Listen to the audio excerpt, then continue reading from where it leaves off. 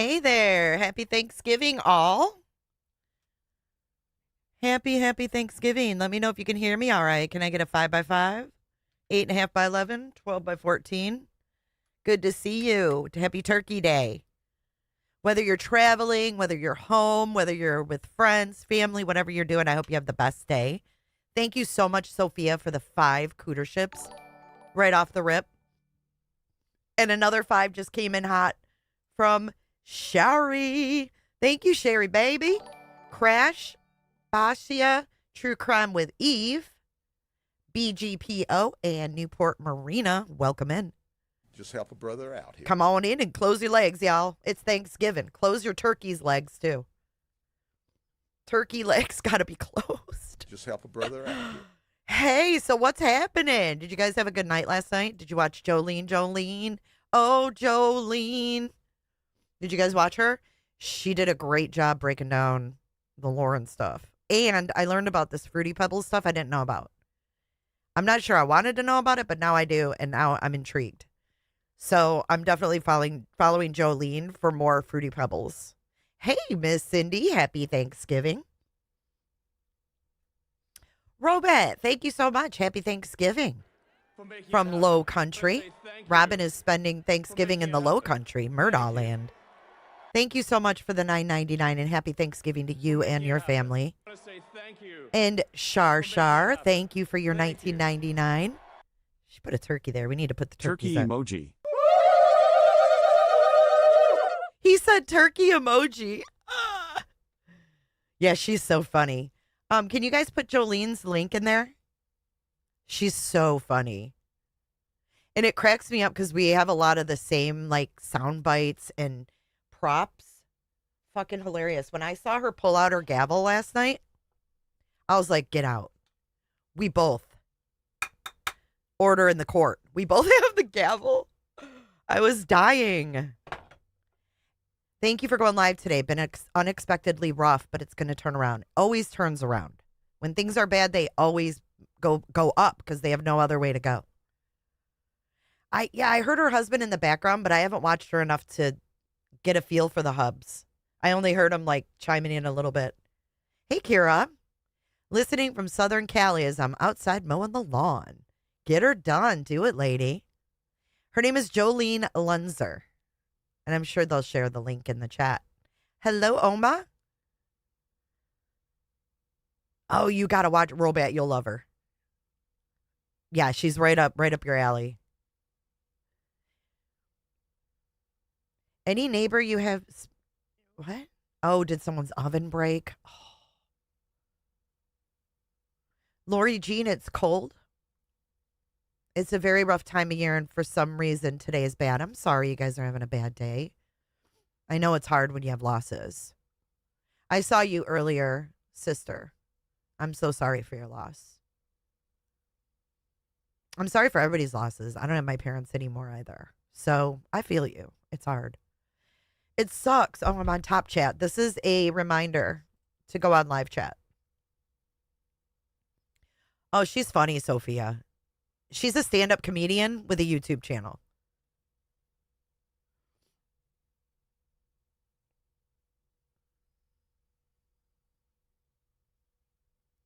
And blue. It's raining. Oh, it's warm here. I think a lot of us are missing people. So I'm here to put a smile on your face because we need to turn the frowns upside down. That's a must. Because there's still things to be thankful for.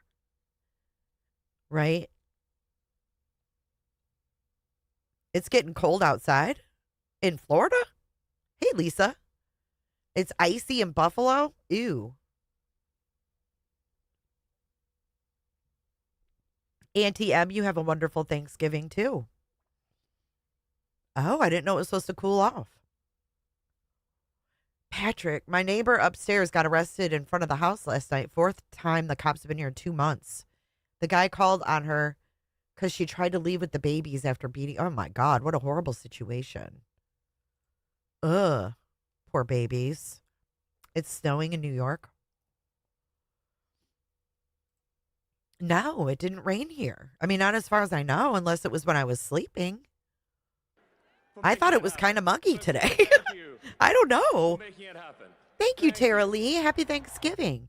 Cooking and Turkey emoji, cooking and listening to my favorite cooter chick, hatching chick emoji, L. Thank you. I love him. He loves to read my super chats. Thank you so much. 4 to 7 inches came into Michigan on Saturday. What? Damn. Hey, Texas Ranger, happy Thanksgiving. Ooh, deviled eggs. It poured here, and I don't think it poured where I was. I had to water my plants this morning. I don't think it poured here. I forget, though, that it's cold, that it's Thanksgiving, and it should be that cold. It should be snowing.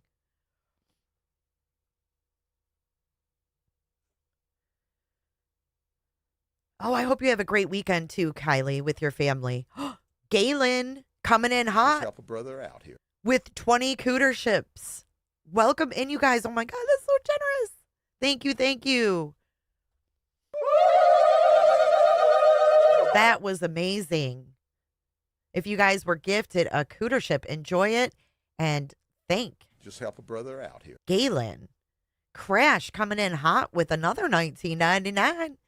Here we go. Oh, you're in Michigan as well. He's going to read it for me. I know he is. Oh, stay humble. Enjoy yourselves. That sounds really nice. How come he's not reading it? Maybe he's behind. Oh, he's behind because of all the cooter ships. Just Thank help you. a brother out Thank you, here. Crash. He'll read it in a second. So I'm doing a little Thanksgiving with my daughter on Sunday. Today, I'm really doing nothing. So I got a whatchamacallit, turkey breast, and we're gonna have stuffing and all the fixings and hang out on Sunday. Yes, I do know the Lions are playing. I am a Michigan gal. I don't know if you guys know this or not, but look at what we have here up in the top right corner of your screen. This game Just help starts a at brother 1 out o'clock p.m. We will have live score right up here throughout the stream. So don't feel like you're missing any of the football action this Thanksgiving because I'm a Michigan girl and the Lions were always on. Just help a brother out. They here. were always on in our living room on Thanksgiving afternoon. Ollie says your super chat robo reader reads like Just the help a lemon brother guy out here. sinner. He kind of does. Sophia, thank you again. All of you guys, thank you. Packers, are you kidding me? Thank you. Here comes Crash's super chat, I think. Happy Thanksgiving, Jay. Turkey emoji, red heart emoji. I am missing my mom too, but long time ago. Snowed here in Michigan, lol. Did you get a lot of snow? I know. I miss my mom and dad every day, not just on Thanksgiving, but it is extra hard. It is. Just help a brother out here. The Lions play Ohio on Saturday. I hope they beat the Packers too. Just help a brother All out right, Cheryl. Same here, Jay. Lions always on. I asked my husband, he's like, from Georgia. And I'm like, did you guys always have the football game on, during Thanksgiving dinner? He's like, not really. And I'm like, oh, like it was a staple in my house. We had dinner right after the Lions game, or we might, later on we'd eat Just help during a the game, brother out but here. oh yeah, enjoy it. Because Kylie, one day you're gonna be like, I wish I had my mom here rearranging my shit and getting on my nerves. Enjoy every moment, man. I love that. Hey, Tinkerbell. Happy Thanksgiving. Olivia B., I'm sure that's tremendously hard. Well, I hope that I can put a smile on your face today. Whew. I don't know how you do it. I just think it's funny that no one else, like in Georgia, they weren't like, oh, football's on. I don't know. It's just weird. But anyways, we've got the score up there. It starts in 10 minutes. Cowboys. Come on, Eve. All right, Tara Lee, I'll give it to you. That was our tradition, Cher. Sometimes, like my brother or somebody would go to the game and we'd have to wait for them to get back. But hey, TLM. It's officially gravy day, which I will be guzzling in memory of my sister. That's cute. Oh, Steelers. My son's a big Steelers fan. Hey, coconuts. They are. They're big into the college football. I'm like, why do you do that? I mean, Michigan versus Michigan State and like the Ohio State and Michigan rivalry was always big, but they're on a different level with college football. It's weird. He doesn't really like NFL. It's bizarre. I don't know. Does their NFL team suck or something? You're still in jammies having your third latte? Do it, lady. It's Thanksgiving. Hey, sips of coffee. Oh, God, that shooting. Did they make it? That shooting yesterday, I saw they were in critical. Too much crazy, Sometimes I just can't watch that kind of stuff. There's certain things I sometimes can't watch. In Georgia, we're waiting for the UGA and Georgia Tech game tomorrow. There you go. See? I don't understand it. My cat's name is Karen, but it is what it is. Like, we had the rivalries, but Lady E is doing it, lady. BYU. That's funny, Cindy, you mentioned that because I didn't realize that BYU is actually named after a Mormon. Is he like a leader or something? I don't think Michigan usually plays Georgia.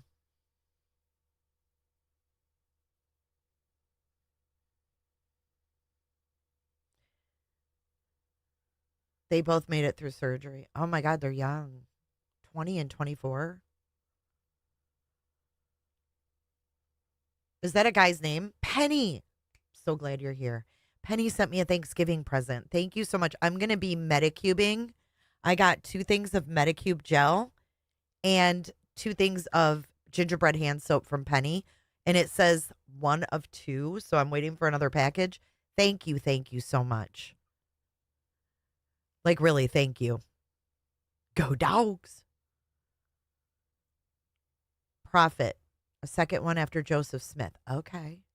His name was actually Brigham Young. Okay. Never knew. I never knew they had their own, college. Can people that aren't Mormons go there? Yeah, War Eagle and Roll Tide. Ugh, that's so annoying. Michigan versus Ohio State Saturday at 11. I like watching U of M.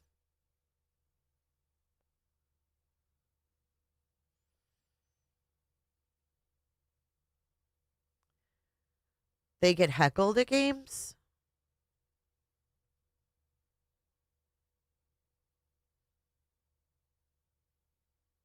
Puff, puff, pass on. All right, you guys want to know what's going on in the show today? Not only do we have the lions up on the screen, and I'll keep that up there for the duration. The Medicube is amazing. I love it. There's one in Oahu, too. Can't believe how many Mormons are in Hawaii, too.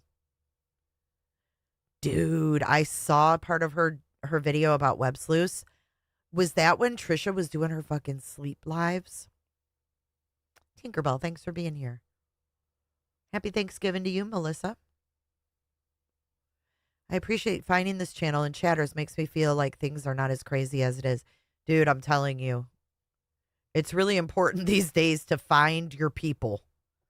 Find the people that think like you, that, not to be in a vacuum, but, find your people. It's nice to finally find people who are down to earth and real and aren't lying to you and pretending to be people they aren't. It's nice. Wait, hold on. What is Medicube? It is Korean skincare. You can find it on Amazon, and it's amazing stuff. Birds on a Wire. Thank you for covering Megan. Okay, let's talk about Megan because this is my introduction to Megan. I don't know Megan. I've never watched Megan. The most of Megan. Aw, thanks, Serenity. Lorna Doone. The mods can tell you guys more about Metacube. We all Metacube with the little wand. It's very relaxing. Snazzy. Good to see you, baby. A med bed? No, it's a Metacube. Quality over quantity is for sure it. But and the key is just to be respectful, right? Like I think a lot of YouTubers don't really give a shit if their chat's respectful to each other or not. And to me, that's a big no-no. I really like, having a chat where people feel safe because as a creator, like I'll go to chats I've never been in and want to chime in and I'm blocked. Like I'm pre-blocked. And I don't understand people doing that shit. Or, if I do go into a chat, which I'm very hesitant to chat, but when I do, and then you get this, get out of here, you love Chris Watts and shit like that. And it's just like, ugh, it's just not worth it. So I really take into consideration the fact that a lot of people probably don't, feel comfortable chatting. And I think that's important. Thank you, Robat, for sharing that. Yeah, dude, people are brutal. They're brutal. Thank you, Wowen's eyebrow. Coming from you, that means a lot. Happy Thanksgiving, Melissa Hart. All right, so yes, we are going to get to Megan, and I know nothing about Megan. Okay, so Megan is going to be new to me. It's a long story, Patrick, for another day. We can do a whole Watts story day if you want. Thank you, Trail of Destruction. It wouldn't be what it is here if it wasn't for you guys. I rarely chat except here I ran into a crazy group. I'm telling you, people can be brutal. I've got caught up myself in chats saying shit I wouldn't normally say, so. We've all done it. Warren's eyebrow. I've had my eye on Megan for a while. Oh, she's an expert? Okay, this ought to be interesting.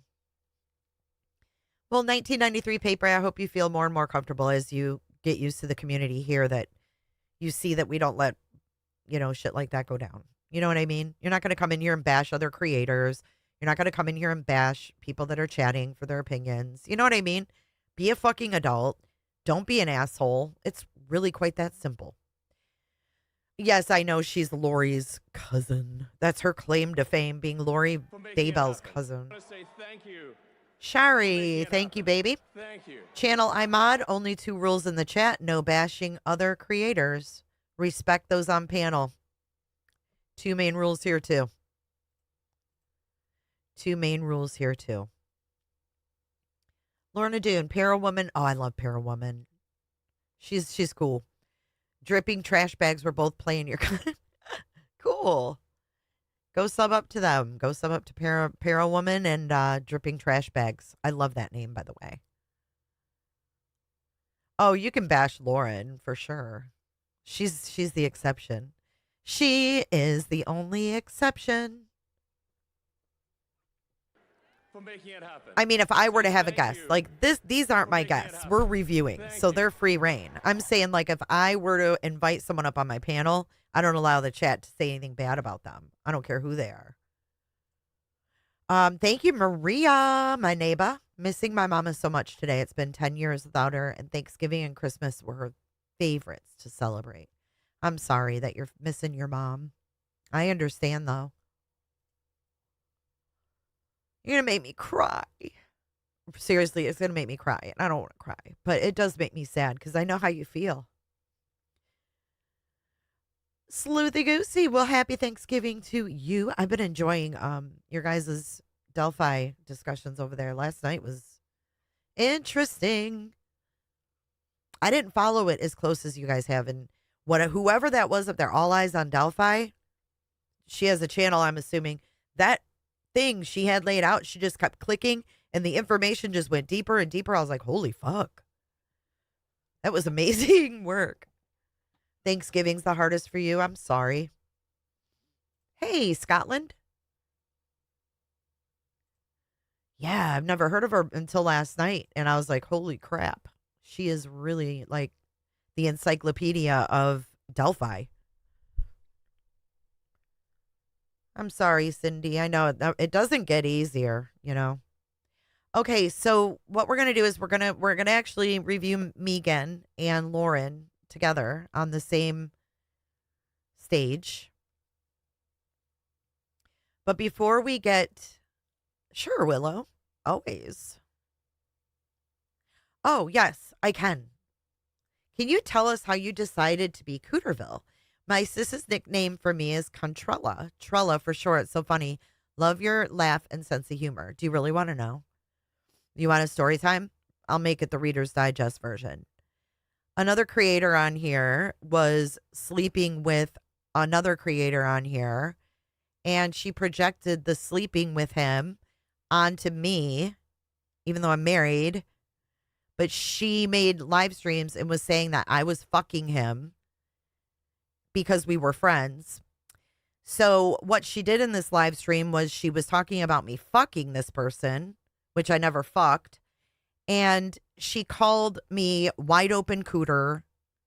She called me gaping lake. She told me to close my wide open cooter.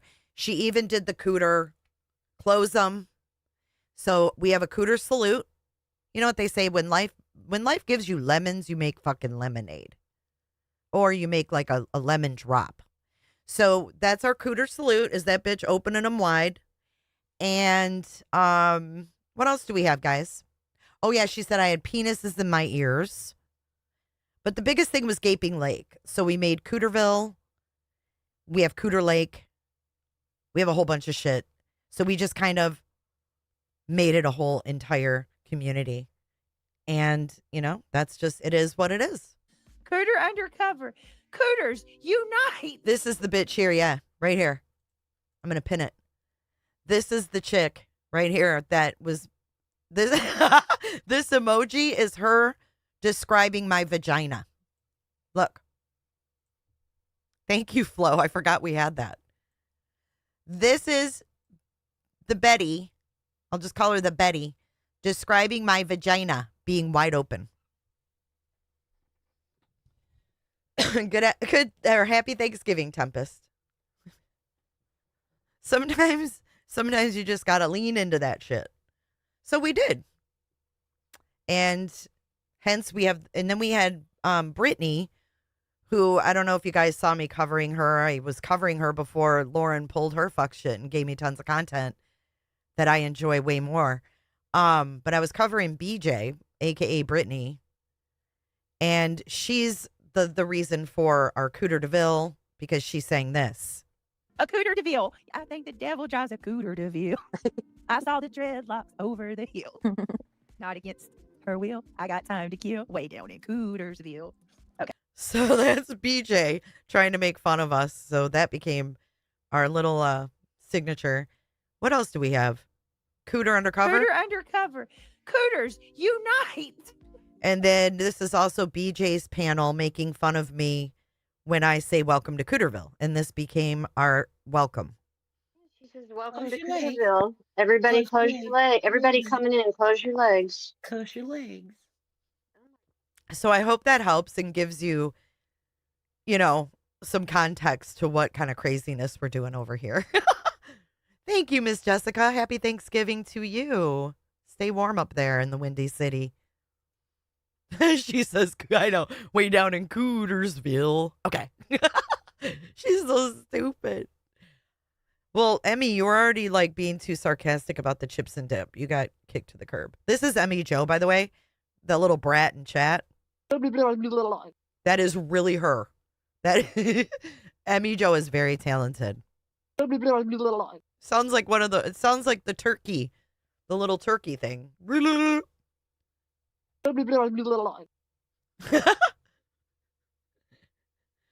Oh shit! Way down yonder on the Cooter Hatchie. It gets hotter than a hoochie coochie. Wiaka, thank you for the super chat. Welcome on into Cooterville. Say thank you Come on in and for close making your it happen. legs. Thank you. Love it. Thank you for the cooter story. Well, you're very welcome. I hope it makes more sense. Say thank you. I can't imagine joining a channel and making being it called a happen. cooter and being like, Thank what the you. fuck? Like, I need to know why. Thank you, Patty. Hubby got the oven working. Oh, yes, it was a breaker. Turkey Day is back on like Donkey Kong. Look at her with the socks. Thank you so much, Patty. Have a great, great meal. I got bullied by the Golden Girls. It sounds like it. Oh, shit. Happy Thanksgiving, Judy, Leslie, and Billy. For making it happen. I want to say thank you. Salty. Happy Thanksgiving. Everyone be safe Thank if you. traveling. Jay's hair looks extra nice today. Thank you. Just help a brother out here. Thank you, Salty. You are always so kind. The tongue count you were trying to eat during that. Yep, there you go, Betsy. Always making lemonade out of lemons. All right, I'm gonna look away from chat. You guys are amazing. But I gotta tell you what's in store today. So the first thing we have is a funny. You guys are gonna laugh if you were here. Do you guys remember playing I Spy with me when Trisha got her new background? Her shelves? Put a 1 in chat if you remember playing a little bit of I Spy and if you remember what was on the shelf behind her. Brenda Peacock, for real? I need to see proof of that. Hey, Miss Soap and Clay. Good to see you. You do remember? I love it. Thank God. I was like, maybe no one will remember that. Okay. It does. Love her bad puns. A scooter cooter for sure. And people got mad because I had a scooter on my wish list and they made fun of me for it. So we do have a little cooter scooter in the neighborhood for people to use. Jolene. Ooh, don't ever do that again. Okay, take a listen to Trisha Griffith. This is the web sleuth lady. We were watching her one day and I said, let's look at Trisha's background. I said, I spy with my little eye a Ouija board. And right here there was a Ouija board and it was propped up against the little thing here. And we had a big old discussion about the Ouija board. Take a listen. This is could it be last night or the night before? And we're going to get to all of the true crime here in just a moment. But I think the big news is the big news behind me. You can see the Ouija board is now gone. And what is in its place? Well, it looks like somebody perhaps dropped some psychedelic drugs from the 60s that they had left over and decided to decorate that little bookshelf. That is a Murano glass. It's like a vase, and it's supposed to be an owl. It's gone. And I stuck the 8-ball in the top of it in place of the Ouija board. So I know it looks a little odd, but hey, we're all a little odd, right? Mad Chatters, welcome. Yeah, we are all a little fucking odd. What the fuck? Is that funny? I don't know. Look at her chains. Jesus. Isn't that funny? She says the big news. Listen again. And we're going to get to all of the true crime here in just a moment. She's but got I an think the 8-ball big in her news face. Instead. behind me, Look. You can see the Ouija board is now gone. And what is in its place? An owl. Well, it looks like somebody perhaps dropped some psychedelic drugs from the 60s that they had left over and decided to decorate that little bookshelf. That is a Murano glass. It's like a vase, and it's supposed to be an owl. And I stuck the 8-ball in the top of it in place of the Ouija board. So I know it looks a little odd, but hey, we're all a little odd, right? Mad Chat. What is happening? What's happening? Oh, shit. Shell, thank you so much for 25 months. Happy Thanksgiving. I love you too, and I hope you enjoy your Thanksgiving with those babies today. I just thought that was so funny. I'm like, what is she doing? Oh, Trisha, you never disappoint. Please don't ever stop disappointing me. You are too funny. You are too fucking much, girl. We're all a little. I know she's trying not to laugh. She's too much, man. She loves to troll. Hey, sweet sativa, happy Turkey Day to you. What kind ain't all right? Trisha, you're a trip. Okay, the next thing I have for you is a video I dropped a little bit before going live, but I think it's important that everybody sees it. So we're going to watch this, and then we are going to get into Lauren and Megan. I want you guys to focus on this now. This is important. This is an important video. This is going to be Annie Elise versus Lauren Matthias, the plagiarism gate. Just a couple days later, alleging. Or Byron gate. Let's call it Byron gate. No, I don't know who Byron is. He might be a victim. We'll call it, plagiarism gate. Ready? Here we go. Just a couple days later, alleging that I was plagiarizing and that I had poached an employee from another person in my industry. Wait, look at Grayson's face. Grayson was poached. Can you imagine poaching Grayson? If I was Annie Elise, I'd be like, whoo, dodge that bullet. Take her. I don't, oh, we have it. Here it is. Supposedly, Lauren poached an employee, and the employee is recycling scripts that she did for Lauren. Not sure if this is one of those cases, but a friend of mine overheard the girl she poached from talk all about it at one of the trials. This isn't true. Thank you, Flo. It was put on Reddit. It isn't true. It's put on Reddit. Happy Thanksgiving, Mr. Jax. I hope you have the bestest day ever. This isn't true. It was put on Reddit. And so I thought, who did this? Who did this? Well, luckily, she left a lot of trails. No. Christina didn't leave no trails. You're the one that left us tons of trails. Breadcrumbs for days, bitch. To confirm without doubt that it is my stalker. Shut up. And we have that evidence. I'm not going to show it now, but we have the evidence. Oh, she's not going to show it, but she has it. Bullshit. Annie Gate. There you go. Like I said, it's a controversial one, and you're going to be with me for a while. Listen close. Hey guys, I'm Annie Elise. This is 10 to Life. Though whose response continues to spark debate more than a decade later. I'm Lauren Matthias, and this is Hidden True Crime. Byron David Smith was born on June 11th, 1948 in Little Falls, Minnesota. Byron David Smith was born on June 11th, 1948 in Little Falls, Minnesota. He was born to parents Ted and Ida Smith. To Ted and Ida Smith. Byron and his older brother grew up in a happy household. Byron grew up with an older brother in a household marked by stability and encouragement. And they participated in the Boy Scouts from a very young age. Both boys were active in the Boy Scouts from an early age. Byron would go on to become an Eagle Scout, which is the highest rank in the Scout system. He excelled in scouting, eventually achieving the rank of Eagle Scout. He worked hard to live up to his father's achievements, who was a decorated Army veteran serving in World War II as a pilot.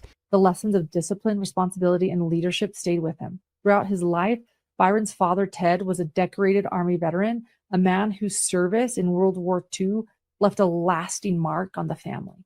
During a raid in Germany, his plane was shot down, and he became a prison officer of war for 19 months. During the raid over Germany, Ted's plane was shot down, and he spent 19 months as a prisoner of war. After his release, he was given a Rolex watch by the French government for his service and time spent as a prisoner of war. After his release, he was awarded a Rolex watch by the French government, recognizing his bravery and resilience.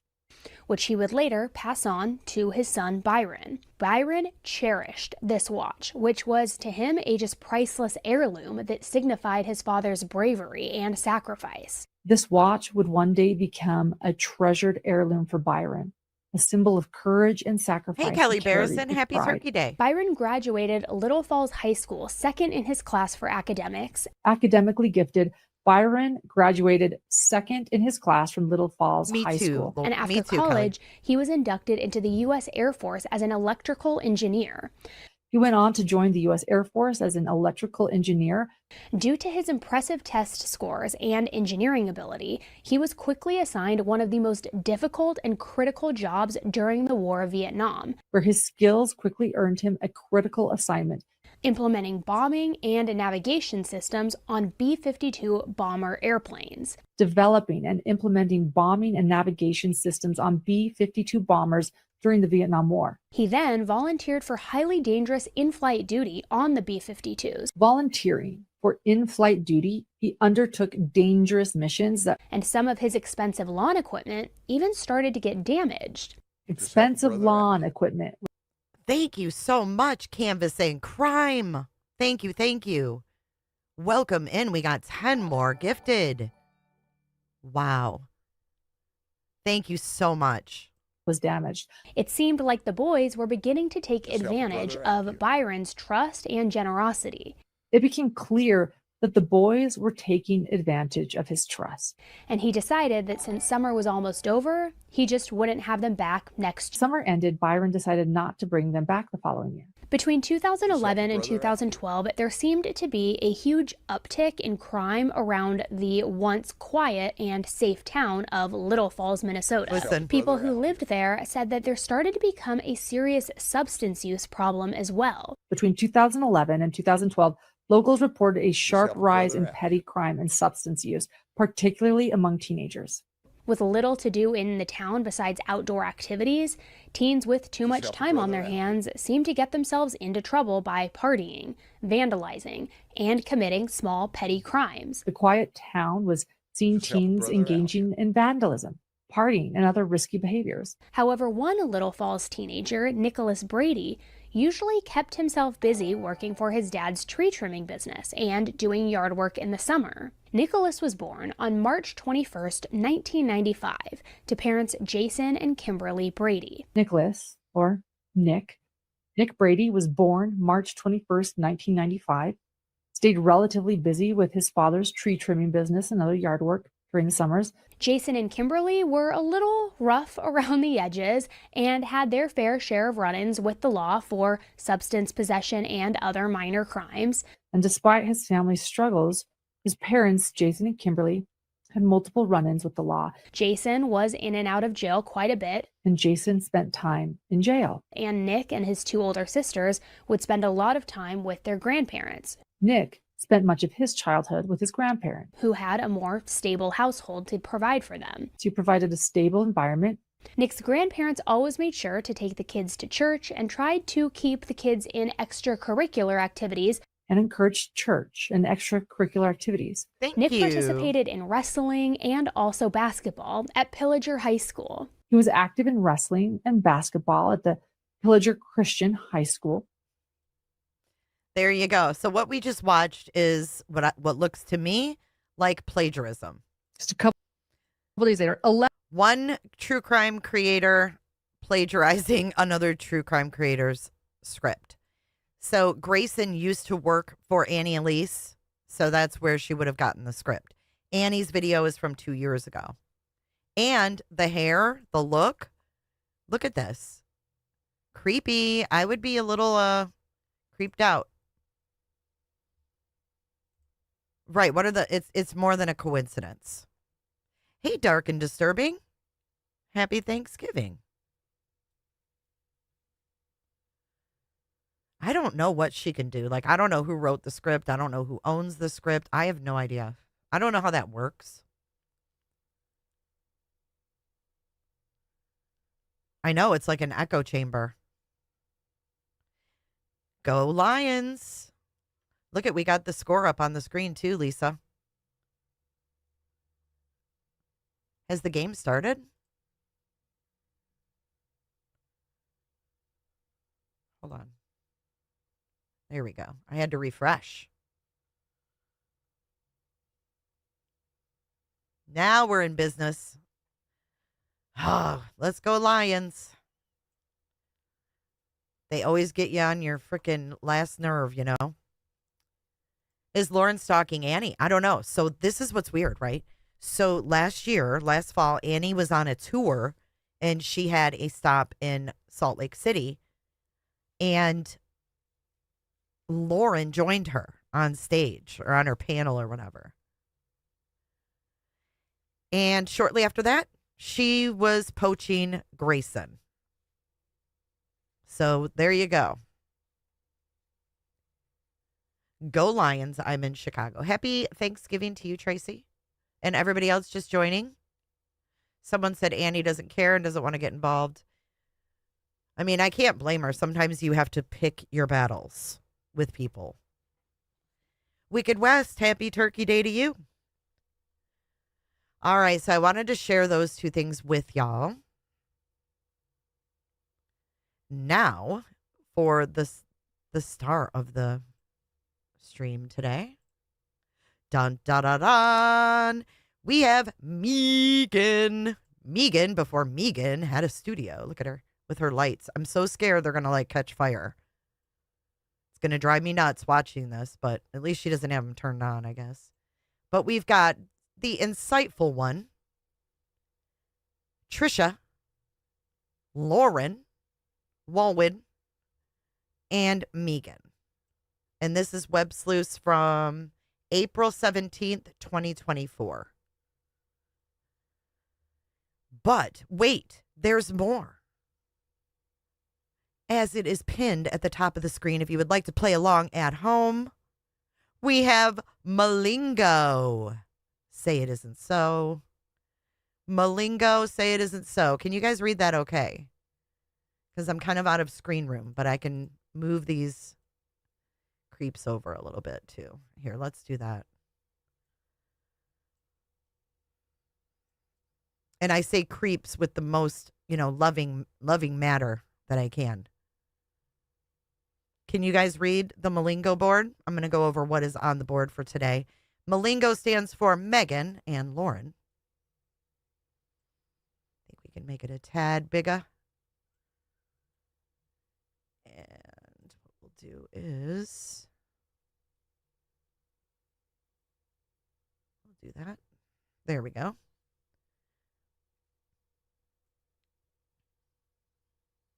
Okay, so there is a link at the top of the screen or at the top of the chat if you would like to open it up on a PC or on your phone or anything like that. Okay, thanks, Penny. All right, so on the Mlingo board, we have Abuse, Joe. There's a lot of names on here because they're big name droppers. Happy Thanksgiving, you traders. Love you. Love you too, Happy Enosis. I know we suck. We suck. Actually, if you really want to talk about Thanksgiving, we suck. But I'll take the food, right? We have Abuse, Joe, Prepper, Chad, Visions, Rob Wood, Uncle Rex, Visions of Glory, Trisha's Confused, Lori Daybell, Colby, Idaho, Tammy, Cox Family, Julie Rowe, Dark Humor, Trauma, Janice, Melanie's, Guns, Brandon B, Emma, Lauren Zones Out, and Hidden Gems. Happy Food Day, Spamster. All right. Oh, are you guys ready for this one? Let's go to the beginning.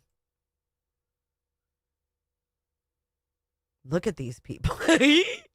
This is the panel of my nightmares. Let's see if we can get captions. They're so big. Why are they so large? Can I change that? What does Trisha do? Dee-dee-dee-dee-dee. Do-do-do. Dee-dee-dee-dee-dee. Oh, no wonder. It's on a 200%. Well, that was dumb. Much better. Let's move this bad boy right up here. All right, we have an incredible panel. Is Janice, is Ballet Flats? Hey, girl. She says, Janice, not to be confused with Janice. Thank you for clearing that up, Ballet Flats. We're just going to call you Ballet Flats anyways. The badass in Ballet Flats. All right, here we go. I might speed it up depending on if they're too slow. Incredible kick-ass women with us tonight. Oh, kick-ass women. When I opened up this panel, I thought nothing of the sort. Nothing of the sort, but okay. Megan Connor. Megan is Lori Vallow's Crimology. and she has been so honest about the Cox family growing up and just the weirdness of what she experienced with them, which really explains a lot about Lori, Cox, Vallow, Ryan, Daybell, whatever else. So I know there's many names. And then, of course, the amazing Lauren Matthias from Hidden True Crime. And Lauren, before we go any further, congratulations. You did something that Chad Daybell will never do. And that is that you hit 144,000. OMG. You did something Chad Daybell will never do. You hit 140. You are sick. Did you hear that?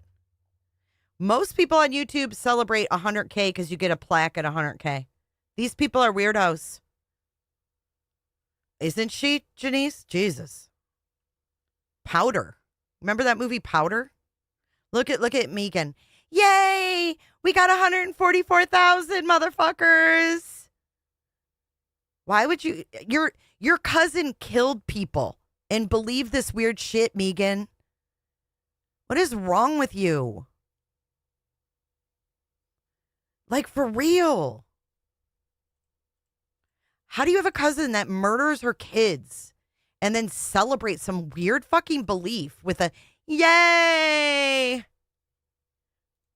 God, we're not even 2 minutes into this. 39 seconds. Weirdos. Can I just say they're fucking weird? Chad. We've already got Chad in the first 39 seconds.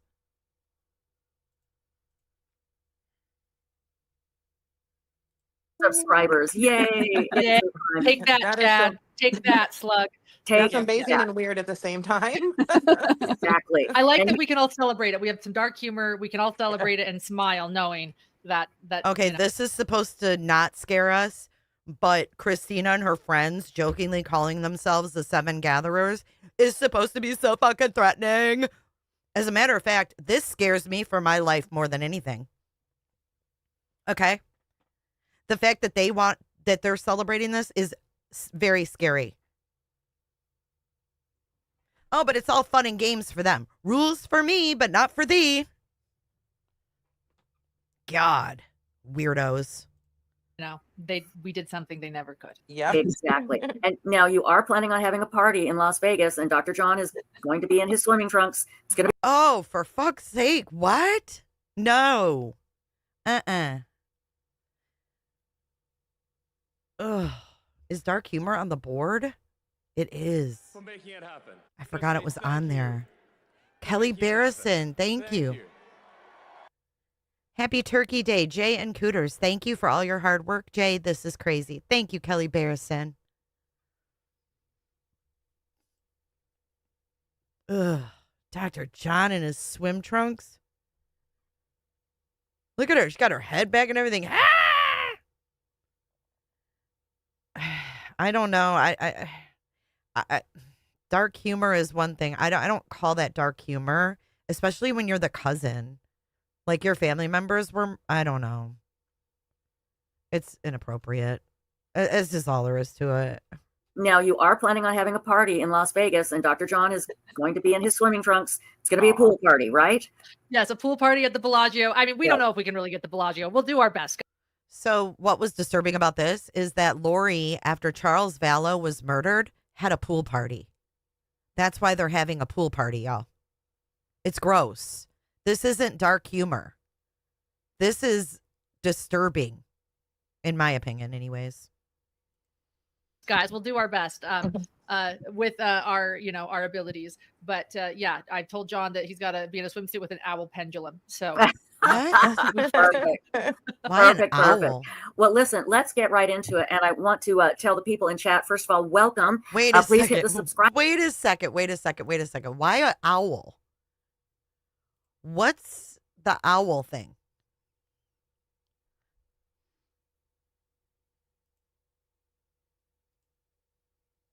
Yeah, the same day he was. It was the same day, not the next day.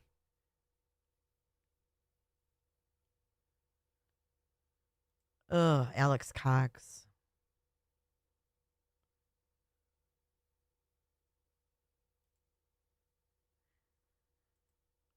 Well, yeah, it's because Hidden True Crime got 144,000 subs, but Lori and Chad were gathering 144,000 chosen ones. Thank you, Hapinosis, for your super sticker. Thanks so much.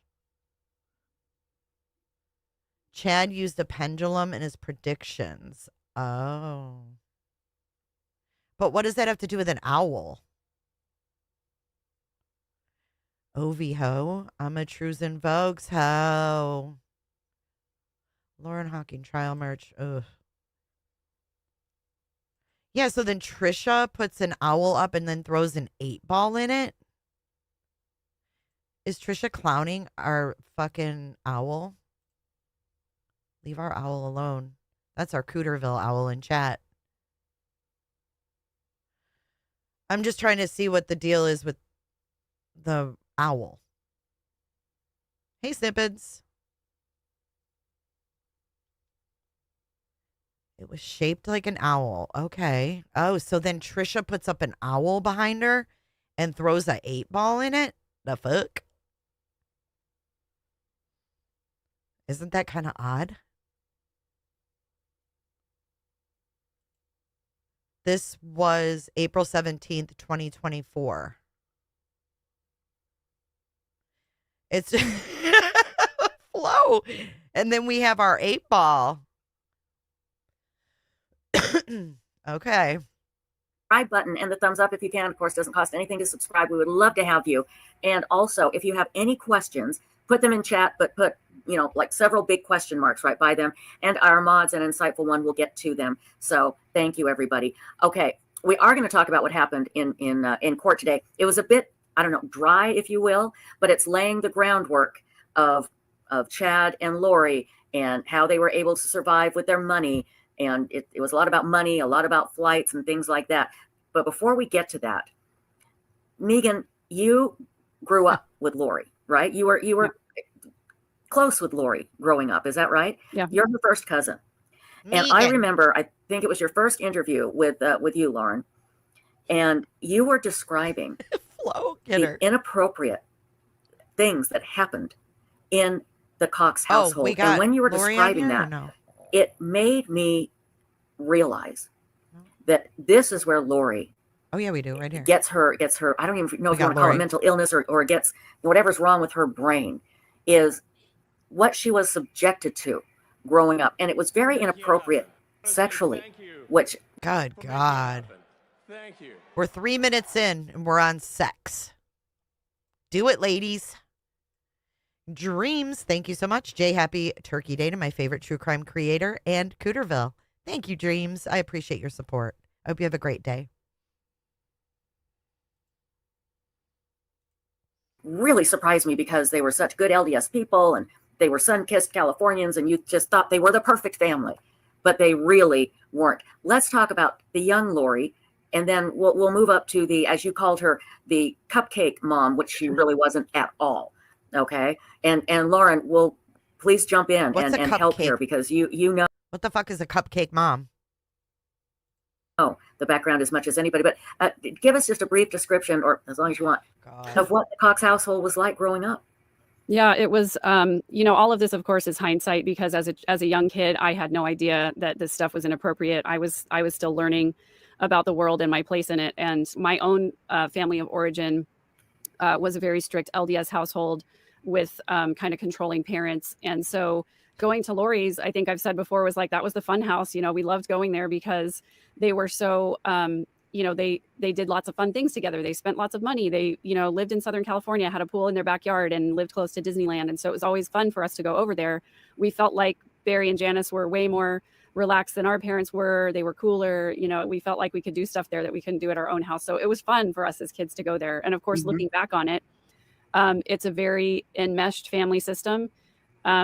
They were very, you said such a good LDS people, but with an asterisk, right? Because that's how they appeared on the outside.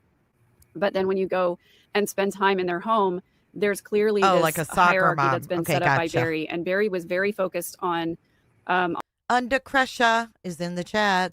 On appearances. I think he probably controlled what Janice wore and how she looked. And Janice, I think, felt like she had to be a certain size and shape. And I'm pretty sure that Hold on. We got Janice on the board, not to be confused with Janice. Belly. She had some trouble, some disordered eating and things like that. Cox family. And the kids themselves, I think, all kids just want to be loved and accepted by their parents. They want to belong in their family system. And so they sort of change their behavior from maybe what it naturally would be to what is seen as acceptable and right and good to their parents. And I think that's where a lot of this unhealthiness came from, was from Barry and his warped view of the world and his... Look at Lauren. She's like, yeah, kind of like my daddy. We have that in common. Focus on his hyper focus on physical appearance and sexuality and being so open with his kids to talk about sex and sexual things. He also had, his kids were a wide age range. And I think when his older kids started to become teenagers, that's when like a lot of the talk about sex and sexuality came out. Me either. But he's also got Bad these puns. young girls, Lori and Summer, who aren't ready for that kind of stuff yet. So they developed early on these habits of talking openly about things that probably were not appropriate for their age. And didn't you say that there was a time, and please forgive me if I'm wrong, you would actually... Okay, so I'm confused. I don't know the history. Does she not talk to the Cox family anymore? Thank you, Two Old Crows. Happy Thanksgiving to you. Like, why doesn't she talk to them anymore? She has all these great fond memories. What happened? Hear Lori's parents having sex like in the middle of the day, and they just didn't even care. Wait, what? Trisha? What? Why do we need to know that shit? Is there a reason we need to know this? 6 minutes into this podcast episode, what in the freak? If I'm wrong, you would actually hear Lori's parents having sex like in the middle of the day, and they just... What the fuck? I wouldn't like her either if she was putting this shit out in the universe. That's weird. Just didn't even care. Yeah. Yeah. And that's another thing that was super weird to me, because my parents, didn't do that, Nobody's parents does. Nobody's parents does. Well, Lori's did. Do that. They know. It's not normal. Yeah. And that's the other thing that's really interesting. When I hear Adam on his podcast and he says that, he thinks that Lori was a good mom. He thinks that his childhood was pretty normal. Good, bad, right, wrong, normal, not normal gets really, really skewed when you grow up in a household like that. Okay, so did you tell your parents that you heard your aunt and uncle having sex? I mean, did you tell them that it made you uncomfortable? What? So you were close to Lori and to the Cox family, and off and on. I'm assuming you didn't stay as close as you got older. How did your relationship develop with Lori in the years? Yeah, so I told a story about living with Lori and Adam in Austin when I first moved to Texas, and we were all really young. And that turned out to not be a good situation for me. Lori didn't want me in the apartment anymore, so I ended up having to leave. And we lost touch for a couple of years after that. But then I was getting married and she was my cousin. And I was like, well, I guess I should ask her to be my bridesmaid. So she and Summer and my sister ended up being my bridesmaids, but we never really went back and revisited what happened in the apartment or anything. We just, as a family, don't talk about uncomfortable things. We just say, let bygones be bygones. Nobody got hurt. We'll just move on. Hey, Teresa, happy Thanksgiving. Yeah. So shortly after I got married, I think was when Lori got married for the first time. Because her son, Cody, and my oldest daughter are pretty close. Is that a bathroom bar and like a roll of toilet paper? Where is she? I see you guys in the chat. Most days during the Arizona trials, Megan did not sit by the family. She sat on the defense side. Weird. Let's not talk bad about Summer. I don't know what Summer's been through with these people. We've got to get all the deets before we can say anybody's disgusting. We got to get all the deets. These people can't control who raised them. Like the Cox kids had no choice in being raised by Barry and Janice. Bottom left, that is Megan Connor, the cousin of Lori Daybell. Lori Cox. That's Megan. Close in age. And Colby and my oldest daughter spent a lot of time together in their younger years, up until the time my daughter was probably 14 or so. And so I stayed in touch with Lori that whole time. And she was, married to Joe, and I met Tylee and all of that. And then when she told the family that she and Joe were divorced. That actually might be the top of a toilet, y'all. But why would the towel bar be there? It looks like a bathroom. That looks like a shower. I just wanted to say Cox. I know. Cox, Woodcock. Wood. I always thought that was kind of funny. We have Rob Wood. We have Woodcock. And we have Cox. There was one other one in this mess of a case. And actually, I think I heard it from my dad, who heard it from Janice. Right. And I heard that she had accused Joe of abusing the kids. And we got Joe that on the board. Always did not sit right with me. And I had only met Joe like maybe once or twice. I'd been to their home in Austin a few times when Lori was cutting my hair. But it just seemed odd to me. And it seemed like to be this echo of this familiar pattern of behavior where like Lori would accuse somebody of something and you didn't ever really know if it was true or not. And I was going through some really difficult things at that time in my life, and I just had to just distance myself from all of it. I am really sad about the fact that I couldn't engage at that time, but I didn't know what I didn't know, and I was not a healthy person at that time, and I could not have intervened in any kind of meaningful way because I hadn't dealt with my own abuse at that time and my own childhood trauma. And so I did create that distance kind of to protect myself from yet another thing that felt really unsafe to me. And so we lost touch as she was divorcing Joe. And then, we sort of saw each other at family functions from time to time after that. And I did meet Charles one time, but that's pretty much it. And I never did meet JJ. And so, kind of the next thing that I heard was that Charles was killed, and that, threw us into this whole cycle. Okay, so she's never met the victims in this case. Is that true? Cycle. And Lauren, wasn't it discovered, or at least in court papers, that the people assigned to investigate these abuse allegations, that they said Lori coached the kids, right? Yeah. So Tom Ware and Adelaide Brenda. appeared on Dateline, and also in the documents that we've read, we have the discovery. He believes that Tylee was coached. She was Tylee's ad litem. So Colby wasn't really involved in Colby with Tom Ware. So I will say this, it does look, and from what we've said and from our podcast, that there was absolutely coaching by Tylee, but I will say that Colby was not part of those documents, and Tom Ware has not even met with Colby. So that is something to say, that it is Colby is his own story, but we can certainly talk about Tylee there. Yeah. You're absolutely right. That was it, that Tylee was the one coached. And I remember there is a part of the story where she is talking to I think to the police or to the social workers, and Lori walks in and she said something like, I told him, Mom, I did good, huh? Like trying to get her approval. And it's like, boy, it couldn't be more obvious. So we have this dynamic set up already where Lori is causing all kinds of How much trauma. Could a woodcock cock? If a woodcock could and cock then, wood. Charles Vallow comes in, and then we know what has happened since then. Megan, and then Lauren, I'll get to you, and then we'll get to some questions. Megan, in your family, like you said, in our families, we don't like to talk about uncomfortable things.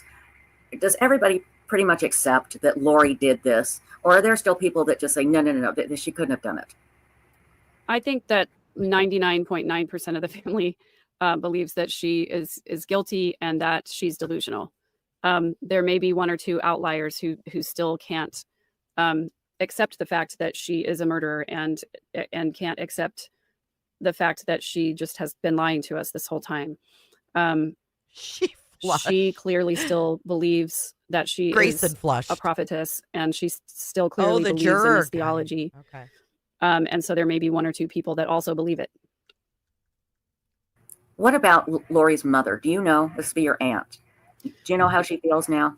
I don't know. I've said before that I have compassion for Janice because I can't imagine what it must be like to have a child do such horrible things and to have two children really do such horrible things. However, I do think she has contributed in a big way through her silence and also through her enabling throughout the years of Lori and Alex's behavior.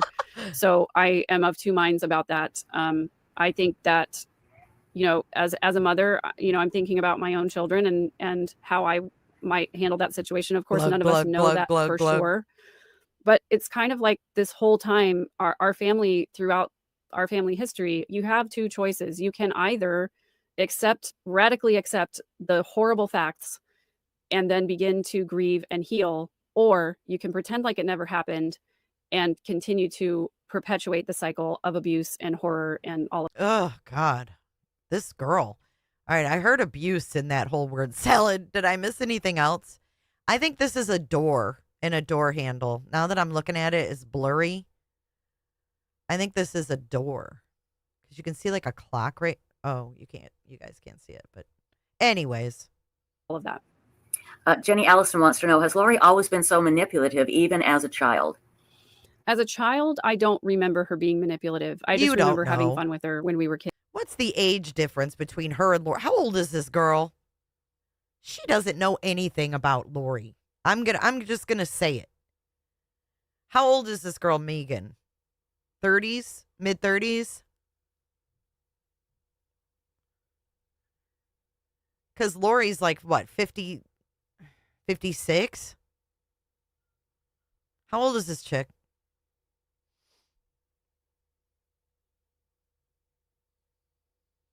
Megan is 50? Megan. Nuh-uh. Is she really? Wait, Megan is a grandma? What? Wow, she looks really good for 50. Holy shit. Dude, I thought she was like 35 years old. She uses a lot of filters. Wow. I had no idea she was 50. I was going to say, how much does she know Lori? She had to have been young. Her oldest child is Colby's age? Wow. She looks really good for her age. Shit. 6 children? Even Lori's brother Adam said Megan knows nothing about Lori. Thank you for the update, Schnitzerella.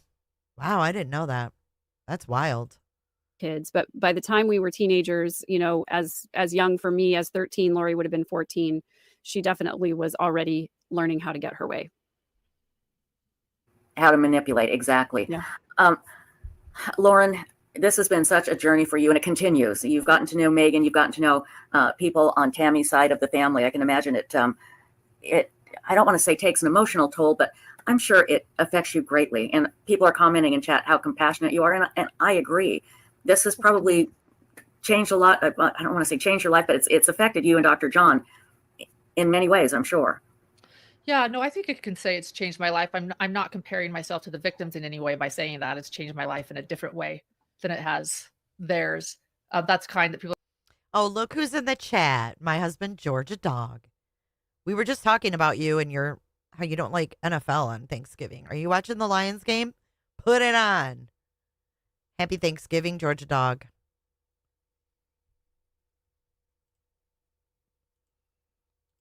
People are saying that. No, it is absolutely affected me emotionally. And, you just, how this is. I just keep going, and I'll probably feel a lot of it later. In fact, I even noticed that I think I've even got a little bit emotional when you said that. But I like to have fun with our hidden gems, and I like the dark humor. And I think the reason I do it too is because, yeah, my heart is in this, and I am in Idaho going every day because my heart is in Idaho it, on the board. sitting and listening to 7 hours of financial records because I really do care, and I care about the surviving victims in this case, and Trisha those said Tammy. that didn't make it. And I think Trisha said Tammy. So for Trisha's Tammy, we've got our first mlingo of the day. That is a Megan Lauren bingo combination. And we got that mlingo with Colby, Idaho, the Free Space, Tammy, and the Cox family. I think my husband sort of explained it well a few weeks ago, and I like this. Where he said, why do we feel like we need to be there? It's be there, and it's there's something about bearing witness to it, if that makes sense. Just to bear witness to this absolute tragedy that's upended so many lives, including Megan's, and if my platform can help, and if my background or my husband's background can help, and your background sucks. This is the case that we started our podcast on, and I have to see this through. I've dug so deep after court. Just after court, I sat there for another hour talking to people that were in court with me, just processing some things about the LDS culture, about some of the research I've done, about systems. Just help a brother out. About chat, and I don't know if I'll ever have all of my answers, but. Oh my God. Oh, you don't need answers. Shut the fuck up. Thank you so much, True Crime Kate, for gifting 5. Thank you so much. Lauren said hidden gems. Did she? Oh. Just help a brother out here. The hidden jams, hidden toe jam. He is low key. Yeah, he is. Not even low key, dude. He's like high key obsessed with the topic. It's bizarro. Just help a brother being able to here. process this with so many people and talk about it. I know that Megan, your family's case has touched so many people around the world, and it's not just morbid what some people think about true crime. It's truly touched people. It's made people question their own lives. It's made people wonder about ourselves and where we come from and how to be better and how to help, how to be compassionate. I don't know. Everybody I'm kind of going all over the place. But these everybody are just a few coming things in, that I close think your about legs. every day while I'm here. And so thank you, Megan, for sharing a bit of your family with us and how you've always done this over and over again, because I just want you to know it really does help people all over the world as you answer these questions, even for the 10th time, because I don't think any of us will ever understand. So I just want to thank you. Yeah. Go ahead. I'm sorry. I want to thank you too. I want to acknowledge the fact, you said, well, I'm not trying to pretend like I'm, one of the surviving victims or anything, but I want us just all to get to a place where we acknowledge that trauma is trauma is trauma is trauma. It does not matter how it happens. It doesn't matter why it happens, and it doesn't matter how much it happens. It affects us all in the same way. It drains our resources and it changes us. What are you talking about? What was her trauma? I really, you know what? I don't want to know. This is why I haven't covered her on her channel, because I don't want to know her fucking trauma. We got trauma on the Bajingo board. As human beings, and it lives in our bodies. It's like she wants trauma. Right. It's like she wants it. Trauma. Everybody has a certain level of trauma. Just deal with it. God. Pull up your big girl pants, Megan. Fuck. These ladies are so out of touch with reality, though, these two. Like, I don't know. If we don't find ways to release it. And Lauren, you play a pivotal role in this. And so do you, Web Sleuths, as well. You are helping people to heal, and you're helping other people Stop it. Stop it. This is the woman who went up to John Ramsey and hosed him at CrimeCon. Stop. No one's helping anyone heal. Lauren's done more damage to victims than I've ever seen anybody on this platform do. This girl is just, oh, look at me. I'm Lori Daybell's cousin, and I have trauma. And then she's over there cornering John Ramsey, who's 80-some years old at fucking CrimeCon. Get out of here. Understand human nature, and you're helping other people to try to make sense of the senseless. And I think of the jurors in this case as well, and how they're never going to be the same. They do. They just come on these panels and they kiss each other's ass. Like, there's nothing genuine about this. Release the text. Release the text. We want to see the text. is over, and they didn't ask for it. They signed up for it. I mean, they volunteered to do their civic duty rather than trying to get out of jury duty, which is what most people do. And so they're selflessly sacrificing a huge part of their lives to bring justice to these victims. And you guys are doing the same exact thing. You're helping people to heal and to understand. And it is hard, and it is traumatic, and it is draining. And it's important to acknowledge that. And thank you. And I do appreciate that. And I'm with you. And many nights we talk about trauma and how, everybody has trauma that they need to deal with. And it's your trauma, and it's just as traumatizing as somebody else's. So I think it's very important. Thank you, Trisha. It's just as traumatizing as anybody else's. Megan charges money to be a life coach. Oh, that's not concerning. So the person who has this trauma that she doesn't know what to do with, right? She's just full of trauma, is coaching others? Work through your own shit first, Megan. Holy cow, we just got 20 gifted. Just help a brother out here. Wow, Tracy, thank you so much. Wow, welcome to Cooterville, y'all. We got 20 new Cooters. Holy shit. Welcome to Cooterville. Everybody close your legs. Everybody coming in, close your legs. Close your legs. Wowie, wow. Thank you so much. You guys are so generous. Happy Thanksgiving. Look at all those new names. Oh, I can't wait for credits today. It'll be so fun. That we all recognize it. And thank you both, ladies.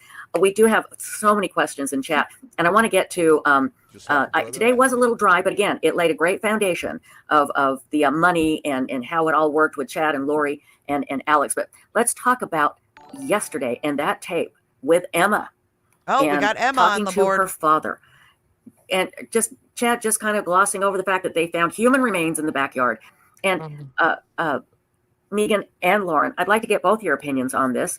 Shadow of Lotus says, do you think Emma knew the kids were buried in the yard? She didn't seem concerned when they were found, and her reaction wasn't normal. I would like both your opinions, Lauren, and then Megan. Okay.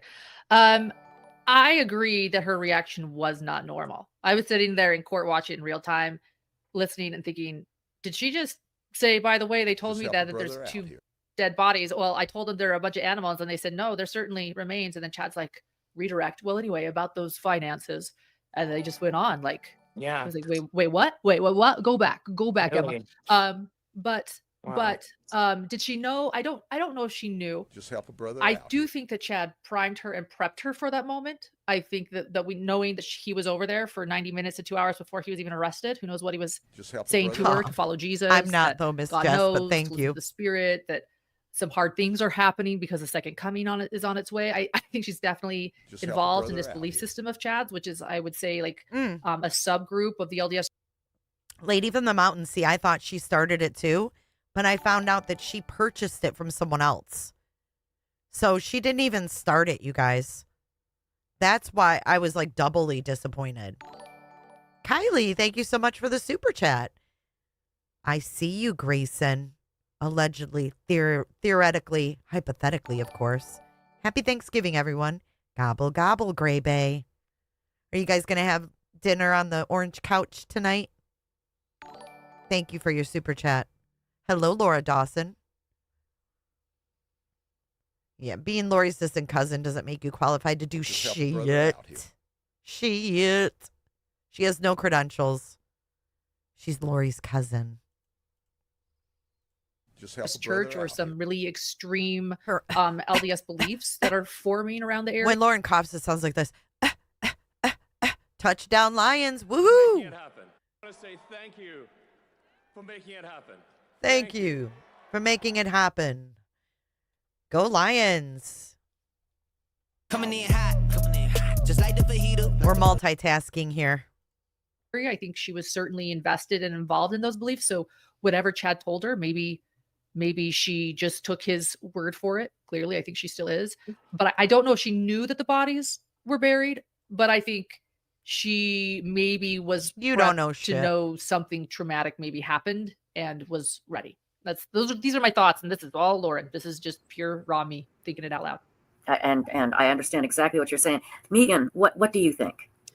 Well, I think that we may never know what Chad told his kids about Lori's kids, but I don't think that, well, I think that this question, do you think Chud? And if you're just joining, we have the Lions game at the top of the mlingo board. We are keeping track and multitasking this Thanksgiving. Clued her in to not be so responsive. Absolutely. I think that Chad told his children some kind of narrative that made them believe and trust Lori, and whatever story that it was about the disappearance of her children or where they were or what they were doing or whatever, it was something where Chad and Lori were innocent and somebody else was guilty, or, you know, maybe Lori's narrative about poisonings and, you know, unaliving themselves and whatever that, you know, whatever narrative that what Chad told his children, they believed because he's their dad. And, you know, they believe that he's a good man, a righteous man, a man of God, a man who talks to God.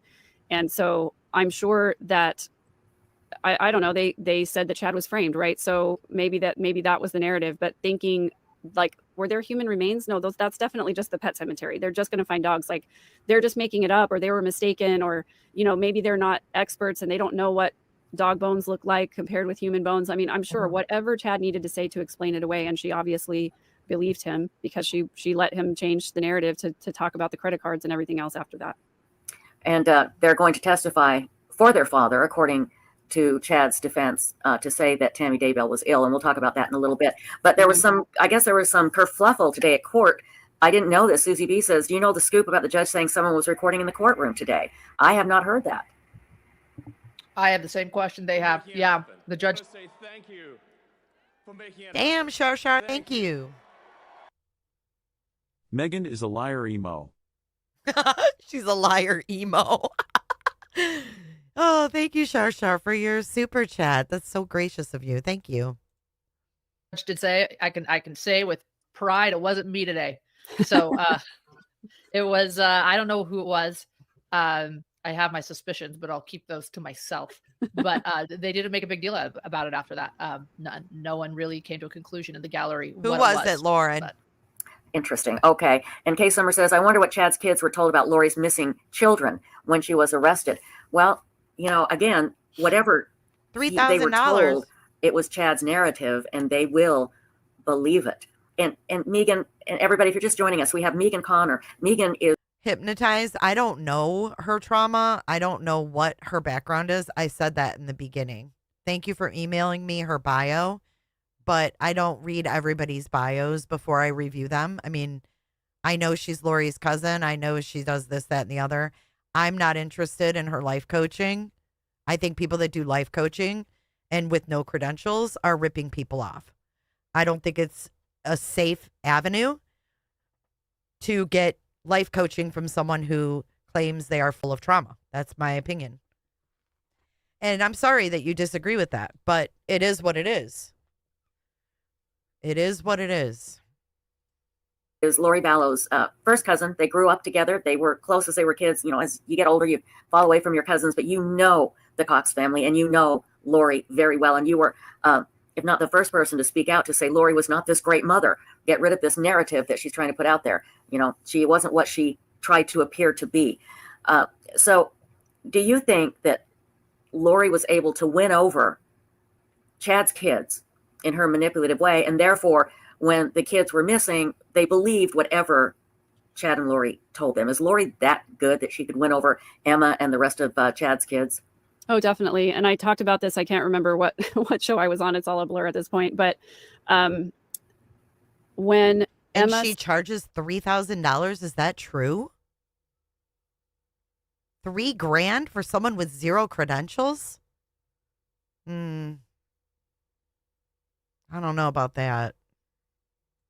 Said to Chad that because you can get the wrong advice very easily. I don't know this girl. I don't know if she's stable. Is she stable enough to guide others through life? That's scary to me. People who seek out life coaches are not in good places usually.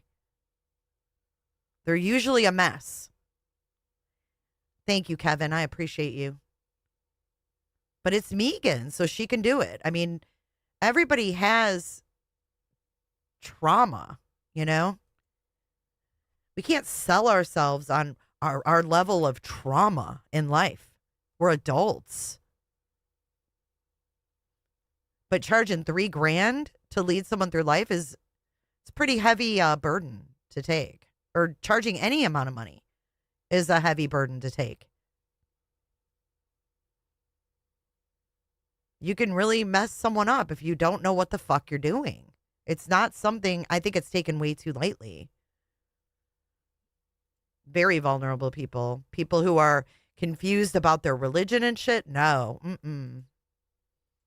Had been in touch with Lori and that she had money on her account to communicate with Lori in jail. That was kind of a bombshell moment for a lot of people to say, whoa, hold on. Chad's kids are talking to Lori while Lori's in jail.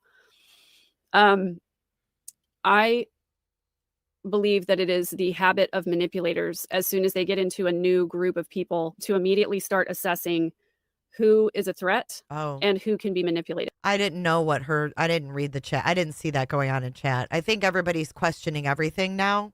Hypnotizes. In all fairness, I think because of all the lies that have come out, they're questioning everything. And I think it's okay to question everything. It's okay. Do it in a way where you're not attacking the person. You can question, and that's the problem with YouTube, is that there's people, and I'm not saying she's doing this, okay? I'm going to give you an example overall. There's people who come on here and they manipulate by, I went through this, so you can't talk about it. And they, and the topics always seem to be so out there and so sensitive that you look like an asshole if you question it. But those are the things you need to question. You should never feel bad for questioning someone's motives and why they're doing things. There's nothing wrong with that. Because there's a lot of people who lie, unfortunately. More people on this platform lie than tell the truth. I get you, and I understand your point too, Lobsters. Thank you for being adult enough to talk it through,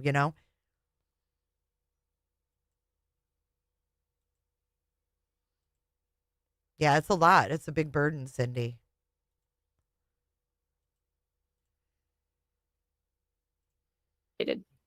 And they immediately start finding Lorna. ways to gain influence with the ones that they believe can be manipulated. And I'm sure that Lori stepped in with the Daybell kids, took them all to Knott's Berry Farm, and started trying to ingratiate herself into their lives. And I'm sure that she saw Emma as the oldest daughter, as closest to Chad, as sort of the leader of the kids, and wanted to get super close with her. And I think at one point Emma said that Lori was helping her to grieve and that she was, a family friend, and that she didn't understand why people were saying that, Lori was a bad person or whatever. So obviously Lori got to her. I have a question for you, Megan. Yes. To follow up with that. Megan and I are catching up too. We've only been texting this week. I've been Does it suck? So busy. I've never been. What did you think about it? With she sort of mocked Colby. Mocked Colby? Who mocked Colby? Wait, hold on. Yes. To follow up with that. Megan and I are catching up too. We've only been texting this week. I've been so busy. What did you think about it? With she sort of mocked Colby, who you knew, Colby is your cousin's child. You knew Colby's little boy. That when Emma sort of mocked Colby, you knew Colby, the little boy. Why? Look at that. No, Colby is your cousin's child. You knew Colby's little boy. That when Emma sort of mocked Colby for not being independent or needing his mother's help. Yeah. One of the other things that manipulators do is that they change their narrative depending on who their audience is. So when Lori was in front of Chad's kids, I'm sure she was bad-mouthing Colby. And when she was talking to Colby, she was probably bad-mouthing Chad and his kids. But we know that Lori was sending money to Colby. She was sending some of Tylee's Social Security money to Colby. And she probably used that as an opportunity to say to the Daybell kids, well, you guys are independent. Your dad has raised you to take care of your own needs. So we won't need to ever send you money. And I'm sure that that's probably how some of that conversation went. But I think it's pretty disgusting. It shows Lori for who she truly is, that she's willing to badmouth her one living child in order to gain some influence into her new family. Exactly. Complete manipulator. Quick question from Susie Homemaker. She says, Megan, forgive me for asking, but I don't know. How did Lori's sister Lolly pass?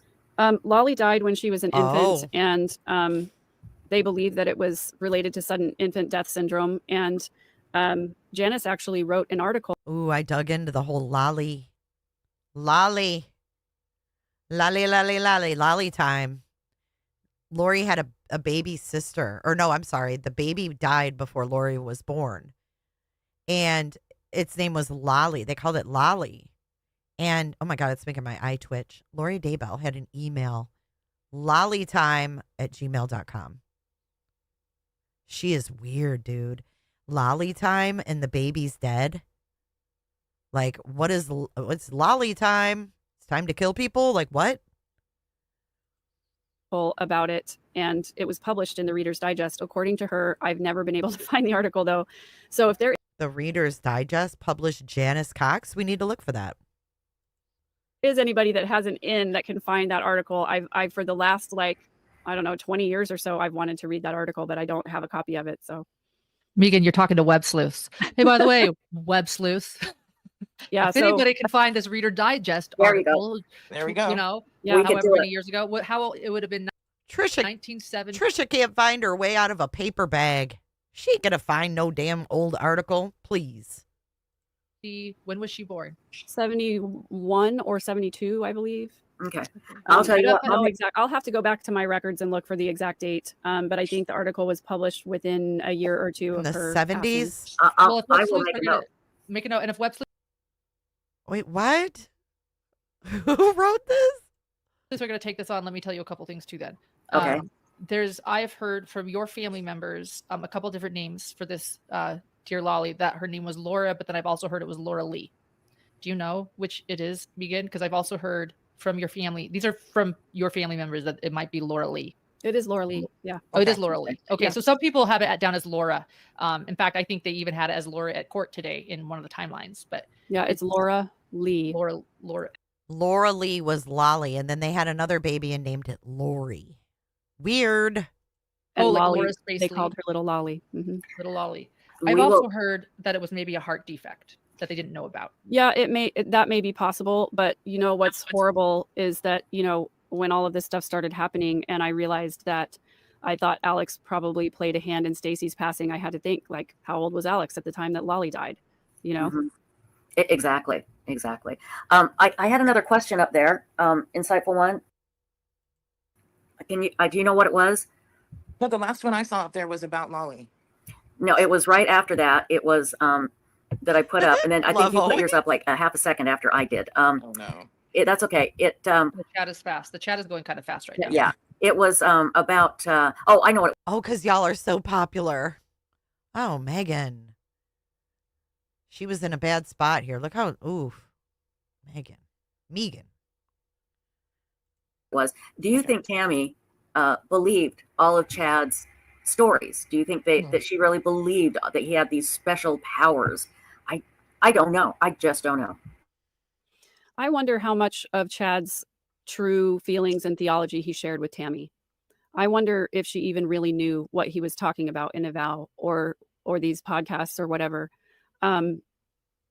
Obviously I didn't know Tammy.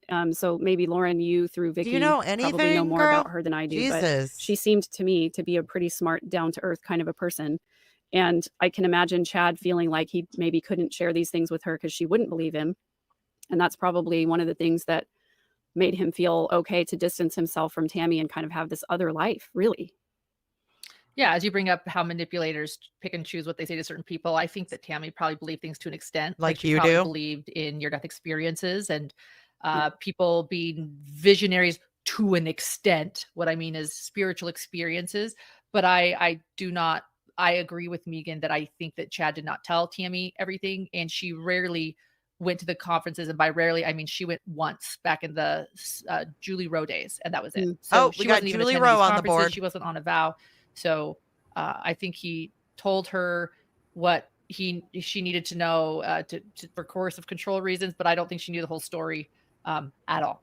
Maybe she went to that one conference and took one look at Julie Rowe and went, "These people are nuts." They're nuts. I'm done. I'm going to go back. I'll go back to earning How all the money ironic. for the family and doing everything while Chad digs graves and hangs out with Julie Rowe. Makes me so angry to think about.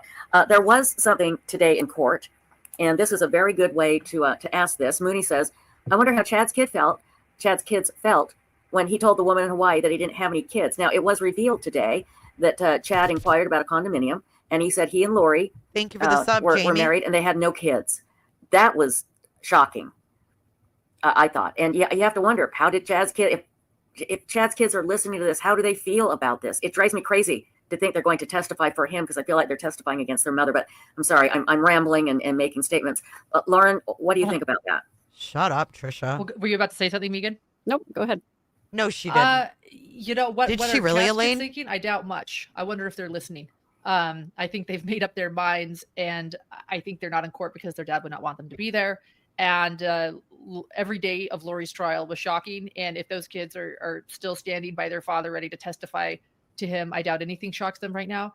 I do think that they've convinced themselves that their dad is a good religious man and that he's being framed. And if they have to take that framing theory further than Lori, it was Lori and Alex that were framing him. I think they've done that. I think that they perhaps believe that Rexburg PD are involved. I think they think that the state of Idaho might be involved in the prosecution. I think they're going very, very far in their belief that their dad is framed right now. They should be shocked, but they're not, because they're not listening. Yeah, well, that's a very good point. Somebody in chat pointed out they only had to reveal their minor children, but still, I'd have to wonder how the Chad's kids would feel if they said that Lori didn't have any kids when her 2 kids were missing. It's just so appalling and shocking. We haven't really touched on Alex Cox, and Alex Cox. Wow, Elaine. Elaine said, do you know what's really gross? Megan wanted to give a victim impact statement and she wasn't allowed. So Trisha read her victim impact statement on her show one night. Of course she did. Trisha, you kiss so much ass, I'm surprised your nose isn't brown. Girl, stop. Just stop it. Cox is a big part of Chad Daybell's defense. Alex is Lori's brother. There have been basically accusations of Lori and Alex being inappropriate. I spoke with Alex's first wife quite extensively shortly after all this happened, and she was trying to get in touch with the police, and they wouldn't listen to her. They wouldn't call her back, and she was calling him and saying, "Hey, look, Lori and Alex had this very inappropriate relationship. It was just weird, but it makes sense in the fact that Alex was their hitman. It looks like you knew Alex, Megan. You were his cousin as well. Tell us what you think of him." Oh, I have a lot of thoughts about Alex. Tell us. He was Megan. always, when I was a kid, he was always the funny one. He was a comedian, he was always trying to make people laugh. But looking back on it now and seeing that his humor was almost always, 10 steps over the line, and that he was making light of things that should have really been talked about seriously. And that's really kind of the main thing that people need to know about Alex. And that was, I think, his way of dealing with uncomfortable truths, and also his way of kind of making it safe for the rest of the family too, because it's like, we all know this thing is hanging out. Well, did you guys know that? It's funny you say that, lady, because Alex had an accident at like 16 and he had like some kind of like brain injury. There was something wrong with him. And I think it was that accident. Out there, this awkward thing that nobody wants to talk about. So then Alex would tell a joke about it and it sort of diffuses the tension, right? So, I didn't really think that Alex was capable of terrible things before all of this happened, but I did know that he struggled with trying to, keep in line with the teachings of the Mormon Church. And I had some compassion for that, because it's hard for all of us, right, to try and fit ourselves into a box of kind of perfectionism. And I think Alex struggled with that. And so I tried to have compassion for his struggles in that way. Once Charles was killed and I started to learn some of the details of that, like right away, 100%, I was like, he's guilty. I mean, we already knew that he had punched Joe and tased him and served time for that assault. And so we knew what he was capable of, and that he was a little off, and that he didn't really form attachments with people and things like that. So all of these different personality traits, and the circumstances of Charles's death and everything, I believed he was guilty from the very beginning. And I was really disappointed that he didn't get arrested. I think most disappointed that it seemed like the police did not make a connection, or didn't make an effort to make a connection, that he had served time for assault, that he was a violent criminal already. And I think if they could have made that connection, they maybe would have held him for a little longer while they did some investigation or something. I don't know. I can't fault law enforcement for what they didn't know at the time. You know what I mean? But I do think that, right away, most of the family members knew that he was guilty, except for his, sort of his parents and some other immediate family members and everything. So we were kind of all shocked that he didn't get arrested. And then shortly after that, all of the sorry, I just lost my train of thought because I saw a glimpse of that comment that I read it down there, and then my brain just immediately went there. By this time of night, you guys, my Adderall is gone. I understand completely, and I'm Thanks for sorry. I'm letting putting us know. comments up so we don't lose Okay. them. No, So, Thanks you for do letting what us you know. do. I cannot stop Pop myself from another reading one. them. But anyway, as far as Alex is concerned, once I realized that he was guilty of shooting Charles, I started to look back on our interactions throughout the years, and I started to sort of recognize these unhealthy characteristics in him that had been there all along, but I hadn't really seen them or paid attention to them because I sort of just whitewashed everything in order to make it okay. And that's kind of when I made the connection that I'm pretty sure he had a major role to play Have a in great his older day, sister's Flo. death as well. Happy Thanksgiving. sorry, you're breaking up just a little bit, Megan. That's okay. We'll get it fixed. Not that I have any clue how to fix it, but maybe we can get a portal in here, spare portal, and put you through it. See, she even admits she can't lead her way out of a paper bag. Let's get the portal in here. I can hear her really well if it makes any difference, if we want to know. So just so you know, I could hear her well. Can you Yeah, hear she's me? good for me too. Okay. Yeah. Okay, maybe it's just me then. I hope so. Okay, so do we know anything more about this article that was written with on Reader's Digest? I believe that Janice wrote it about sudden infant death syndrome and about Lolly's passing. So that's all I have to go on. Sorry. That's okay. Yeah, Well, and we'll see what we can do about it. and if you check out her birth date, I believe she was about 4-ish month-ish, or maybe she was 12 weeks-ish. I don't know. Yeah. Old. Yes. So Something like that.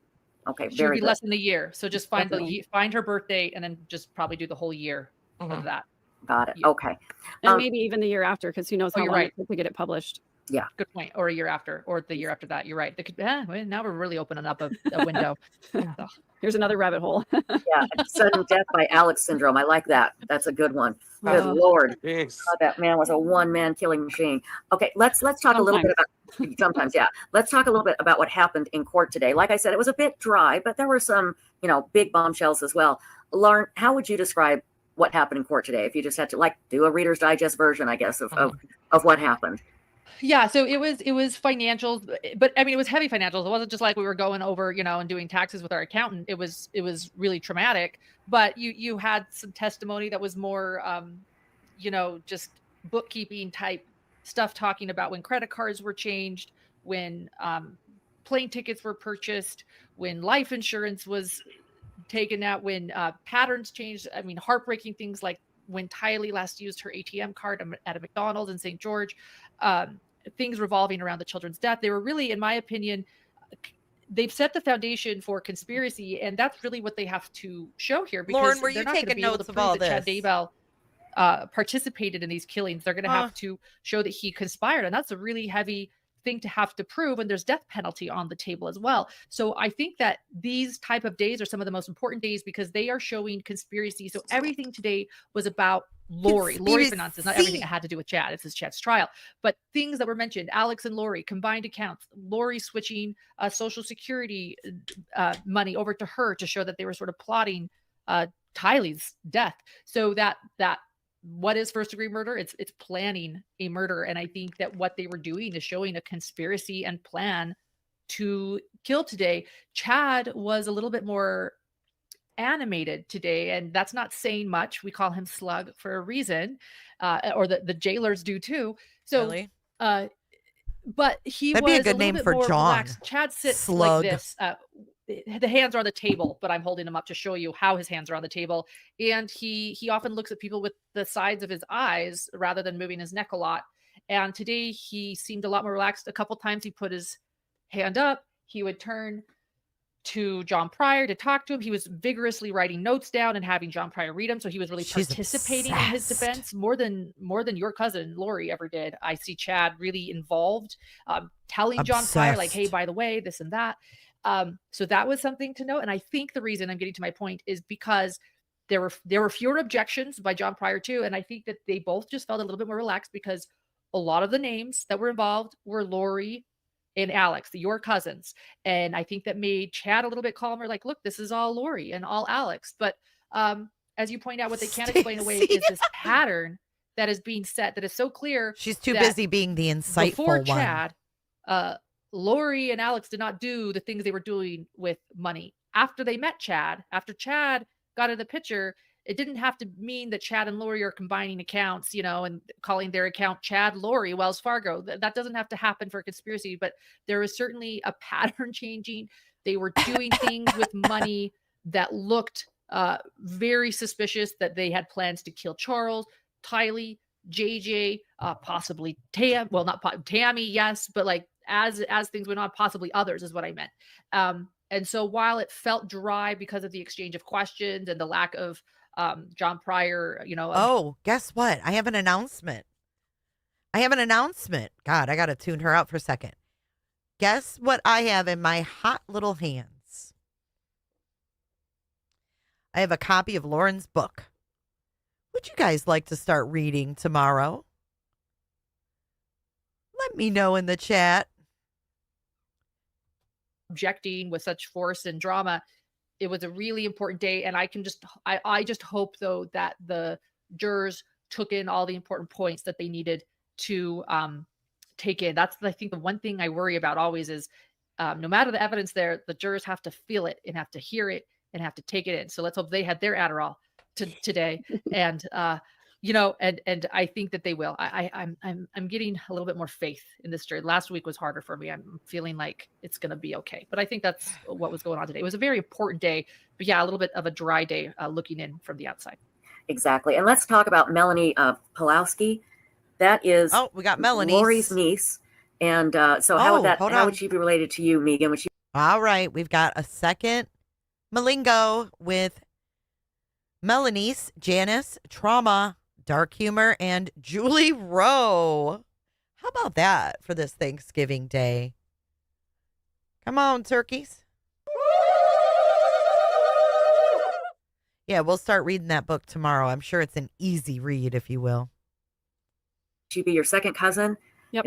Okay, do you know anything about Melanie Pulowski, and is she still a big believer? It was her husband, Brandon, that they believe Alex drove Tylee's Jeep and took a shot at and tried to kill. Do you know anything about her? Well, I mean, I do know some things about her, and there's a lot that I don't know. So I just will say, you know, let's look into, again, the patterns of what happened. Melanie was happily married. She had beautiful children. They lived sort of a charmed life. Brandon is successful, and Melanie was able to stay home with her children, and she pursued running, and she pursued hobbies, and she, you know, was there for her kids all the time. So when suddenly, all of a sudden, it seemed like there were accusations about odd behavior on Brandon's part, and then suddenly they were getting divorced, and it was a very heated custody battle that is still kind of going on. I don't know if it's all been settled, but there's been several, you know, motions on either side and everything, especially surrounding Melanie's connection with Lori. And so, you know, you look at that and it's a pattern, right? It's the same thing that happened with Lori and Joe Ryan. It's the same thing that happened with Lori and Charles. She accused Charles of having an affair, and then suddenly they were getting a divorce. And so, and then you have this really troubling behavior. And we know that Melanie and Alex were very close. And you have this very troubling circumstance where Melanie and Alex show up to the home where Melanie's children are being cared for by Brandon's parents. And Melanie's basically trespassing there, trying to get access to her kids. And Alex is sitting outside in a van that had arguably had weapons in it and things like that. So, I mean, I think we're going to cover up Insightful for one Brandon. with I'm the football grateful game. for his tenacity and making sure that those kids are safe. I think it could have gone a different way for sure. And at this point, you know, Melanie still has custody of her children at certain times. I'm not sure exactly what the arrangements are, but they're there in the court documents. It's just been a long time since I've read it. But okay, we've all seen the court documents. I have a lot of concerns about Melanie's involvement, about her belief, and oh my God, this is all stuff we know from the court documents that we all read. I think that she probably knows a lot of information that she hasn't said, and that she probably never will. And I was really disappointed when she didn't get called in Lori's trial, because I did want to know. I did want to hear her be examined by the prosecutors. And as far as we know, she's not going to be called here, but we really don't know, right, Lauren? We really don't. Yeah, I doubt it, though. We really don't. Yeah. And that brings up the fact that Alex was with Melanie when she went to try and get at her kids, which terrifies me because I'm thinking, were they going to kill them? You know, they certainly weren't opposed to killing children. So it's just very terrifying. At least 2 of them had been labeled dark by Chad at that point. Right. So get them out of the way. Exactly. So it's so unbelievable. But today we also. Trisha, so get them out of the way. Exactly. Where's the empathy of these folks? They are just way too desensitized or something. I don't know. Learned that Alex had, 43 guns? Like he quit his job and spent all his money on guns? Is that what the prosecution was getting at, Lauren? Yep. That's exactly. And so he had lots of guns, and God knows what he was going to do with them. Well, how about this? Maybe this is a bit of a tangent. Yes, period. In addition, I interviewed another cousin of Lori Vallow, who is also Megan's other cousin, Braxton, and he is a prepper. He was even on National Geographic prepping. So prepping runs. Oh my God. We got prepper on the board. The family. And you know, there's nothing wrong with prepping. I need to do more prepping. I don't know if it's for Armageddon that I need to prep for, but you know, natural disasters do happen, as do, you know, things. But he is a big prepper, and what I have learned from him and from many, many others that I've interviewed and from research on Avow, that prepping is not just food storage. Prepping is guns. Prepping is preparing for some frightening things. That's what I've learned. I don't know if Megan can give any insight to it, but in my delving into what it means to be a prepper in this prepping world, there's that word again. That these 3 were a part of. It's much more than having Campbell's soup cans that might be a few years expired, but you're like, those will come in handy. This is about don't eat that. It's 3D printed meat. Serious prepping, and guns is part of that. It actually makes me feel like they really did believe something. I don't know what they were planning for, but thoughts on that, Megan? Yeah, I mean, one of the big LDS beliefs is sorry, my allergies are going nuts today. This phrase, no Adderall, and allergies, wars she's a mess. During the end times, people believing that the nation's going to be invaded by some force, whether it's a nation that invades the United States, or whether it's some kind of guerrilla force that's made up of a coalition of people or whatever. And then you add to that this growing movement of Christian nationalism that's not just LDS people, but people in other Christian faiths who believe that the United States is going to either experience a civil war or going to be invaded somehow. And these people are preparing to be invaded. So they're storing guns and ammunition. They're learning how to make their own ammunition. They're storing fuel. There's also a lot of idealism about natural disasters. Some natural disaster is going to come and wipe out the power grid and the communications grid. And it's going to be like, 1922 again, where we don't have communication with each other. So they're preparing to be off in the hills, isolated, having to live off the land, live in tents, defend themselves possibly against some kind of a force. So there's. You know what, Trisha doesn't, like I said, she can't lead her way out of a paper bag. She is not an expert on anything. Not true crime, not web sleuths, nothing. Web sleuths is just a logo and a name for her to boost herself. That's it. If this woman did not have web sleuths, nobody would even fucking look twice. I promise. Begonia. You know that I'm like a begonia. Thank you for your super chat. Thank you so much. You go into your emojis, and here is the cooter salute right there.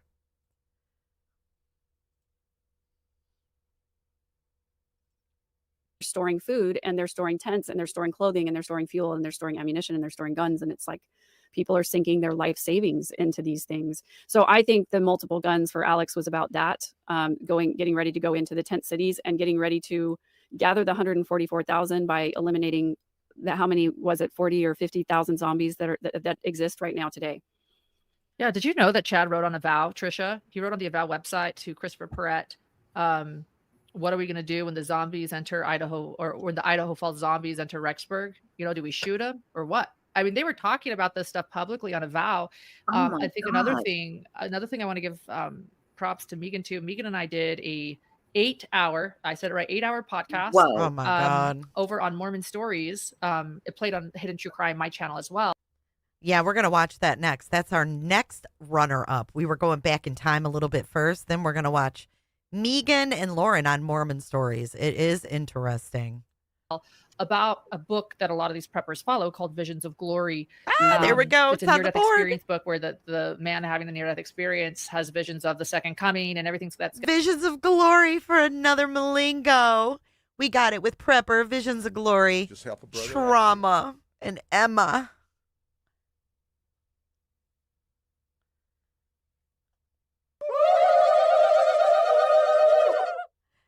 Mlingo. Happy Enosis. Welcome to Cooterville.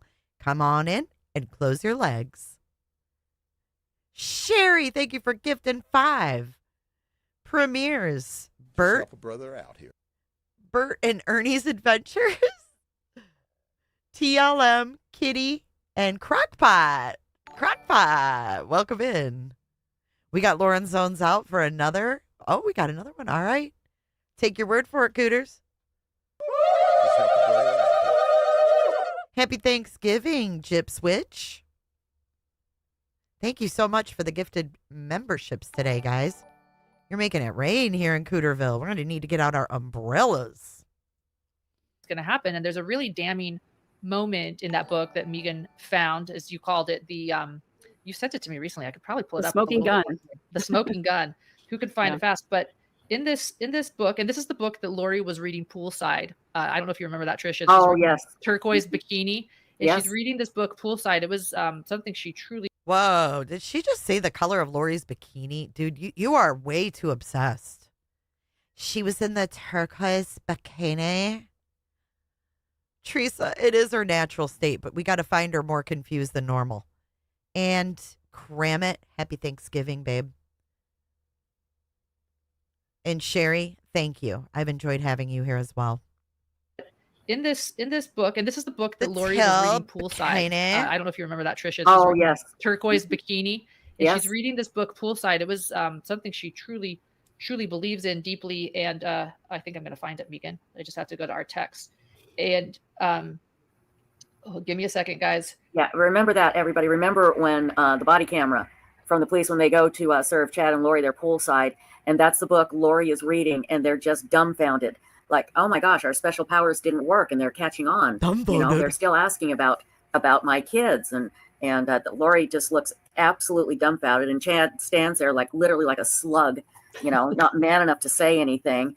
And that's the book Lori was reading, and I bet she probably memorized it. And Lauren, while you're looking that up, Megan, I want to ask you one thing that somebody had here, and I think this is a very important question. Do you think Chad and Lori, or even just Lori specifically, really believe? Oh, who's this?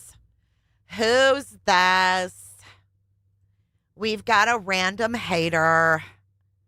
And then you say, you don't seem to mind making money off her content. You're right. I don't. Next. Jamie Gee. Happy Thanksgiving to you too. Thanks for being here.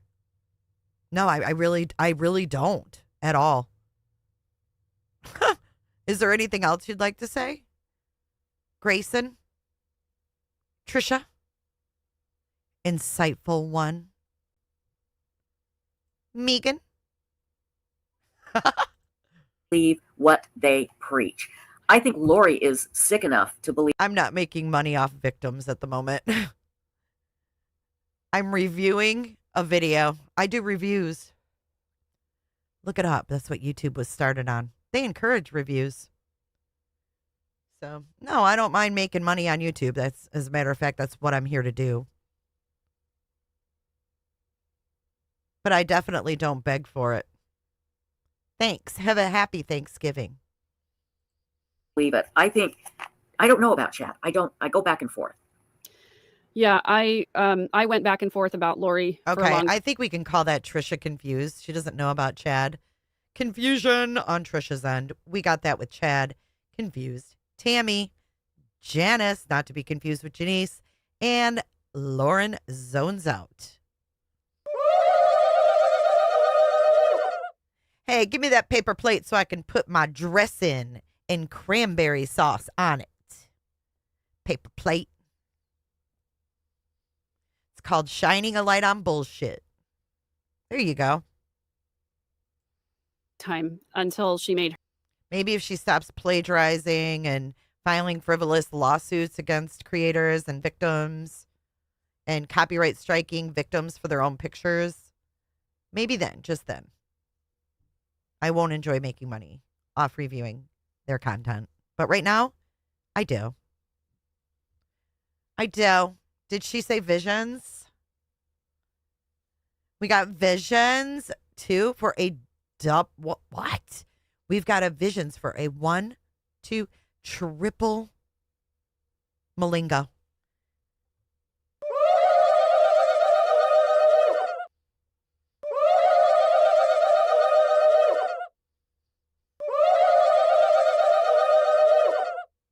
Boom.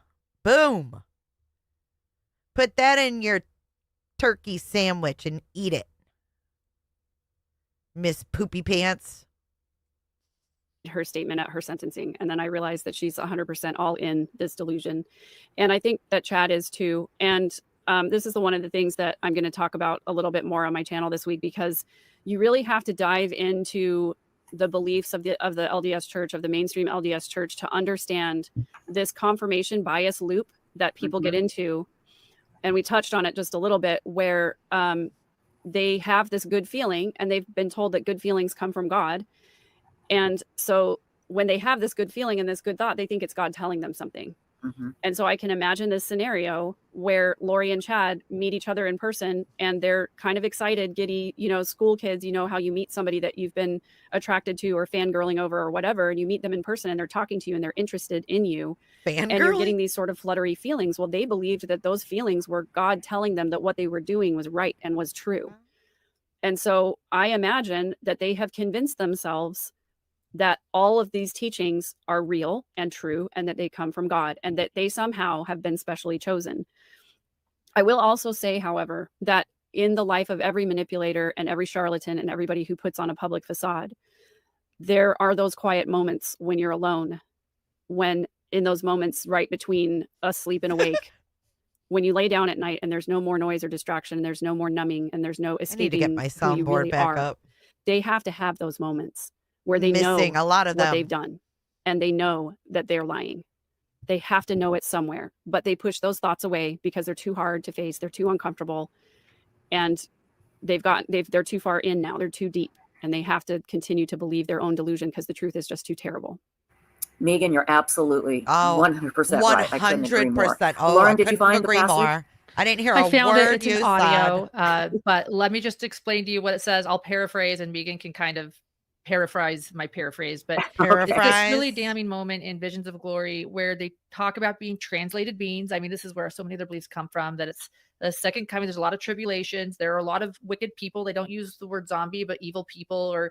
And they essentially say in this book, and look, when there were people that were so evil that they couldn't come back from it, we had to be like God. We had to act as God and take their lives. This is essentially what it says. Am I right, Megan? Yeah, it starts out with, there was a law that we lived by, and it was not a rule, it was a law, that when they encountered a person or a group of people who they knew were past repair, basically, that they'd gotten so evil that they were unable to repent, and that there was no way that they were going to turn to the light, that they were allowed to release them from mortality. So there's their excuse for killing children right there. Right. And it goes on to say, then their death would be a blessing to them. Their death would be a blessing to them because then they could no longer accumulate sins on their eternal ledger. And so they felt like they were actually doing them a favor. I fell asleep. So that was the book she was reading poolside, and I guess I wanted to reference that to the prepping and the guns too. Oh, she's back to the bikini. I wonder if she was going to wear a turquoise bikini to the pool party. What do you think? Hey, New York European, we are a majority audience of women, but we welcome the dudes for show. Welcome in. We got some snark. We got the Lions in the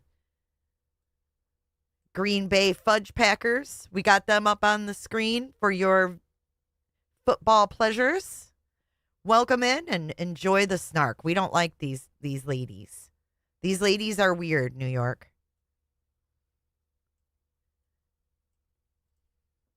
We're almost done with this video, and then we're going to move on to the more modern day one, if you will. Why does this look like it was done like in 1998? Taking this very serious. John was going to wear the turquoise bikini. He probably already does, Janice. He probably models it in front of a mirror. Ugh. Honey, does this turquoise bikini make me look fat? No, John. Your neck makes you look fat. So yes, Alex Very had good. 43 guns. 43 guns. 43. Getting ready for the 144,000, which you have achieved, Lauren and Dr. John, 144,000 subscribers. But again, now this is why they believe in their minds they are justified killing Tammy and Tylee and JJ and Charles and probably Joe Ryan and God knows who else. So it just absolutely disgusts me. Listen, we have kept you for Trisha? over an hour. I just have a couple more questions because I know you guys need to get some rest. We could keep She looks like a fucking ghost. you for 8 hours on this channel, no question. We need the link to your channel, Megan, because we want to promote it and we can't wait. So, Lauren, if you I just posted it in chat a couple of oh, times. you did? Okay, great. That's what we needed then. That was it. So, Lauren, do we know what's in store tomorrow? Any idea? We don't know what's in store. They keep it pretty tight-lipped. I mean, we're going to continue with we're going to continue with some more financial things. We have a financial analyst, on the oh no, or did we finish? Did we conclude? That's vampire. That's how that's done I it. was with the end A of the day. vampire. Rob yes. Wood finished his interrogation, Wood. and actually, Ooh, no, we I got think Wood he said on he the had card. some more for the same witness. and Hold then on. We got a mlingo with some wood. Rob's wood. Hold on. Let's get the turkeys because we got Rob Wood in the house. We done got ourselves a mlingo with abuse, Rob Wood, Colby, Julie Rowe, and guns. we still That's have what to I do cross on that same guy. So Okay, so I was right. I'm right. I was like double. I was like, wait. Yeah, You're that's where I always thought right, we concluded. Lauren. So we're going to continue with the financial analyst tomorrow, Douglas, and then he also testified last year at Lori's trial. So a lot of repeat, rinse and repeat. And for those that were at Lori's trial, and then who knows who is next? We don't know. yeah, and to maybe help you not be so bored with the financial stuff, if you want to know where somebody's priorities are, you look at their finances, and that tells you so much about a person and about their habits and behaviors. And I will say one little bright spot today was when the agent Interesting. was so complimentary of Tylee. He said she was very responsible with her money. She was Lori was sending money as Tylee to her big brother, Colby. But yes, she was. And the other thing, too, was when the agent his voice cracked, talking about, the day or around the time that JJ was killed. And you can tell that this has really just affected everybody. One more thing really, really quickly. My Miracle Mama says, can you say Megan's links out loud for those of us only listening? Say it out loud. My Spell it, social media Megan. handles are all the same on Instagram, TikTok, and YouTube. It's at @third_verse. Is that THIRD? Yeah, spelled out THIRD_V. Third verse, same as the first. Just last night, I was reminded of just how bad it had gotten. Remember that song? Just how sick I had become. That's Megan's song. Third verse, same as the first. EERSE. And my podcast is on Puff, all the puff, podcast pass. platforms. It's the Midlife Revolution. But I also am The Midlife Revolution? This sounds culty. I don't like it. It's the Midlife Revolution. What's that mean? She's helping people through midlife crises or something? Oh my God, Janice. I knew that we were bound to connect. It's like one of my favorite songs. starting to post them on my YouTube channel. The first episode just went up last night. Wonderful. Real quick, my big concern is Chad Daybell's children going to testify that their mother was sick. There's nothing medical to suggest she was sick. The only thing that she got from a doctor, if I remember correctly, were antidepressants. That worries me. I am concerned that maybe she's all the in. jury will say not guilty for Tammy. I don't know. And Rob Wood or the other prosecutor. She's all for pause in on the life coaching. I forgot her name. I apologize. We'll have to be very careful. Lindsay Cross-examining. Yes, thank you. Cross-examining these children. I would like to get your thoughts on this finally. Then I promise I will let you go. I promise. So, Megan, what do you think about Chad's kids testifying for him that their mother was sick when she wasn't? Well, I have just a small amount of concern about that only because they're kids whose mother has died and they don't want to believe that their dad was responsible, and they're not medical experts. And so I hope that the jury will take the medical experts. Hey, producers are supposed to be seen and not heard. Analysis more seriously than they do the children's. And I don't know, I'm hoping that the prosecution will be able to, bring out some flaws in their narrative. I hope so. I also hope they take the Zumba instructor's word for There it. you go. She testified last year, and other people who say last year, they did have several witnesses last year say Tammy was healthy, and they had someone that saw her that day before, and her family, her own family saw her about a week before her death. And I believe that Samantha, her sister, testified to that last year at Lori's trial, your cousin's trial. So let's hope that Lauren knowing more. We'll see some different perspectives. And I think, and then to give all of us hope, let's remember just how many people Chad Daybell shared with that Tammy was going to die early. Yes. As you point out, it's sort of the theme that we're going back to, Megan, or as your Uncle Come Rex on, also said on Lions. Court TV today, that we're all taking. Thank you, Rex, with Silver Linings. Oh, we got Silver a full Linings board podcast. right there. Uncle Rex for a full bajingo board. Thank you, Lauren and Megan, for making this stream doable. Yep. Ramen. Egghead. I'm hungry. Dreadhead. Shaking my dread. We filled up the card. Holy shit. You can't lay all these coincidences on top of each other that easily. When they start hearing from people like the Gilberts and everyone who says, yeah, Chad said that Tammy was going to die young. I think that there's a lot of hope there that they're not going to take the children's words for it, that menopause or anemia or depression killed their mother at 49. And by the way, if those are the things that kill you at 49, I am in trouble. Yeah. Oh, I'd be dead. And so I'll tell you right now, if I die from anemia, menopause, and depression, do an autopsy. We Here's will. my request. Do an Depression. You hear that? Oh, but I thought that Christina made you depressed, bitch. She has anemia, menopause. Oh, that explains something. Go get HRT, girl. Go get some HRT. You can afford it.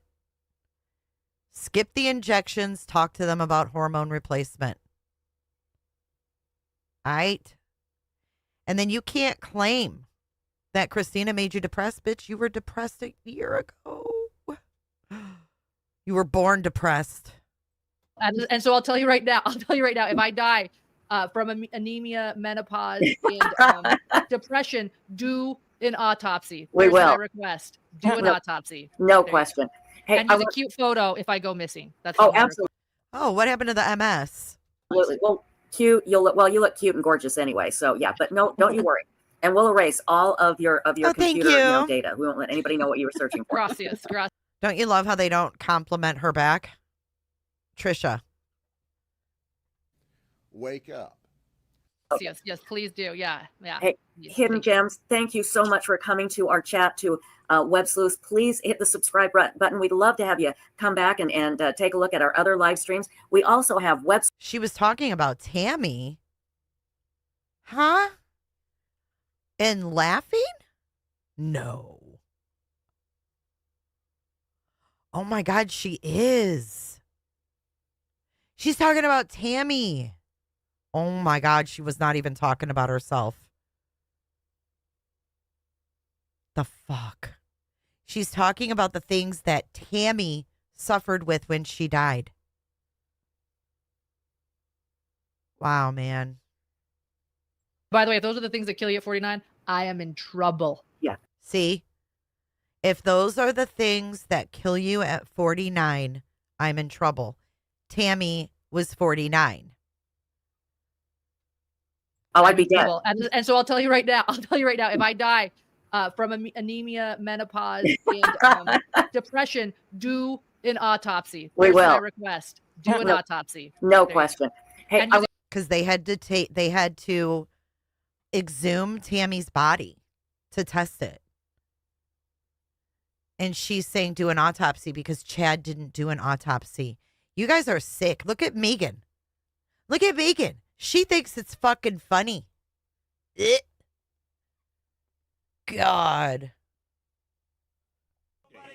Everybody hates me. They want me to go eat some worms. I don't like any of you. Y'all are sick. Sick bitches. That's just wrong. It's a cute photo if I go missing. That's Oh, all my absolutely. request. Well, cute. You'll look. Use a cute photo if I go missing.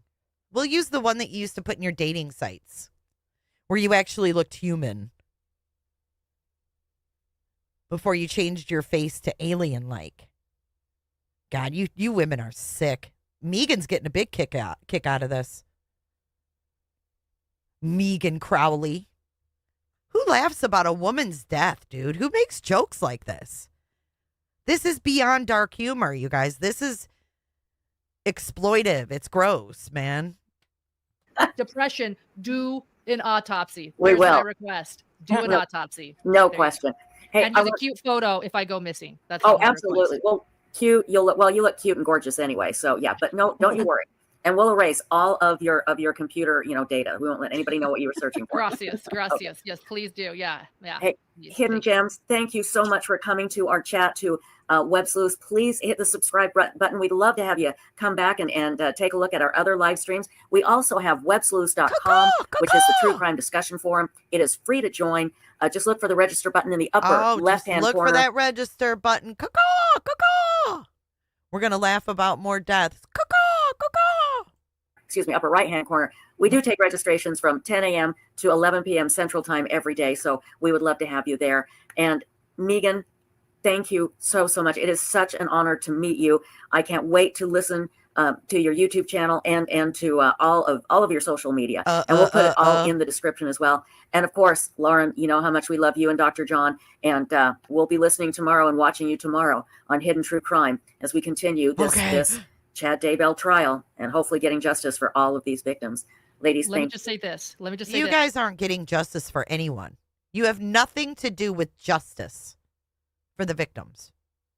Yes. Please subscribe everyone to Web Sleuths and to Megan's channel. And thank you to those that subscribe to us because this is a community. You can see the queen is speaking. Everybody listen. We have 3 podcasters joining together today to, I think, bring really hopeful, insightful things. And I just wanted this true crime community is amazing. So truly thank you to those that register and subscribe. And this is an incredible community. So thank you. Thank you. Thank you, Lauren. Thank you, Megan. We'll Thanks talk for soon, having me. ladies. Be safe All out right, there. thank Don't let you. the portal get you. Bye-bye. Bye. That's how they end it. Don't let the portal get you. That's funny, Trisha. Don't let the portal get you. These are people that want justice. Red flags, red flags, red flags. Well, Trisha stays on for another 20 minutes. Caw-caw, caw-caw. Bye. Oh my gosh. I was so thrilled. I couldn't Miss Jess, thank you. And happy Thanksgiving to you, babe. believe it when Lauren said, hey, do you want me to bring Megan Connor on? I'm like, yeah, hell He's yeah. great. Absolutely. Really. And What? everybody in chat, I really hope you will hit subscribe. We Oh would, my like I said, God. She said, do you want me to bring Megan? And I was like, oh my God, yes. Hell yeah. Yeah. Play the movie. Yeah, play. when Lauren said, hey, do you want me to bring Megan Connor on? I'm like, yeah, hell He's yeah. great. Absolutely. Really. And everybody in chat, I really hope you will hit subscribe. We would, like I said, we'd love to have you. It's all free.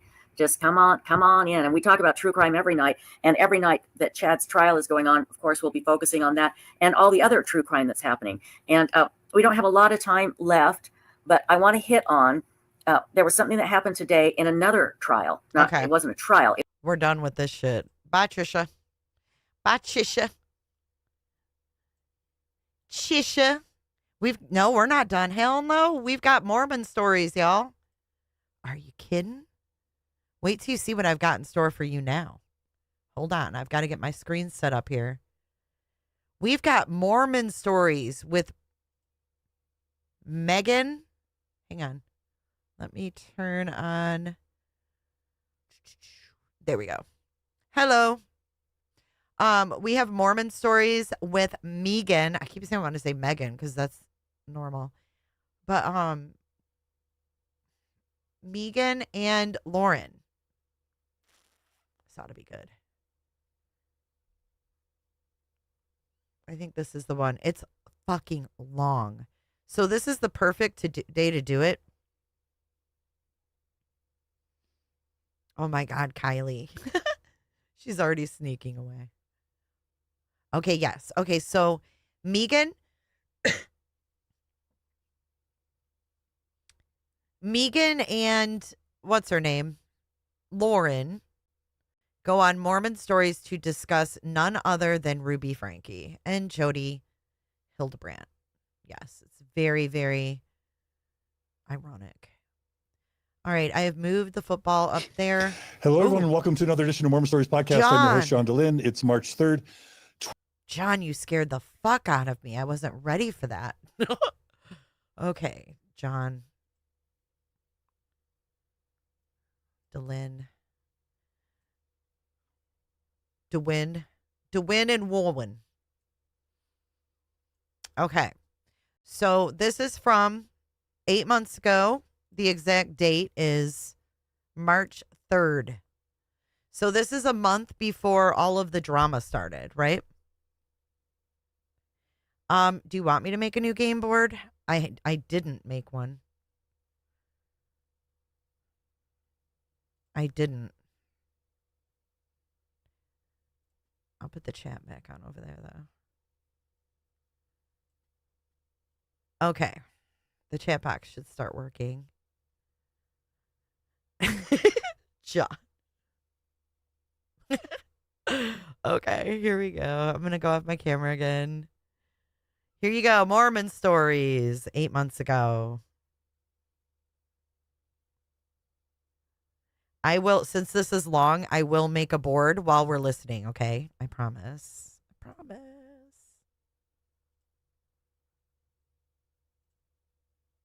I've got the thing pulled up right here to do it. So I'll work on that. We've got a few hours ahead of us, guys, okay?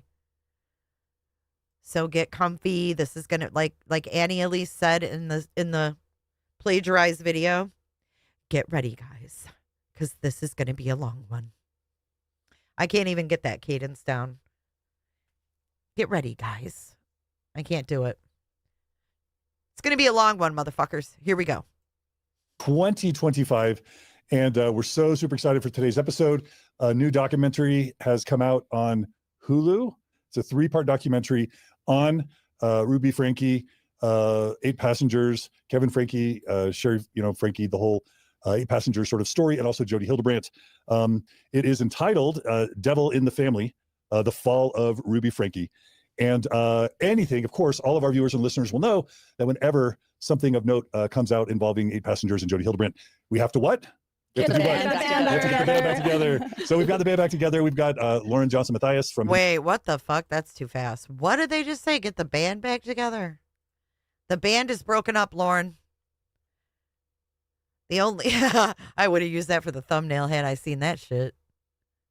Get the band back together. What is going on here? Comes out involving 8 passengers and Jody Hildebrandt. We have to what? We have to get the band back together. So we've got the band back together. We've got Lauren Johnson Matthias from Hidden True Crime YouTube channel and podcast. Hey, Lauren. Hey, how are you? Thanks for coming. Thanks. I'm glad to be here. I was saying we need to get a band name, but we'll maybe let any commenters or chat figure that out. Did you call it the Righteous Zombies? What did you? Well, you guys were suggesting true crime something, and I was like, more like I was thinking Righteous Zombies, the Apocalypse Avengers. But I don't know. I think maybe they have listeners have better ideas. Okay, so comments in the chat if you have suggestions. We're live streaming, so if y'all want to name the band, that's a pretty big honor. To let our viewers and listeners name the band, but it's also appropriate. So if you got names for the band, we're getting the band back together again. Megan is here. Her channel has many names. Third Verse, Midlife Revolution. Third Verse, Megan same Connor. as the first. Welcome, Megan. Thanks for having me again. Thanks for joining us. Yeah. Your channel just passed 10,000. It did. Right? Yep. Congratulations Thank on you. that. Yeah. Yeah, it's exciting. Yeah. And then, of course, Hang on. It did. Right? Yep. Congratulations Thank on you. that. Yeah. Yeah, it's exciting. Yeah. And then, of course, my super sleuther bestie, Mindy Caldwell's in the Hi, house. everyone. Hey, Mindy. Hi. Thanks for joining Find her, us. Mindy. You're welcome. Happy to be here. So glad to have you. Someone likes Righteous Zombies. So we got at least one vote for Righteous Zombies. Okay. So this documentary is out. Before we jump into the documentary, I think it's kind of worth mentioning that there was another documentary that we didn't cover, weirdly.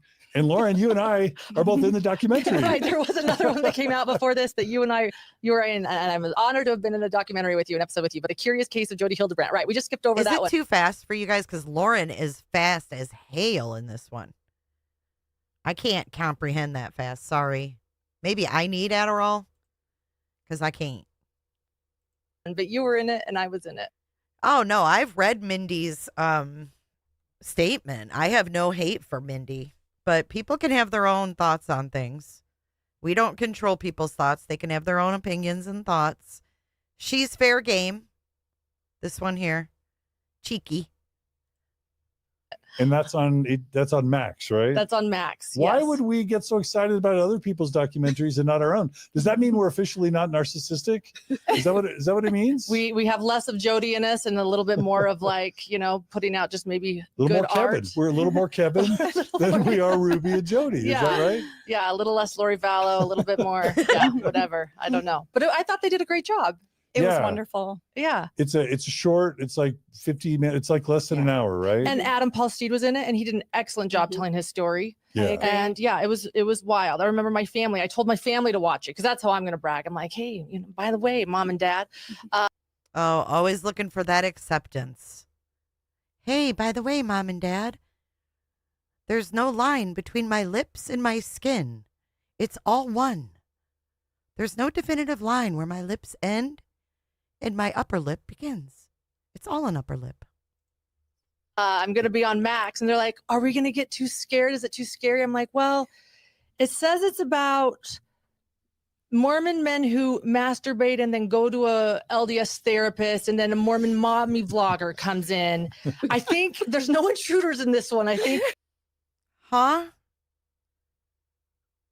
What was this about? Mormon men who masturbate and then go to a therapist? What was she in? What is this about? And a Mormon mommy vlogger comes in. I think. Wait, was she joking? Is this a joke? Hold on. What? I'm going to be on Max. And they're like, are we going to get too scared? Oh, because like Skinamax. Or is she saying that would be Mormon porn? That is disgusting. She's saying, she's joking about Skinamax and saying that would be Mormon porn. Oh boy. Do we need to check OnlyFans for Walwyn? Is it too scary? I'm like, well, it says it's about Mormon men who masturbate. Hold on, someone's at my door. I'm going to let it play for a second. I think my neighbor's here. And then go to a LDS therapist, and then a Mormon mommy vlogger comes in. I think there's no intruders in this one. I think you can watch What this could one. go wrong? There's no jump scares. It's There's just no jump scares, right? So they watched it. Yeah. No, I was proud of it. Yeah. And also there's at least, we are aware of at least 2 more documentaries coming out on the 8 Passengers. Yeah, big streaming networks, 8 Passengers. Yeah. Yeah. So this, this is not the end. No. This is only the middle. This is the beginning, I would say. This is the groundwork, as you said earlier, Lauren. Yeah. This is setting the stage, I think. I'm so glad that. Okay, I'm back. My neighbor brought me food. How nice is that? Hold on. I got Thanksgiving dinner. That's so freaking nice. Okay, so she was talking about Jody. I get it. She's weird, though. She's just weird.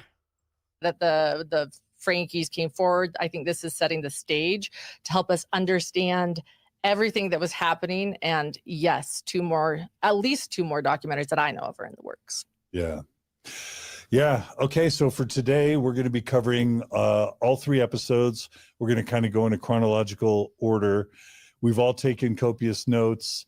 Megan, you made a prediction about length, which is My prediction is that this episode will last longer than the actual documentary content, which was about 2 hours and 30 minutes. But that's fair, right? If we're going to be fair. commenting on the That's show, fair. That's fair. I gave a bit of a deadline. I'm like, I've got a plane to catch, so we'll see. We'll see. Lauren may But peace out a little early. Yeah. Oh, she's got to get home to that kid and husband, right? That pesky kid and husband. God, they just get in the way, don't they? The Lions better pick things up, man. It's 24-14. They're losing. Yeah, Which I'm grumpy about, but I also understand. I do just want to say, for me personally, this was a hard watch. And I think I'm glad we're doing this episode because I think this can be we watched it so you don't have to if it's too dark for you and you don't want to watch the full thing, but you can still get all the information. And there's a lot of new content in this documentary that we haven't seen before. There's a lot of, they released over 1,000 hours of footage, the family did, so that the documentarians could use that. So there will be stuff in the documentary here that you've not seen on the news or anywhere else, but it is a hard watch. It was for me anyway. I don't know about you guys. Definitely. Yeah. There were some pretty disturbing. Carolina, that's so and nice. Formerly unseen things that we didn't see. Mindy is really cute, and her hair looks super cute here. I love her braid, and her curls look cute. She's a pretty woman. I did notice that it seems that those who have followed 8 Passengers from the beginning, maybe we're hoping for a little bit more, but I think for those that are newer to the story and, I described it to John earlier as kind of drinking from the fire hose. Mm-hmm. This story, the whole, compilation of all the events.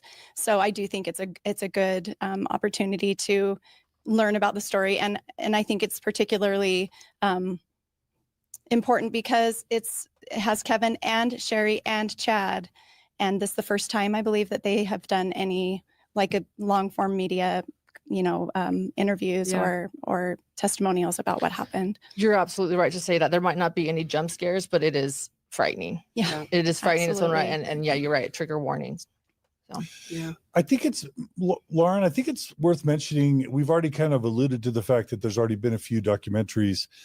I think it's interesting because originally there was kind of the ABC, tell me if I'm wrong, kind of the Nightline ABC show. Yes. Oh, good question, I was in that. Teresa. You were in that You one. were in that. You were in that too. I doubt right? it. wasn't in that Okay. one. No. And that was an original, like, let's get this out super quick. Right. With ABC News. It was very newsy. It was very, this happened and this happened and this happened and this happened. Right. And my understanding from speaking with the producer, well, with two things, is that was this sort of quick Nightline thing, but then there was going to be another more extensive kind of 2020 Yes. deep dive. Correct. And so the one thing I heard from the producer was that the Frankies were uncomfortable with my participation in that first episode. I think that might be just a combination of the fact that I'm demonized because I have the podcast and I've been excommunicated from the church, but also I think they were uncomfortable with how the church came off. Yeah. When I speak candidly about things like porn and masturbation.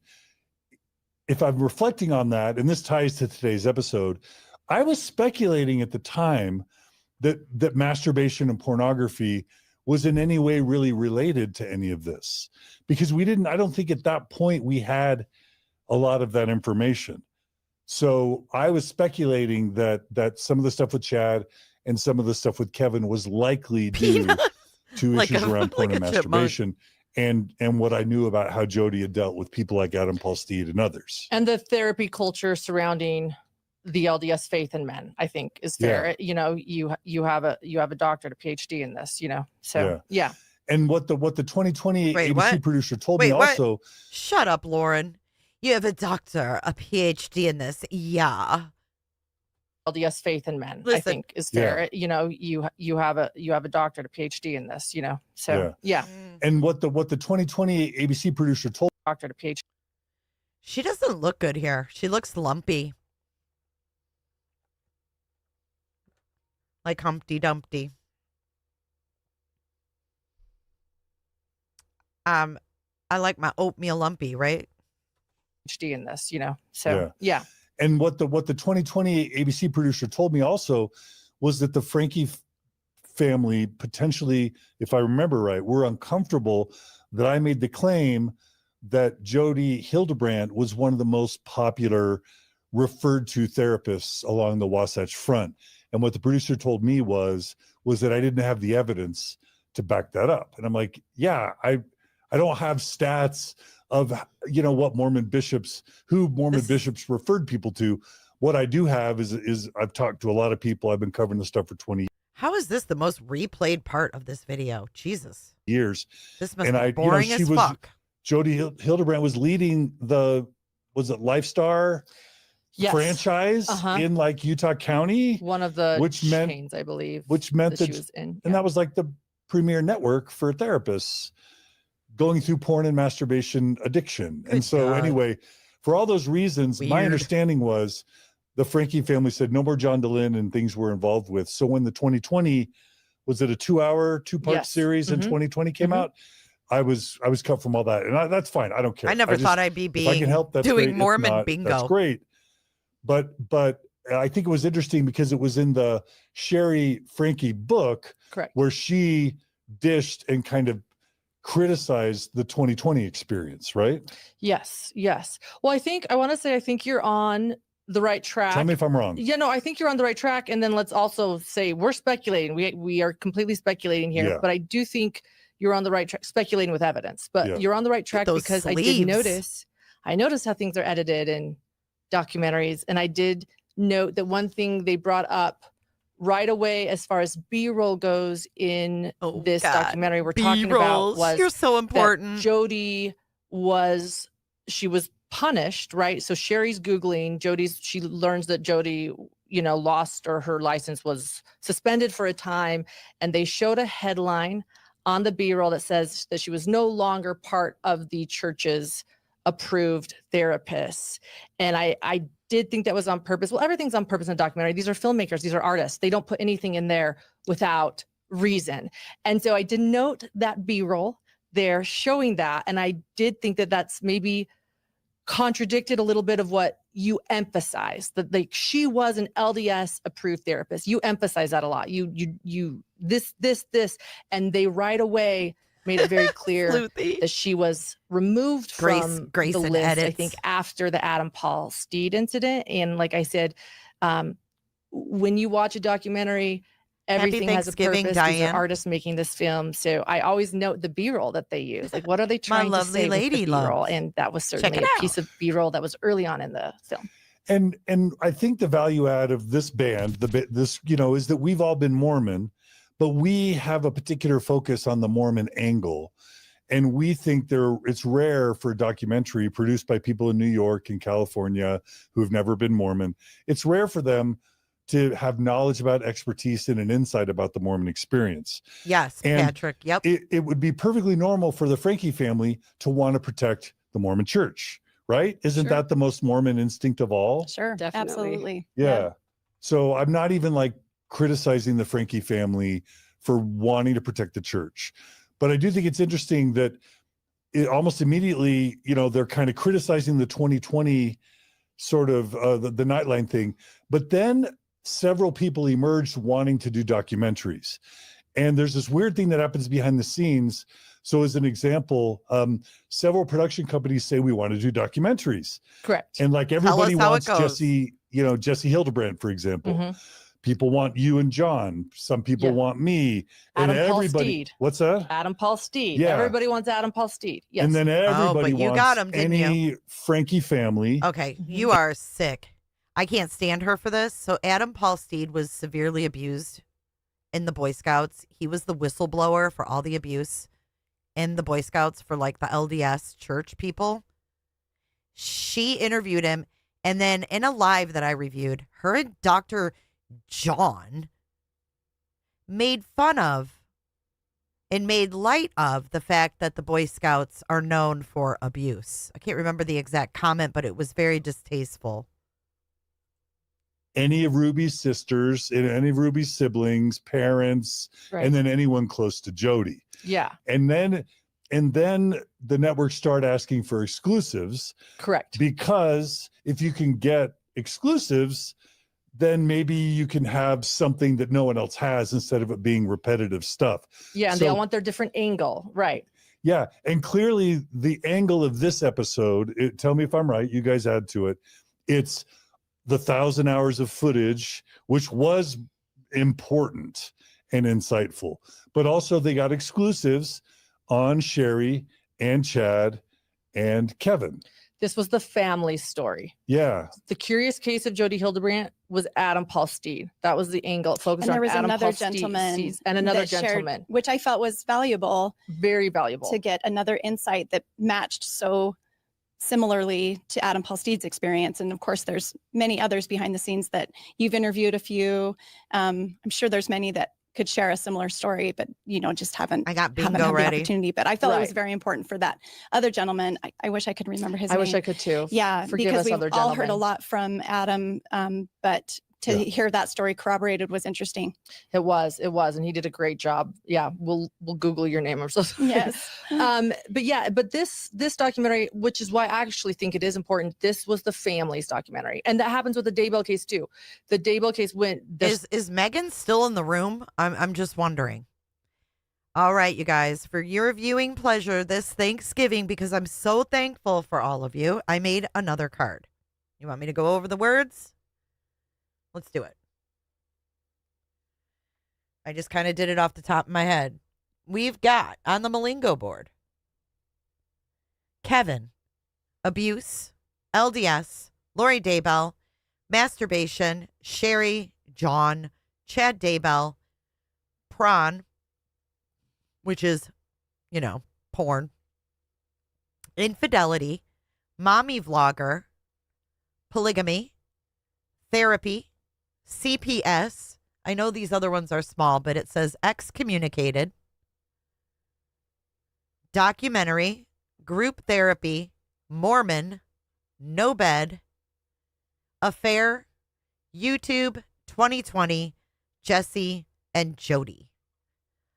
All right, so keep your eyes on the board. Let me know if I missed anything with a red X in the chat, please. And look at our Lions making a comeback. 21 to 24 now. So many documentaries, a lot of people calling us. When the Netflix documentary came out by Sky Borgman, that was Colby's story. That was the moment for Colby to tell his story. This Hulu documentary was what the Frankie said, this is the story we're going to tell, but I'm sure they had stipulations and things to do it. But I think that's why this is so important too, though, because as a true crime channel myself, it's very, very important to listen to the victims. Yes. And this is, and of course, Adam Paul Steed is also a victim, but this is the family. This is who it happened to, and we're paying attention and we're listening. But they absolutely have reason to control aspects of that and to say, we don't want this, we don't want this, we do want this, we don't want to, we want to make this clear. And I think they definitely had a hand in that. I'll also say I heard that a 7-figure sum was paid to the Frankie family for this exclusive. Now, I've never seen a contract, but that wouldn't be ridiculous, right? It wouldn't be ridiculous. They're handing over thousands of hours of footage that they created. Yeah. Without them, there is no documentary. So however much money this documentary is going to bring in, it's because of their footage. So I do think that's fair. Yeah. I wasn't paid anything for the Curious Case of Jodi Hildebrandt, I guess. I don't think I've ever been paid for any documentary I've ever appeared in. I haven't either. As a news reporter. Why would you be paid for anything? They were paid because it's their fucking family. It's their story. God. Those shows don't pay you, by the way. I think Dateline paid for my makeup once. But as a news reporter, I believe in documentaries because I think stories need to be told. And all they're asking me is for my own personal experience. And it's something I just want to be able to do. Yeah. Maybe the last thing that was unique about this one was they got neighbors. So there's like 4 or 5 neighbor couples and then one therapist that worked with Jodi. And that was interesting to hear literal neighbors and their takes. So we'll get into that. We spoke about the neighbors when we talked about Sherry's book, how critical they were. So I was very happy to see them on the documentary, in addition to the Haymans that we talked about so much with the book as well. Got it, Teresa, thanks. surrogate parents for Sherry, I was happy to see them on the documentary, and their first names were Teresa and Rule. Yeah. I was happy to see them. Yeah. Okay, so that's some background.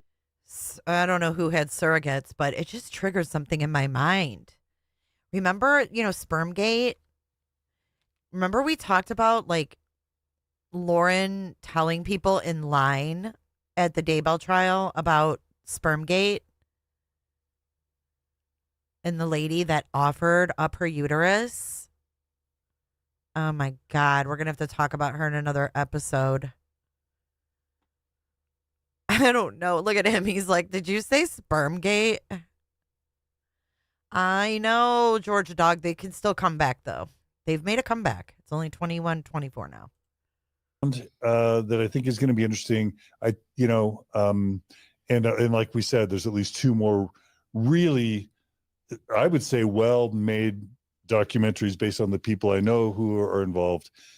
Two very good documentaries to come. At least. I can say that as far as the two documentaries that are allegedly in the works, as you just said, the people behind them are exceptional. So I agree, concur with John. You heard me. She told the story in line at the Daybell trial in front of a bunch of people, and a woman who is a certified surrogate offered up her uterus. Caw-caw, caw-caw, caw-caw. I don't know what to make of it. On that, they will likely be exceptional documentaries, and it'll go beyond what the family has shown us. But again, I'm glad we're talking about this because it is so important to hear exactly what happened, and I'm very grateful that they all participated, and I'm grateful that they did this. Yeah. Okay, really quickly, just because we've got some great comments coming in. Gail Dedrick, thanks for the super chat. We always appreciate the super chats. They help fund what we do. Secondly, mark my words. When you say Chad Daybell, we're gonna have to. We're gonna have to. Yeah, she can't go through an episode without talking about good old Chad Daybell. The matching rings and all that. The matching rings and all that. We got Chad Daybell on the board. Look at her look at her face light up. Do you think she's in love with Chad Daybell? Differentiate that. Jody and Chad Daybell's to come, because we do have Chad Frankie in this, so we're gonna have to make that clear. But yes, I hope not. I hope not. But I worry there might be. That's the reason we keep talking about it, is because that's what we all believe. Would we be happy if we were never part of a documentary again like this? Yes. I would. Yes. Okay, we have a nomination for a band name, The Prophets of Distortion.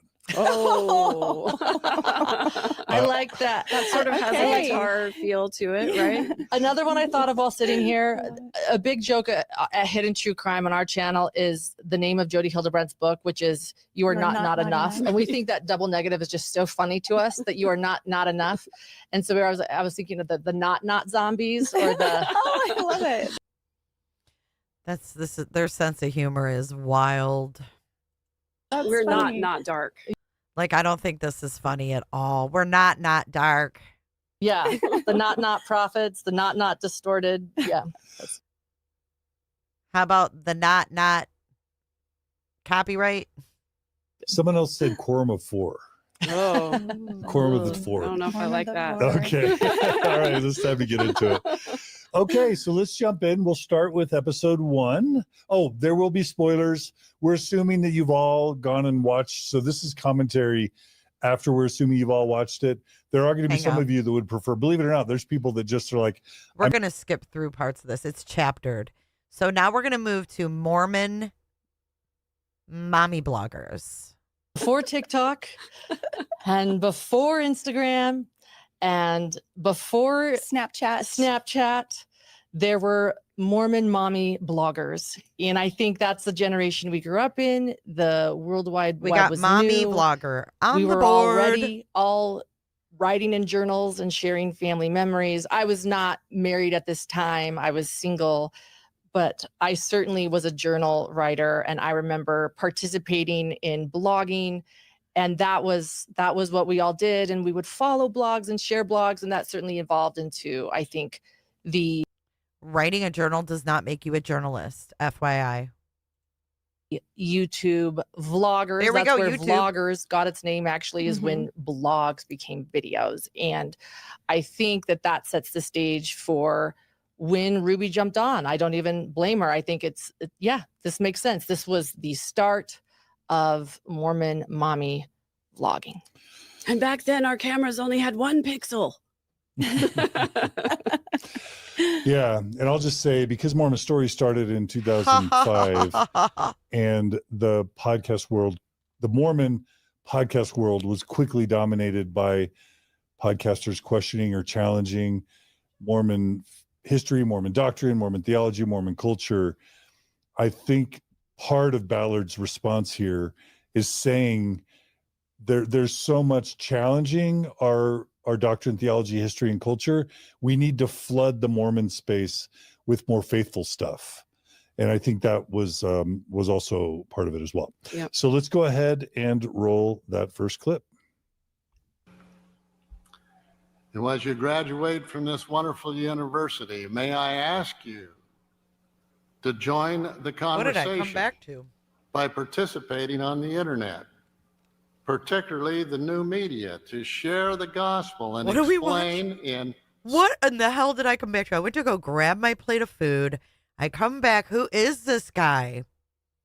All right, we've got Mormon. Hold on, let me find it. Don't forget, this is masturbation up here. Mormon. Got it.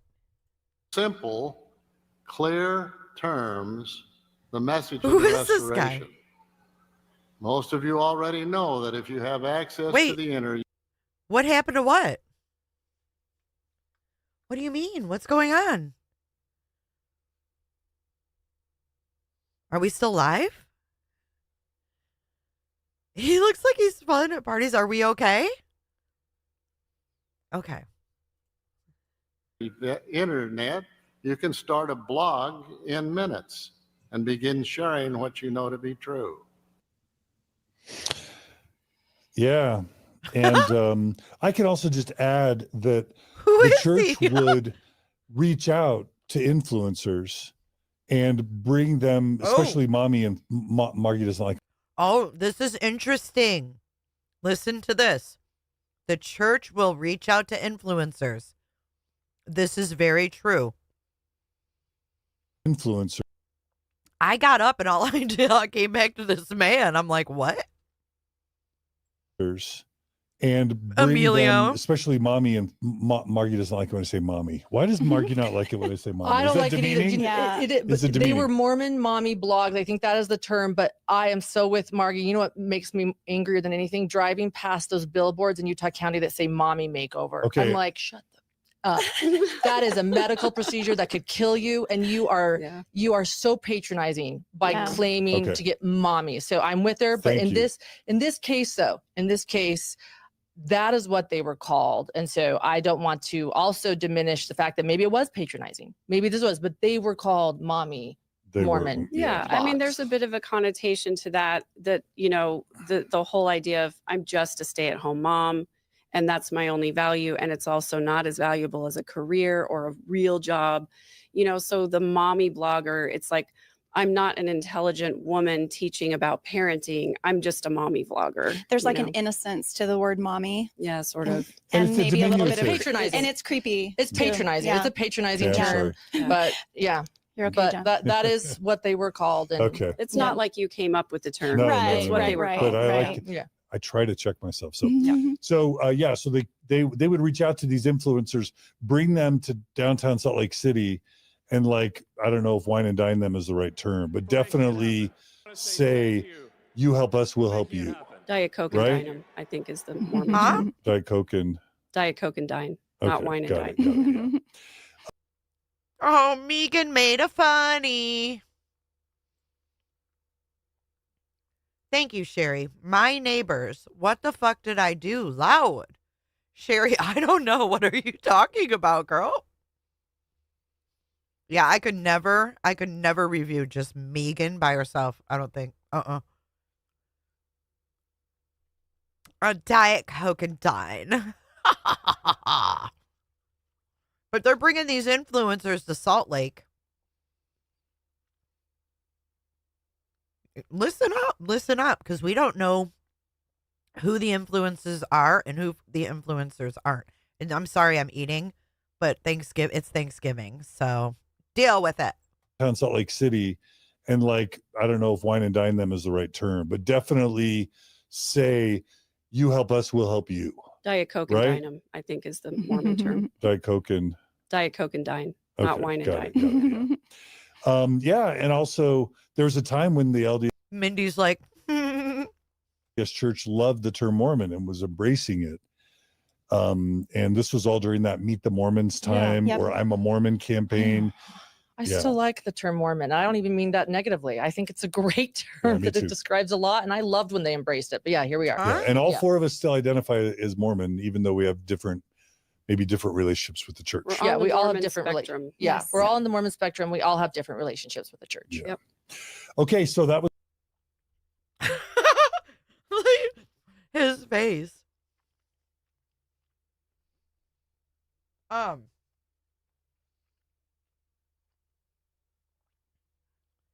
You know what's crazy is that they can't drink caffeine, but they can inject their faces with God knows what. Isn't that wild? It's supposed to be because your body's a temple, right? You're not supposed to put these things in their body, right? Wild. was Ballard's clip, and so that kind of set the stage. In some ways, the church asked that was for Ballard. this. If I were to describe kind of the intro to episode 1, so here's just some of the things I wrote down. That right. Sherry talks about Satan. We're skipping to the next segment. Kevin is also a victim. Listen to this segment. Really, really hard on Kevin. And I do think Listen. also important to just let's just go ahead and shut down any victim blaming for the whole thing. You know, I think a lot of people have been really, really hard on Kevin. And I do think that he did act irresponsibly in some respects. I do also feel see sorry him for as a Kevin. victim of abuse, however. And so, you know, as a survivor myself, there were things that I did that I wasn't proud of when I was in survival mode, you know, and one of She's apologetic for Kevin. the first things that they told me in therapy was that you have to forgive yourself for what you did when you were in survival mode. You did what you had to do to survive that time. So I am critical of some of the things that Kevin did, because as a parent, you know, your kids come first, but at the end of the day, he was a part of the victimization as well. And I think we have to Kevin keep that is in mind Ruby's as we talk husband. about anything that he said or did during that time. Yeah. And then just to say what you're saying, Mindy, going back to your point, there was clearly abuse happening in this Wacky. family before she showed up. And Long that's your before. point. Yes, Yeah. that is my point. So thanks to Vala when she says my favorite YouTube together. Oh, Vala, holla. She's loving the band, and so thanks for that comment. We have a comment from Lee. Important topic to cover, not for the entertainment of it, but I shiver for victims still out there. Thanks all. And I have to always remind myself that I get so wrapped up in these stories that I sometimes don't check my affect, right? So that's thank you for that reminder. Jenny just makes the comment, did everyone else laugh at the combination for the safe being 1, 2, 3, 4, 5, 6? That's That obviously was funny. later, Later on, in yeah. part 3, but I wanted to That mention safe that wasn't now. intended for, there wasn't a fear. We're moving forward. Ruby thinks a happy family is ... Listen. And if you hear about Chad and Kevin reflecting back, and maybe less Sherry, but I do think there was a general sense pre-8 Passengers that they had a normatively happy Mormon family and genuinely wanted to share with the world. We were talking to your associate, Lauren, before the show. Do we want to name her? Yeah, Grayson. Hear that? Your associate. Grayson. Shout out Grayson, paper plate face. Associate, Lauren, before the show. Do we want to name her? Yeah, Grayson. So Grayson's never been Mormon, right? Correct. She's my producer. But she followed 8 Passengers. Mm-hmm. And I've heard a lot of never Mormons followed 8 Passengers because they felt like Mormons had genuinely, sincerely happy, fun, interesting families. And I think that when Ruby wanted to start 8 Passengers, she's like, we've got a great, happy, fun family overall on average, and we want to share it, right? Yeah. And I think that she thought it was happy. There was a profound quote that we'll probably bring up in a little bit, and we can delve into more. But I think that Ruby thought she was a happy family because to Ruby, a happy family is an obedient family. Obedience is love. Love is obedience. That is, I think, what Ruby values, and we'll get into that later. But so I can certainly think she thought she had a happy family because everyone was in line and she was in control. I don't think she actually understands what happiness is on what I believe is happiness is not what Ruby thinks is happy. But I think that what she perceives as a happy family was an obedient family, and that's what she had. Thus, she thought she was happy. And so here, I'll show you guys what this means and what it looks like. Yeah, and I would agree. The very first video that they shot was the gender reveal for their 6th child. With the cake, right? With the cake, With the right? cake, And yeah. that seemed very wholesome to me. It seemed like the kids were So genuinely enjoying wholesome. participating. And it seemed like we were catching the real moments there. That felt really authentic to me. Okay. None of it's authentic. None of that was authentic. Shut up, Megan. We're going to move to pressure in Mormonism to find a partner. Lauren should chime in on this one. Who just seems hardworking but kind. Who could I build a life together with? That sort of thing. And who's going to love me even if I lose my faith? But the flip side of that I see a lot is Here we go. There's sometimes Mormon couples get married and they're just best friends. And that does exist. What I see more often, and we talk about this on Mormon Stories all the time, where it's so stereotypical for a guy to get off his mission president before he leaves the mission says, get married as soon as possible, find that girl and marry her. They go to one of the BYUs, whether Idaho or Provo or whatever, date for a few months, get engaged, and the engagement, it's only a few months, and they get married. And it wasn't so right, much Emilio? find your best friend, find your soulmate. For far too many, it's find someone who meets the checklist that the church gave you. The criteria. And so you're kind of marrying, it's kind of like a I don't mean to say threesome, but like it's you and your spouse and the church. And the checklist kind of represents You the wanted to church. say it. You said It's it. the person you're going to choose is doing the same things the church wants both you and them to do. And so in that sense, it's 3 people in the marriage. And that's why when someone loses their faith in Mormonism, it's not just like, oh, they're going to go to a different church or maybe not go to church at all. It's an existential threat to the marriage because there's the church who's the third, or Jesus who's the third in the marriage.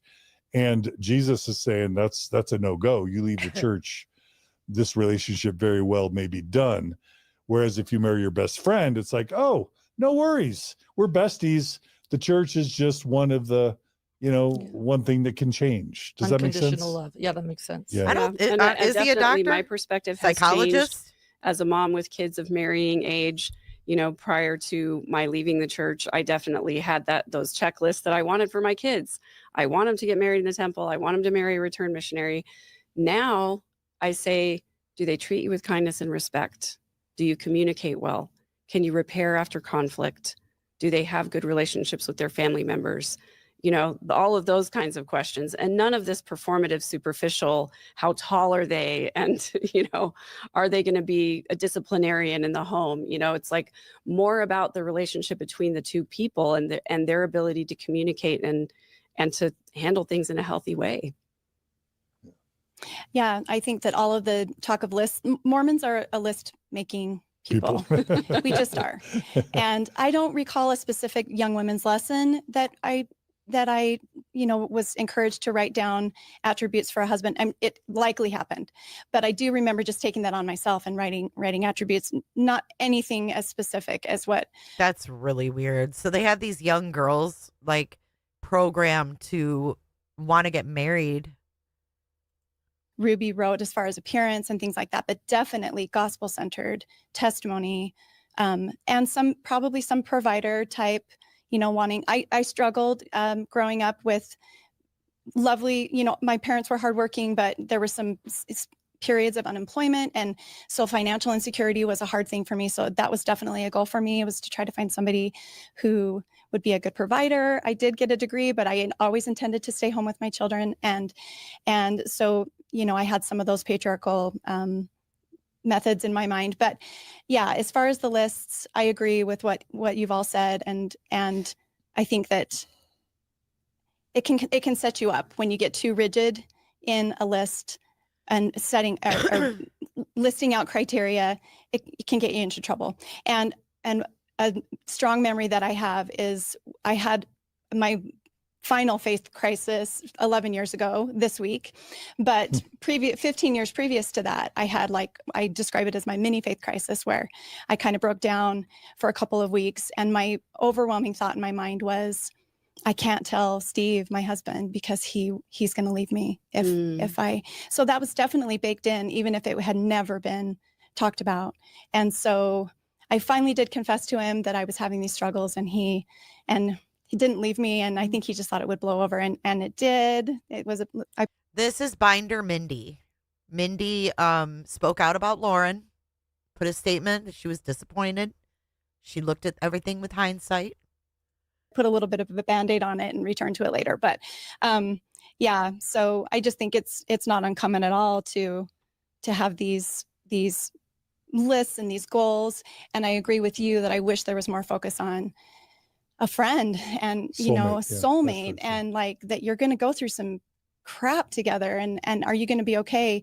And I think there's a really unhealthy focus sometimes and advice that's given to newly Mormon married couples that if you have, if you're both strong in the gospel, any marriage can work. And that's not bull crap. I know. Totally. Right. Yeah. It's crap. And that's not talking at all about sexual compatibility and emotional styles and parenting styles. And so I don't think I'm out there when I think that advice is given to a lot of people, where if you have two people who are committed to the gospel, you can make your marriage work, and it's just not true. Yeah. Amen. Thank you just really quickly to Mrs. Lonely Hearts for the support. Kind of montage of the courtship. That's the kind of people that listen to them, Mrs. Lonely Hearts. How sad. Hold on. I'm going to skip forward. I don't want to know about him and Margie. Okay, here we go. They're talking about YouTube and making more money. Listen, money, money, money. 8 Passengers YouTube video that kind of goes viral. Yeah.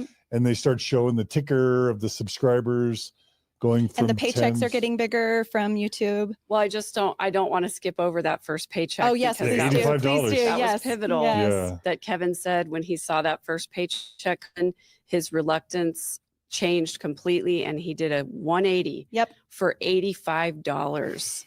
Completely changed his perspective. I wanted more, is what he wanted said. more. Yeah, that's right. Yep. Can we talk about the cosmic vending machine? Yeah. Go ahead. Prosperity gospel. Well, you had this in your notes. I noticed, in big bold letters, because I noticed this too. Yeah. Okay. Yeah. So she was reading his notes. Jesus, nosy Megan. So as they start making more money, the kids become employees basically to the podcast. It's got Paige Hannah in there, who's another. Yeah, that's the first time that we see Paige Hannah, is when she doesn't really recognize, I don't think, how popular 8 Passengers has become and how recognizable the Frankies are. They go to see Hamilton, yeah. And she's at the concession stand, and somebody's like, "Are you here with Ruby Frankie?" Are you with Ruby? And she's like, I was kind of blown away. Stand, and somebody's like, "Are you here with Ruby Frankie?" Are you with Ruby? He probably doesn't like Ruby. Are you with Ruby? And she's at the concession stand, and somebody's like, "Are you here with Ruby Frankie?" Are you with Ruby? And she's like, I was kind of blown away by. What a goofball. Paige does say, I was always blown away by Ruby's business sense. I think that's shortly before they reached 1 million subscribers. Yeah, and they talked about the money going from $20,000 a month. Well, I mean, from a paycheck of a couple $100 to $20,000 a month to at the peak $100,000 a month. Damn. So that's over $1 million a year, which is great money. And then Kevin. Show Lauren's face. And talks about a cosmic vending machine where he basically feels like he was bargaining with God, that if they are sharing Mormonism, let me just make the point. This, I feel, was an edit for the world, because Kevin says, as long as we're What is sharing it? Christianity with the whole world, in return, God would bless them. And Yes. I think that is absolutely Kevin's false delusional. and inaccurate. There's no possible way, in my opinion, Delusional. that in Kevin's mind, he was thinking, we're sharing Christianity with the world. What do Mormons think when they share their version of religiosity with the world? What do they think? Ooh, he accidentally said virgin. Little Freudian slip there, John. Mormons think when they share their version of religiosity? Ooh, share their virgin. God, why do I have to notice these things? What do they do when they're sharing their virgin? That is not a good fucking slip up there. That in Kevin's mind, he was thinking, we're sharing Christianity with the world. What do Mormons think when they share their version of religiosity with the world? What do they think? You guys want to fill in the blanks? We're the one true religion. Mormonism, right? Mormonism It's is not it. Christianity. Yeah. I mean, Mormons will get mad if you say they're not Christian, but Mormons think of themselves as Mormons or Latter-day Saints first, at least in the church I grew up with. Now, recently, just in the past couple of years, the new prophet Russell M. Nelson has, gotten rid of the term Mormon, grown the logo to make Jesus more emphasized, Okay, shortened let's- the church name to just call. Let's skip to Lauren. God. I don't care the Yeah, strides. all other churches are false in Mormonism. Any other Christian baptism does not count in heaven. Any other Christian baptism, any other Christian marriage does not count in the afterlife. I don't know. I've made my point. Yeah. Uh, Shut up while you're do you ahead, think? dude. This was a big moment for me. Well, I mean, do you have anything to say to that? Because actually, that's not. I actually didn't. It didn't even occur to me to think of like the Christian versus. So, if you have something to say, No, But- it's an interesting edit. It's interesting that he pointed out Christianity. We believe that we were sharing goodness, Christianity with the whole world. And that's not the framework of the church that I grew up in. We didn't really talk a lot about being Who Christian. I just think it's cares? changed. I mean, of course, we believed that we were Christian, but the more pressing present face was Mormon, was LDS. Mhm. So I do think there's been a shift, and I think that it's just an effort to be more mainstream and to be more palatable to mainstream Christians. growing up in the LDS faith for me was about Rob. Christianity. In fact, it was about Christ to me. But I know that's not for everyone. But for me, it was. So I didn't even catch that edit. Like Can I- that word didn't even. That Can I word. ask you about that? Yeah, you can ask me. Okay, so I didn't even what catch I'm that. I trying mean, to this do- was a moment that was big for me, but what you guys are saying is so interesting because like this wasn't even like a thing. It was a big for another reason. But yeah, ask I me. should clarify. I'm not Yeah. saying that Mormons don't believe in Jesus and don't consider Jesus to be central to their faith. I do. I'm just saying identity-wise, Okay, I don't care about that. I thought you were talking about men. disturbed and disconnected from the constant videoing of Ruby. Hold on. Okay, fake being happy right now. Here we go. And then he kind of stares off into the distance and says, I just don't know if I can. Mm-hmm. That was so sad and so authentic. And I think that Neither Megan nor Lauren know authentic, but they've both used that word today. I feel bad for Chad, even in the aftermath of all of this. I don't see anything that he did as a teenager as abnormal. I see him as a really, really good kid, a very good kid, even a good teenager. And at that moment, that was authenticity. He was saying, I don't think I can. He literally was saying, like, I know that you're a robot mom and you can somehow, you have been trained to do this and everything is a formula, but I have a bit of authenticity left. And I don't think I can. I think that was a moment also where you're going to see that Chad continues to fight back because he is authentic. And even in the aftermath, I've seen some interviews now post this documentary coming Spit it out with out. Chad Frankie and even during the documentary, I feel bad Delve for him. He into says, it. I don't know why I was misbehaving. I'm just not sure. And even then my heart breaks too because I'm like, you weren't. Like you are just not being a robot and you're not buying this whole again, obedience is love and love is obedience. that's such, I hate that. I hate that. That was the focus throughout this whole thing. But Chad is simply being an authentic teenager who is goofy, who is rebelling in the most subtle of ways, saying, I'm going to do things my own way, which is so healthy. And I can tell that he still questions it somehow today. And that was the moment too, where you're right. That was such an emotional moment. I don't think I can. It's saying that he's got a little bit of self still there. He's got a sense of self that Ruby does not have anymore. And yet Chad Frankie has it in the moment, saying, I don't think I can, was such a profound way of saying, keep that. And I think that what was happening as a teenager is he was maintaining that sense of self and saying, I just got to do things my own way. Yeah. You have And no clearly idea. he had made it clear that he was very aware that. Okay, we're skipping forward to who is the devil in the family? That referencing. Is that, huh? I think they're wanting it to reference Jody. But it could also be Ruby, right? It's the fall of Ruby Frankie. The devil in the family. It's was gotta the be fall. it's The fall of Ruby Frankie. I think it's the fall of Lauren Matthias. How about that? Supposed to be Jody, but you can definitely. If you ask Sherry, it's Ruby, right? But Well, it's a she double starts out entendre. saying- It might be a double entendre. Maybe. Yeah. Maybe? Yeah. No? Maybe. I think the double. Yeah. The double. Yeah. How sad that like, it could Kevin apply says to the Jody. devil. Kevin says the devil knocked and who's we devil? opened the door. Yeah, The devil right. is supposed to be Be Jody. Jody. Supposed to Yeah. be Jody. That's right.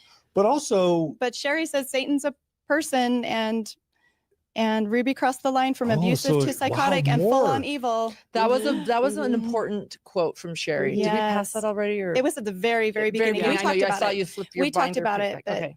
That so, was I saw you flip your binder.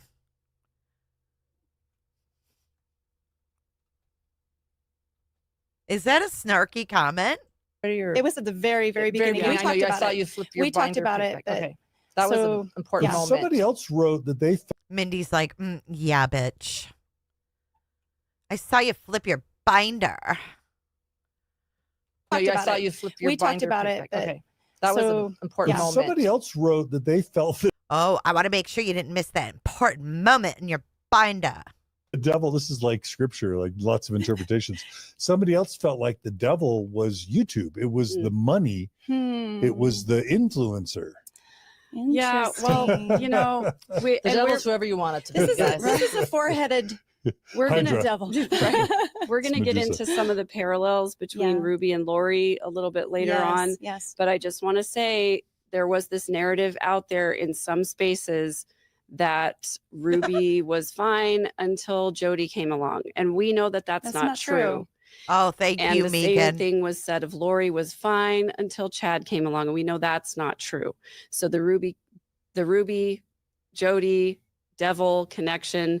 I agree with you, Lauren. Artistically, the devil was supposed to be Jody, and the fall of Ruby was Jody. Correct. I mean, yeah. Oh, you go, Megan. You go.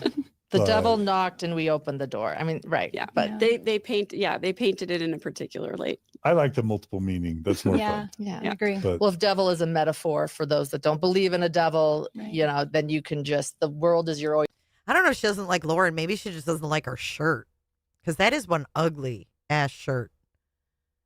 It looks like those poofy curtains, that like people used to have in like their living room. Remember when you like go to your friend's house and they have a living room that no one goes in? There's like a piano in there and like a love seat.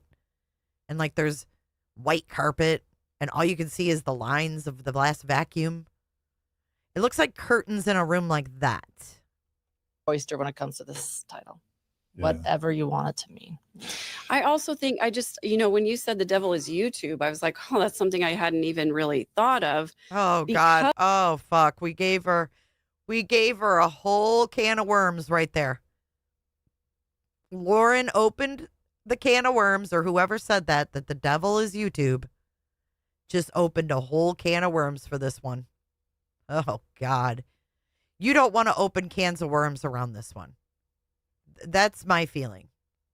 When you said YouTube's the devil, oh God, look at her thinking hard too. This title. whatever you want it to mean. I also think when you said the devil is YouTube, I was like, oh, that's something I hadn't even really thought of, because I think there's a tendency to vilify social media, to vilify the internet, to vilify vlogging. That's not the problem. The problem is unhealthy people using those platforms to spread unhealthy ideas. Oh, so you spread good ideas? Is that what you're telling us? Tell us more about what you do on YouTube, Megan. What are you doing on YouTube? Tell us again. By social media, to vilify the internet, to vilify vlogging. That's not the problem. The problem is unhealthy people using those platforms to spread unhealthy ideas and to demonstrate unhealthy relational dynamics. Oh, God. Are you kidding me? You ain't going to judge me, lady. Nope. You sure ain't. So, I'm just going back to my Mormon roots, right?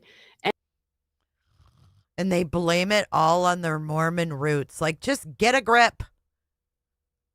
Anything can be a tool for either good or evil, and it's incumbent upon the person using the tool to use it in a healthy way. Yeah. The hammer can build a wall or tear down a wall. Yeah. Don't blame the hammer. Yep. Blame how it's used. I don't know. I remember that metaphor in reference to morality, but that's another story. Yeah. So I just can't imagine having this frame of thought. Oh, fuck, am I behind? We got LDS. We got Sherry. We already got Lori, don't we? Oh, Lori Daybell, sorry. Thank you so much, Tracy Burton. Jody gets introduced. Paige says that Jody was influential, that Jody knew how to cut to the chase. Boy, did she. That she'd worked at a prestigious drug. Okay, now we're going to the beanbag incident. Had been counseling with Jody for some time. Counseling? Is that therapy? Yes, it is. Several months. And referring to the previous part where she's like, he's running circles around you. He needs some consequences. And one of those consequences was at the time that he lost a lot of privileges. He lost electronics. And one of the main privileges he lost was to have his own bedroom. And so that's when he moved to the basement and was forced to sleep on a beanbag for 7 or 8 months. Okay, I think we got no bed too. They're talking about Chad Frankie. This is disturbing. And so Kevin says he was not complaining anymore about his sessions with Jody. I remember just thinking, he's fixed. He's polite. He's grateful. This is great. Ruby and I both were like, okay, I think you're ready to have the privilege back of a bedroom. That was the spark that blew the powder keg. And so then it shows the video that started all of this, where it's Ruby and Chad sitting up next against a wall, and Chad kind of Chad says, I know my bedroom was taken away for 7 months and you gave it back just a couple weeks ago. And you can see Ruby's face. She just kind of has this realization, like, it's an eek moment for sure. And she says, I don't think our viewers know that. And Sherry says, or somebody off camera says, you've been sleeping on a beanbag. And Chad said, I've been sleeping on a beanbag and they gave me my room back like 2 weeks ago. And so when they released that video, Ruby still released the video even after that kind of awkward moment where she realized she's going to be exposed for this thing that she did with Chad. Then the YouTube comments just... Oh, this is interesting. So basically what she's describing is the demise of the 8 passengers, or 7, 8, 9 passengers. I don't know how many they had, but too many passengers. But she's talking about how that woman was basically called out in that video, Ruby, by her son for taking away his room and his bed, but still doubled down and kept posting videos, right? And isn't that what we see Lauren doing now? Not even doubling down, tripling down,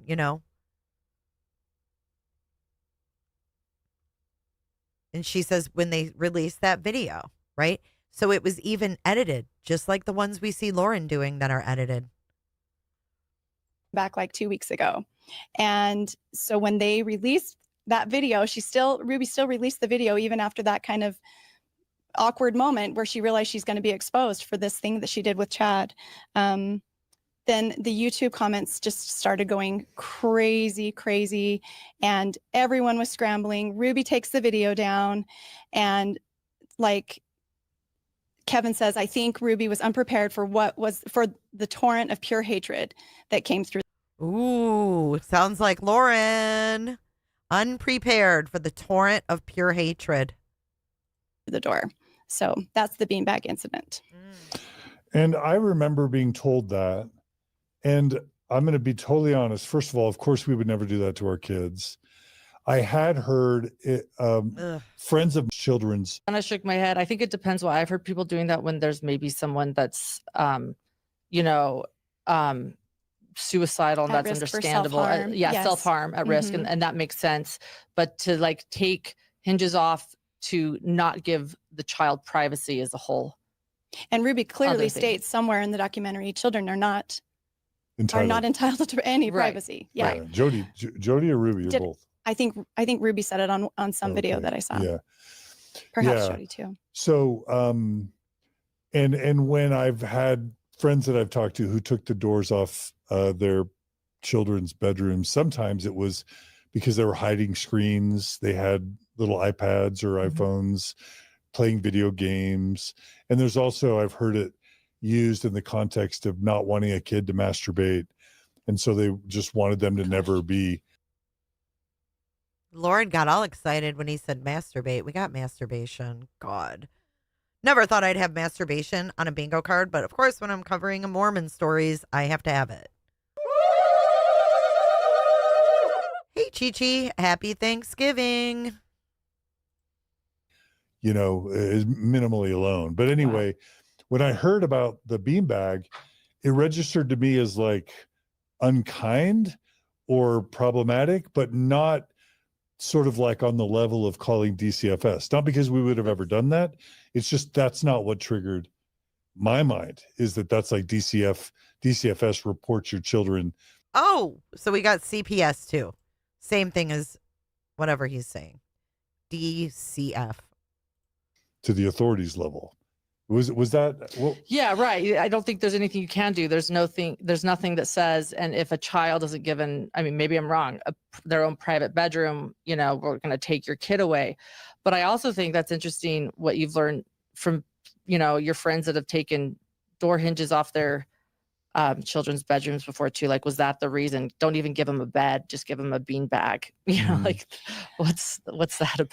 Right. I think the context is important, the whole picture, because maybe the isolated having your kids sleep on a beanbag is something I would never do as a parent, but that was one of many things that had become problematic for 8 Passengers viewers. We'd had the incident where the youngest daughter forgot to take her lunch to school, and Ruby proudly proclaims that her child needs to learn accountability and responsibility, and that she will not be taking a lunch to her child, like her first grader, and told the teacher, please do not give my child any food. I mean, that's just one. There were several instances, I think, leading up to the beanbag video. This did not come out of the blue, where Ruby was displaying some, problematic, abusive, unkind traits Say it on like her it is, videos that she was crimes. releasing. And so I think that it was, Kevin describes it as the powder keg. I think it was a buildup, and finally people are like, and Kevin, or maybe Chad was kind of the favorite, and so people were sensitive to like, you shouldn't do that to Chad, and he'd been to the camp, and so there was just a lot going on leading up to that. I think people had just had enough. They're like, finally, like, these parents are crazy, and that's some of the things they were saying in the comments. But Kevin blamed the algorithm. He said the algorithm began to recognize, ooh, this is a hot topic, and everyone scrambles, and that's when Ruby took the video down. So perhaps people were seeing that video for the first time who didn't have any context to the 8 Passengers family. But however it came about, I was thinking it the was same a thing, terrible Teresa. incident for their family, Their and wording it changed is 8 Passengers forever, wrong. that video. That was an important point you just brought up too. Is after that happened, and everyone started talking about the family, calling Ruby abusive, a horrible mother, rather than being introspective and saying, "Oh, maybe they're right. they perceived that they were victims. They blamed the algorithm. They blamed people trying to cancel them. They were. Oh my God, cram it. Thankful I did not just burn my house down after smelling rubber burning, then finally realizing my charging cable, charging my vape, was smoking. Thank God you were home. Thank you, cram it. I'm so glad everything's okay. That's scary as shit. A product of cancel culture, and they did nothing. This wasn't. Yes. This isn't us issue. It's a them issue, and that was a good moment in the documentary too. A good edit where Kevin is saying this. It was terrible, and then finally the interviewer states, "Well, do you think then now looking back they could have been right? Was it valid?" Yeah, was it valid? Yeah, Is that that's it? You have what it he- written that's down? what he Take says. it away. No, Mindy. no, You have it no, written you down. I don't can- have the note. I'm the he only one that said- doesn't have notes in front of me. No, you're fine. He said, "Do you think," the interviewer said, "Do you think they had a point? Any of it valid?" They made another comment about her notes. Thank you, Salty, again for your super sticker. Valid. And Kevin responds, "From my perspective now, is any of it valid?" And then he sighs and he says, "Sure, I think a lot of it was valid." So he acknowledges Acknowledges that it after now. the fact. Yeah. Yeah, but I think it's also very telling that they actually consulted an attorney Mhm. about this. Like, what should we do about this situation? And the attorney's suggestion was maybe you should apologize. Maybe there should be a backtrack. Maybe we should walk it back. And Ruby's response was no. Absolutely. Just like Lauren's. Walk crime, walk it back. Nope. She walked it forward off the cliff. The lawn crime. Right off that cliff. Not. Absolutely not. Yep. We're not going to apologize. And I thought that was There you was go. pretty wild, to Oh, you thought it was wild that they didn't apologize, but you don't think it's wild that Walwyn didn't? After she talked shit about victims? That alone should tell you to speak publicly and say, you owe everyone an apology. You need to take accountability, but you don't. You know why? Because you think those 300,000 subs are all real, and you think you're going to get some of them. to not be able to take any feedback from the people who are watching your channel. Oh, this is really ironic, is it not? Oh, how many X gems do we have in chat? Put a 1 if you're an X gem. Did she listen to your feedback? Does Megan listen to your feedback before blocking you? How many of you have been blocked by Megan? Put a 2 in chat if you've been blocked by Megan. Look at all these ones. There you go. The proof is in the pudding, if you will.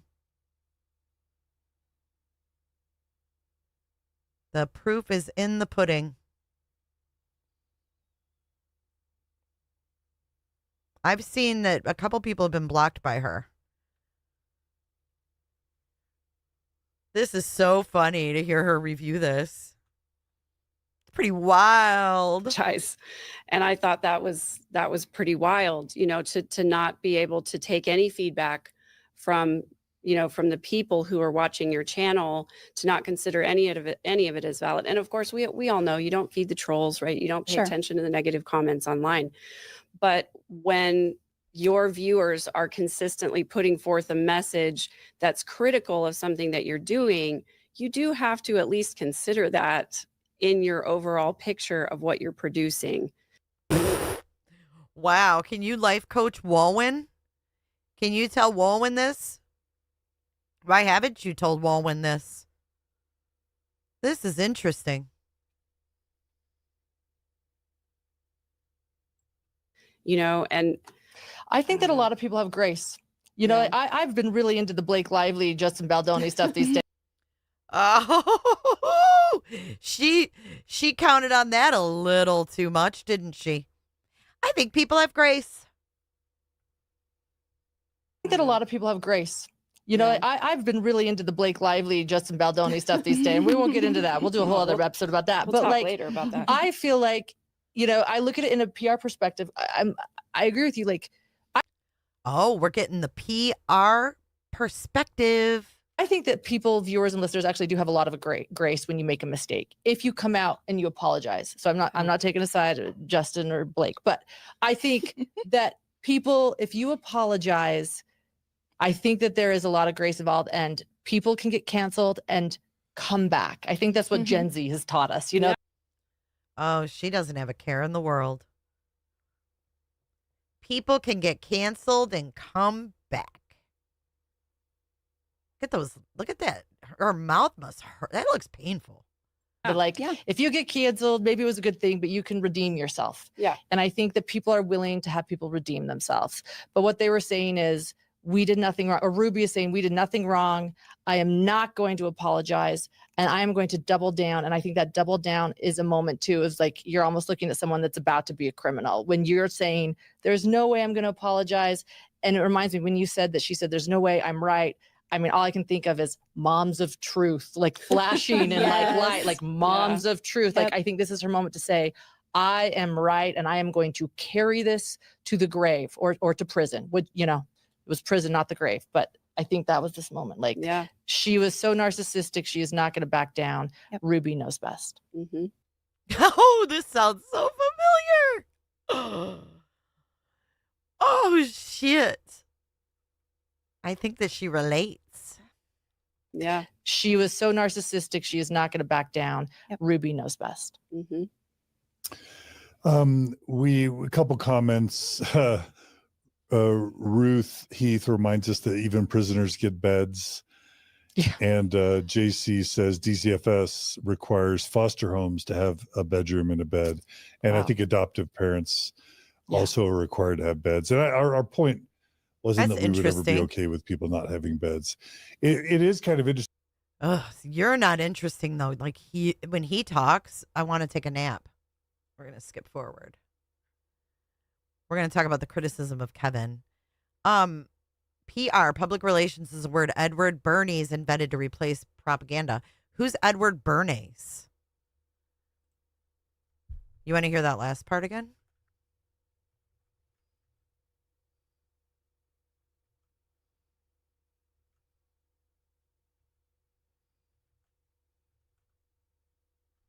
Orthodox or fundamentalist Christianity, as illustrated in Shiny Happy People, there's that whole blanket. Whole lot of horror that was.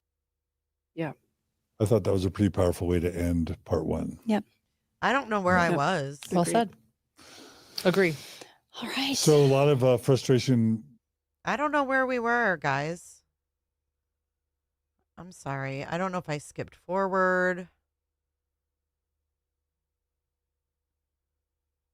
We were in the beanbag incident. You know, from the people who are watching your channel. Here we go. Here it is. It's the beanbag incident in this chapter.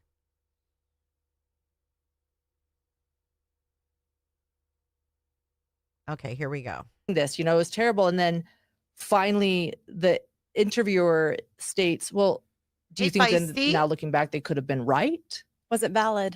Yeah, was it valid? Yeah, Is that it? You have it written down? That's what he says. Take it away. No, Mindy, no, you have it no. written down. I don't have the note. I'm the only one that doesn't have notes in front of me. No, you're fine. He said, do you think, the interviewer said, do you think they had a point? Any of it valid?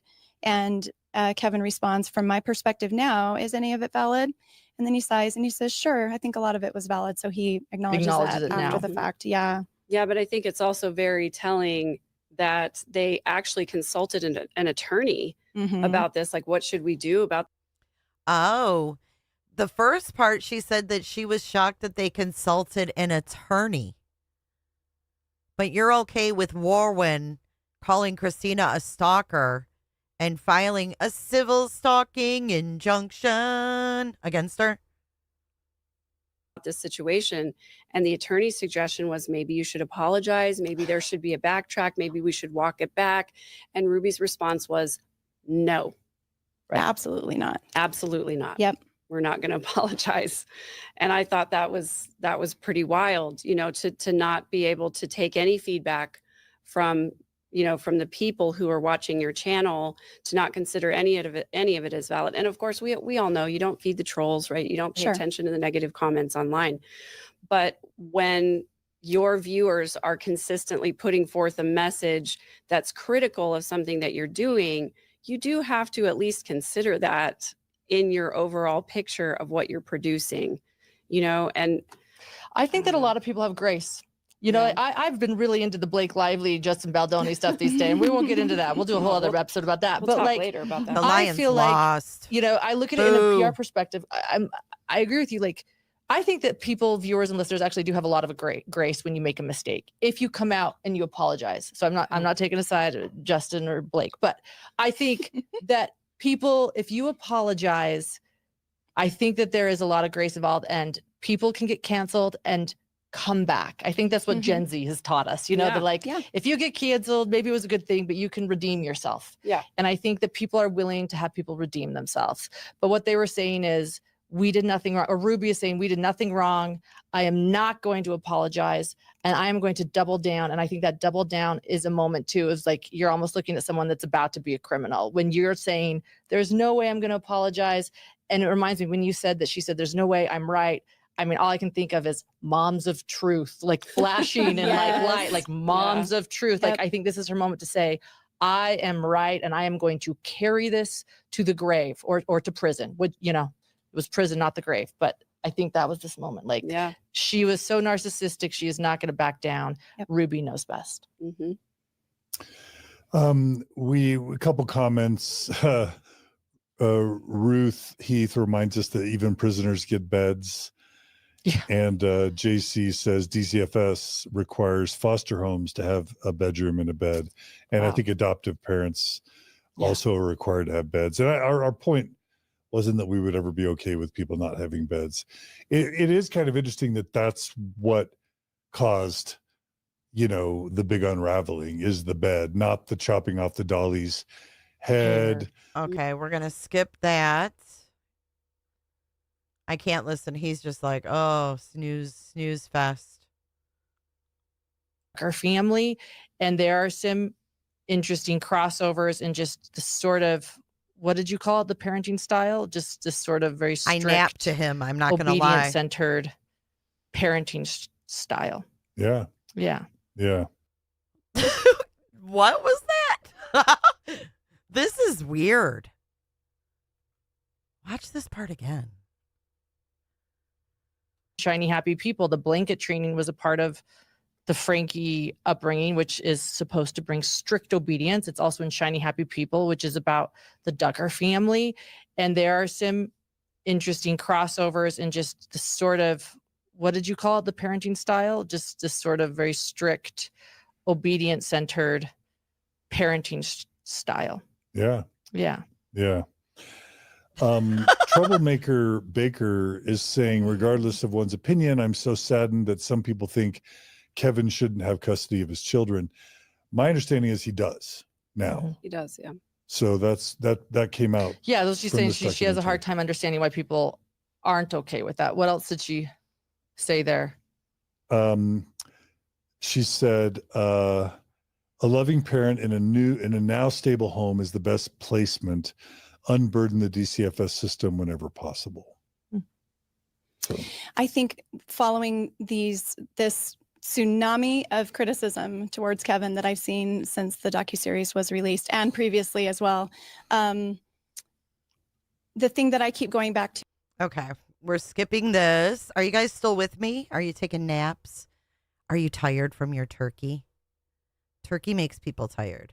All right, the next segment is going to be Kevin's initial. I'm skipping Sherry saying Chad got beaten. I don't want to hear that. Kevin's initial reaction. Ruby was just into it. And I noticed that so many of the women in that room were just, and he says, whoop, laser focused. They were intent. They were on the edge of their chairs. And I remember turning to Ruby and whispering, this feels like a man-hating club. This is a cult. Mm-hmm. Kevin says that to Ruby, and I was like, and so then Ruby recruits Paige. We got to get Kevin on board with. Who are the Duckers? Is that a real family? This, and so eventually, so part of me is like, oh, the first instinct about something, listen to that. And I think it goes back to him wanting to please Ruby and finally came around to it. So didn't she say Duckers? Oh, she was trying to say Duggars. The Duckers. And Paige had that quote, we Yeah. put so much pressure on Kevin. Yep. Did y'all catch that? Yep. Yeah. So there's That's like what a few Paige things said. there. Yep. There's you're right, like trust your gut instinct when you see red flags. Yep. That's real. Yeah. Trust your gut. Yeah, trust your gut. Trust your gut. If you haven't left already, hidden gems, trust your guts. Yeah. Yeah. Red flags are there. Secondly, you're right. Then we bring in triangulation and her recruiting other people to sort of coerce and convince Kevin, which is so God, these are all traits of her projection. culty too, but it's also coercive control. It's everything. It's triangulation. It's everything. And then I also want to point out that, like, I know that, another man has accused Paige Hanna of stalking him as well. This is on record. You can Google it. It's stalking. That wasn't on the Mlingo board, though. It was in the court. And so it's just interesting that, like, is Jody recruiting Paige to sort of go after all these men, because there is a court order against Paige. It was later dismissed, but the court record is there that she was charged with stalking another man that was in connections as well. So I'm like, to hear that Jody's telling her go after Kevin, I mean, what is she telling Paige to do? But you're right, that's triangulation. It's trusting trusting the red flags, the gut instinct, everything. Yeah, and it's sort of this practice of manipulative, controlling people to use other people as pawns, right? And so I think you're scanning the room as a manipulative person for, who is a danger, who's a threat to me, who's going to see through me, and also who can I use and for what purpose. And I think Jody saw Paige Hanna as someone she could recruit as a minion to help me keep track of these clients. If they're not showing up, what are they doing? Are they participating? Are they buying back in? If they're starting to drift away, find a way to bring them back in, and just super manipulative. But I have a question for you, Lauren, because I was confused about the timeline on this. So I know Jody's therapy license was suspended for a time, and then she sort of rebranded under coaching. So, and you were saying the Zoom calls were confidential. I mean, obviously coaches, we have confidentiality agreements as well too, but I was just curious, she didn't get her license reinstated, did she? No, I think she did, right? It was suspended. It was Okay, suspended. okay. Thus, she got it back. She got it back. Do we know the timeline for that? I think it was John 18 probably months, does. maybe. Wow. I think Okay. I'm guessing. They're talking about Ruby Frankie. My memory's foggy. And she came back and with, classic sociopathic behavior, claimed herself the victim in that, Right, and that, right. people went after her. It was a But that was disgruntled in- client. But that was in response to Adam Polstein. Right. And all that. So just to put a little thing out there for anybody who is interviewing a therapist for the job of protecting your mental health, because it should be a job interview, right? Ask Yeah. them, have they ever had their license suspended or We can't ask John. He doesn't answer those questions. He dodges those questions. This is some major thing out there for anybody who is interviewing a therapist for the job of protecting your mental health, because it should be a job interview, right? Ask Yeah. them, have they ever had their license suspended or revoked? If so, what for? And it's very telling the way that they speak about experiences with former patients, clients, whatever it is. If they're very if they talk about former patients, clients, all we hear about are sex offenders. Hello, Miss Potato. Happy Thanksgiving. I know you don't celebrate it there, but happy Thanksgiving because you're one of us. offensive and they play the victim, that's probably a red flag. And Jody was a liar. Let's point out that You play the victim, that's probably a red flag. And Jody, if they're very defensive and they play the victim, that's probably a red flag. If they're very defensive and they play the victim, that's probably a red flag. And Jody was a liar. Let's point out that too. Like, she wasn't just narcissistic. Like, she was absolutely manipulating and absolutely knowingly lying. She's also said she was a psychologist when she was Oh, this sounds really familiar. manipulating and absolutely knowingly lying. She's also said she was a psychologist when she wasn't a psychologist. Okay. She Bing was bong. manipulative. That's why I actually brought up sociopathic behavior. I'm not going to I'm not going to diagnose or anything, but that is the word that we say when we don't like someone. We say they're sociopaths, and we don't care. I'm not afraid to call it out for what it is. Yeah. This is more than narcissism here. This Right. is a psychopath, in my opinion. And she knowingly lied and she knowingly manipulated. And I guess I'm saying psychopath, in my opinion. And she knowingly lied and she knowingly manipulated here. This is a psychopath, in my opinion. And she knowingly lied and she knowingly manipulated. And I guess I'm setting the stage there because I know we're going to come up with some more things that she did. Lied and she knowingly manipulated. And I guess I'm setting the stage there because I know we're going to come up with some more things that she did. But go ahead. No. Ooh, that was loaded. Oh, I'm sure this comes up later in the episodes, God. but I just wanted to call it out. There was a point where I don't know if it was that said, from someone that said, I've been listening to you for a long time and you need to check Adam Paul Steed. You are wrong. This man is an abuser. Like, she absolutely retold the narrative of Adam Paul Steed, and she was talking about it in her groups because this woman was right back, a client of Jody's. She was explaining how she was taken advantage of by a man who had addictions in her group, that he was an abuser, that they got divorced. So like, she knew that that could always come up as an issue, and she was absolutely telling that story to not just Ruby and Kevin, but to the whole group, as in like a lesson of like how people have tried to push her down and not let her tell truth, but she is back. And so that was an email we got after we interviewed Adam Paul Steed was, how dare you not check this source? You're going to learn about him. Brooklyn's asking us to kind of explain who Paige Hanna was. And I think that's actually a really good point. Yeah, that's a really good point. Because 8 passengers weren't the only influencers. I just chat GPT'd this, but it's saying that Johnny Hanna, Paige's husband, was the co-founder of Entrada, which is a property solutions kind of software package or whatever. He would have potentially made a lot of money off of that. And then he was also the co-founder and CEO of Homey, which was an attempt. It's huge, yeah. Yeah. Or was? Is it not? I don't know if it ever really made it past COVID, but okay. It was certainly trying to compete with the MLS and become sort of an app for buying and selling homes. But regardless, you could always drive down to kind of the I-15 Utah County Boulevard and see Homey billboards up. And it would be almost certain that the Hannas were worth at least tens of millions of dollars, if not, I don't know, hundreds of millions. And that, you know, it wouldn't have just been the 8 passengers as influencers that Jody was taking advantage of. The Hannas would be important influencers too. Right. If you haven't been following this case from the beginning, you're right. You don't know who the Hannas are. The Hannas, you're right. They were influential. They were wealthy. And it shows a pattern of deception by Jody because she tried with the Hannas what she then did to the Frankies.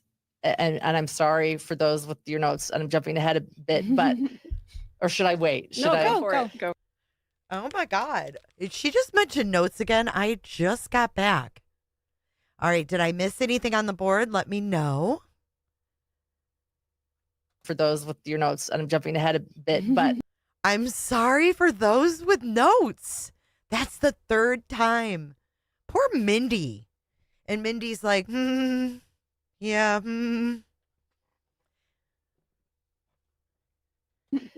Or should I wait? Should Go for it. That Jody Hildebrand. God, you are a bitch, Lauren. Frankie's, and I'm sorry for those with your notes. I'm jumping ahead a bit, but or should I wait? Should I Go for it.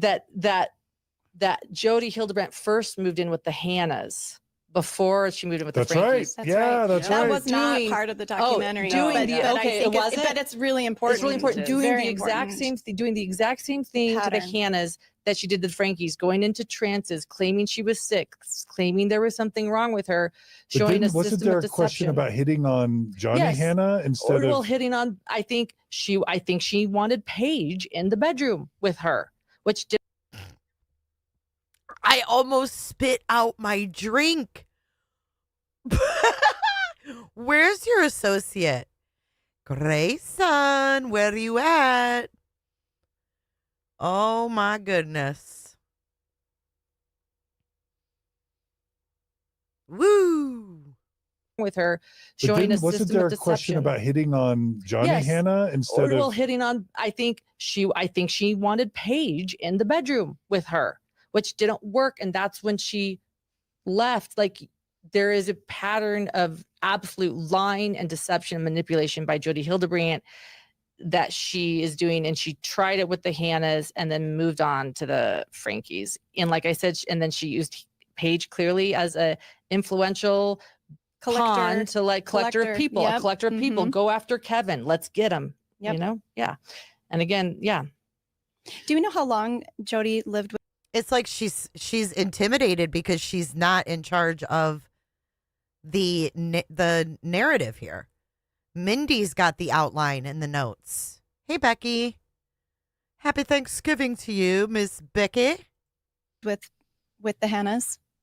I don't off the top I of my can't head. remember. But it was a substantial Months, I would period, say. right? Paige did her own YouTube videos where I think Yes. she gives the whole timeline, and I don't wish I had remember. reviewed those. Yeah. Yes, I watched those It's when they been a came long out. time since I've Mhm. seen those. Yeah. But we sort of veered away from the discussion of how Kevin reacted to. I guess we can mark off a fair because she just talked about Paige and Ruby. Bing bong. Being a connections facilitator at first, he said that Jodi was really complimentary of him, really validating, setting him up as an example in the group, saying, you know, everybody He's should a be like man. Kevin. He's a man. He's He's a taking man. responsibility. Yep. You know, that was going so well until it wasn't. And Which again, this yeah. is Go ahead. this is interesting. He said Hey, tattoos. it felt so good, and I began to look forward to it, working with the connections in the men's groups, because all I wanted was praise. Do you want to know what felt the most good? What? It was seeing the way my Bing bong. wife was looking at me. And the interviewer asks, "How was she looking at you?" And Kevin replies, "The way I'd always wanted her to look at me." Ew. Okay, I need a little palate cleanser because they're defending this Kevin Frankie and acting like he's a freaking victim. Oh, I always wanted my wife to look at me demasculated or whatever that word is. I got a video for you guys.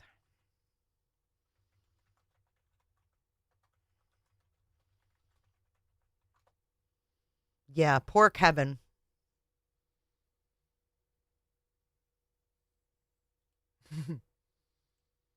Palate cleanser time, and it's not McSpunky time. Here you go. Here's Kevin being the man he always wanted his wife to see him being. Mr. Kevin Frankie.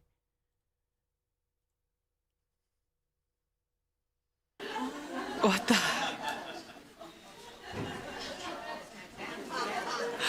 Oh my gosh.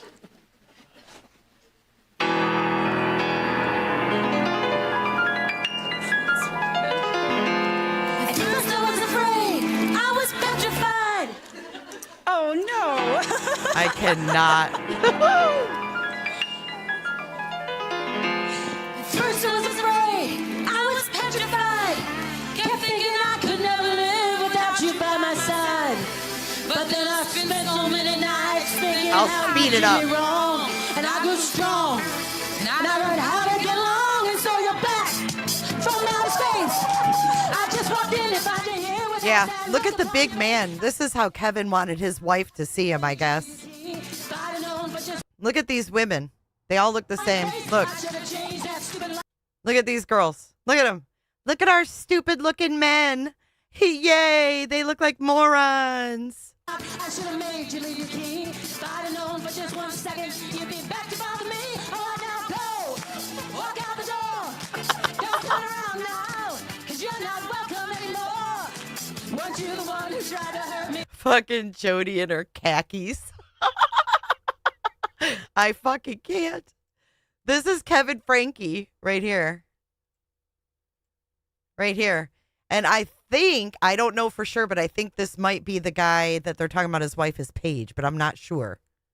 You think I crumble? You think I'd lay down and die? Oh, no, not I will survive. Oh, as long as I know how to love, I know I'll stay alive. I've got all my life to live. I've got all my love to give. And I'll survive. I will survive. It's terrible. Hey, hey.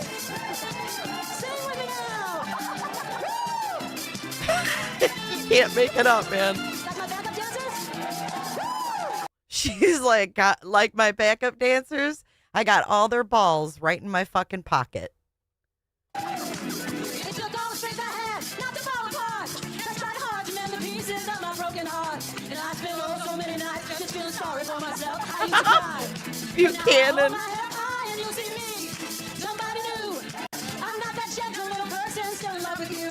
And so you felt like dropping in and just expect me to be free. Now I'm saving all my love for someone who's loving me. Oh, now go, walk out the door. Don't turn around now, cause you're not welcome anymore. Weren't you the one who tried to break me with goodbye? You think I crumble? You think I'd lay down and die? Oh, no, no, no, I will survive. Oh, as long as I know how to love, I know I'll stay alive. I've got all my love to give, and I've got all my love to give, and I'll survive. I will survive. Yeah, they're in prison.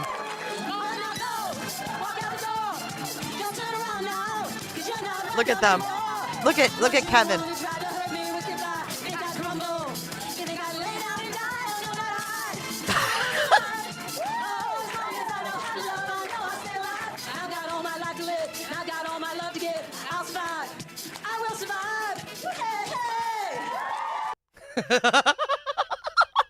You can't make this shit up.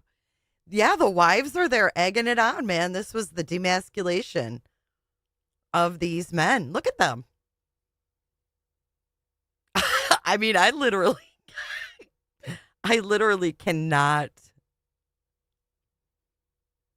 Can someone please send this to Jolene? Jolene. I would love to see Jolene blind react to this fucking video.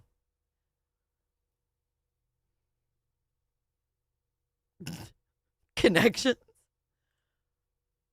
Okay, we're going back to Mormon stories. Yeah. Interestingly, tell me if y'all noticed this, but like there's this montage where, you know, Kevin clearly submits to connections, starts being a poster child. How fitting. Kevin clearly submits to connections. We just watched that in the flesh. Where, you know, Kevin clearly submits to connections, starts being a poster child for connections. That must have made Paige super happy, along with Ruby, clearly made Ruby happy. Where all of a sudden, it seems like that was Paige's husband. She said that Ruby wanted to be in the bed with Paige. That was Paige's husband up there dancing next to Kevin. Kevin's biceps like triple. Kevin has a bit of a glow up there. And all. So Mr. Delon here was looking at what's his name's biceps. Damn. John. Biceps like triple. Kevin has a bit of a glow up there. And all of a sudden, in the connections era. He's wearing a tank top. I wonder if he's taking testosterone or something, or working out a lot. But all of a sudden, he seems to have a glow up, and they've got that montage of like. You know, it's funny. I've watched that a million times, and I never once noticed that motherfucker's arms. I never once noticed that. Did you guys? Women in chat, did you notice Kevin's pipes? Or as they call it, a glow up? I don't even know what a glow up is. The fuck is that? I call them pipes. Did you guys even look at his pipes? I couldn't get past the glittery headdress, but Him and Ruby in the kitchen, where he sneaks up behind her and he's kissing her neck. But also they're sailing together and the wind's blowing through their hair. He definitely had a glow up. Yeah, it was like Kevin in his glow up era. Yeah, and it's like this idea that because of Jody, their marriage got revitalized. The connections brought happiness to the marriage and to the family, and that everything was really going smoothly. Yep. Did y'all get that sense? Yeah, absolutely. Okay. And then enter Moms of Truth, the Facebook group. Yeah. And I just want to point out again, because I actually brought this up. I think this is the beginning of coercive control. You improve somebody's life. oh God, coercive control. Dr. John made me say it. He said, make sure you say coercive control. Life. Yes. You make them dependent on you. Oh. And then you pull the rug from them. And that's what's about to happen. pulling the rug. That's Percent, coercive control. Lauren. Yep. Classic. Yep. Thank you for pointing Lauren. that out. That's so important. Yep. Because I think when you're in that phase where things are starting to get better and improve, you're like so relieved, right? I don't to know what a have glow up is. I don't know. something changing and things are getting better. This is working. And that keep it that way. experience, exactly. And then that experience, when things start to go bad, you keep recalling that experience. And you don't You go give back to enough it, credence yes. to the things that Mhm. are bad because you keep going, it was so good. Moderator, for such a you long love it. time. And you have hope that maybe we're in a rough spot, but we're going to get Right. back to that Right. spot. We'll get back to that initial phase, that euphoria. Yep. And the abuser Yeah. keeps changing the goalposts too. I just want to point this out because like Mhm. I can't believe that we are sitting here nitpicking a family that was public. Can you imagine being this family and know that we're doing 5-hour podcasts on them? But so I think the most important thing about us, and they were public and they now have a documentary, so it's fair. I'm not, it's fair that we're doing this. They're public figures. But I think the most important thing to talk about is like what happened and to point out to so many people were pulled into connections. Like this is coercive control Yep. to all the people that were in this and to like moving forward with manipulators and criminals and sociopaths. Like this happens and this is how they do it. And It's this is the you! formula and it is done again. It's you and your family. You're the crooks. Wow. Manipulators and criminals. Is she looking in a mirror?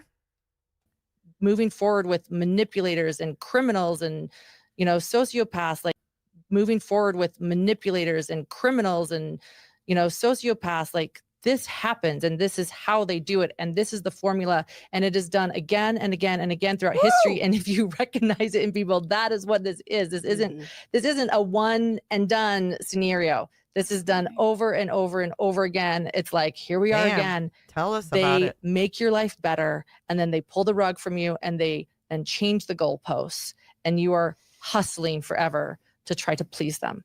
Yeah. This is a cult. This is coercive control. Yeah. Thank you for lining that out so beautifully. Oh, Because let for me me lick your personally, ass. when people ask me, well, why would you want to keep talking about this? Whoa. This is the reason why. Yes. Because we have Why? a real world example that this played out right in front of everybody. Oh my God, it sure And did. we have, dare I say, anthropological evidence here, of Dare of you these say? patterns that played out, and people saw it and didn't recognize it. Right. And for Wow, me this is so personally, familiar. my personal vendetta is pointing out manipulative and controlling behaviors and teaching people how to defend against it, Oh. so that more people don't. Well, you haven't recognized the manipulative and controlling behavior of Lauren, and you haven't called that out. Stop being a life coach. You got no business.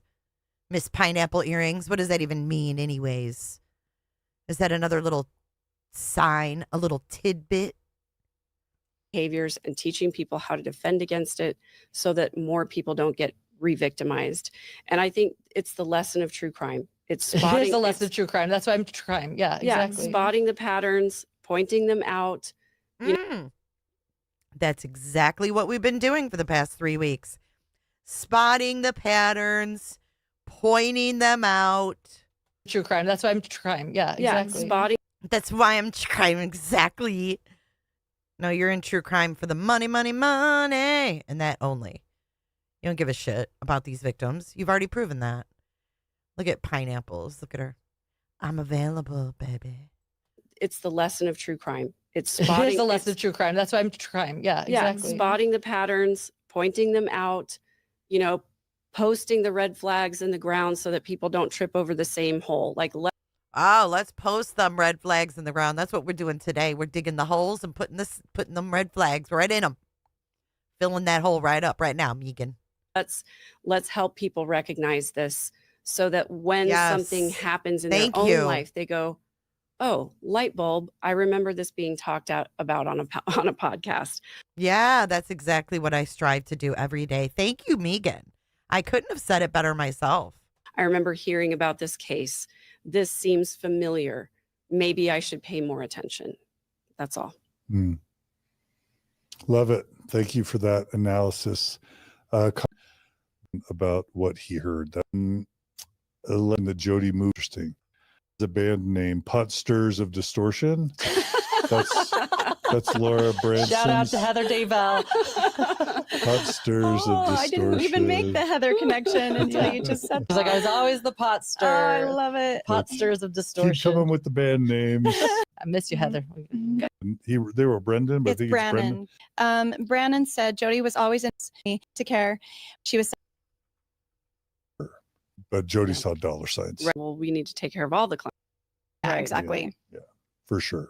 Yeah. Like we need to take care of this one. Well, we need to take care of all the clients who come Yeah, in, you know. So, but Jody saw dollar signs. Right. Yep. Right. Okay, so after kind of that glow up, and even, by the way, even Chad and Sherry.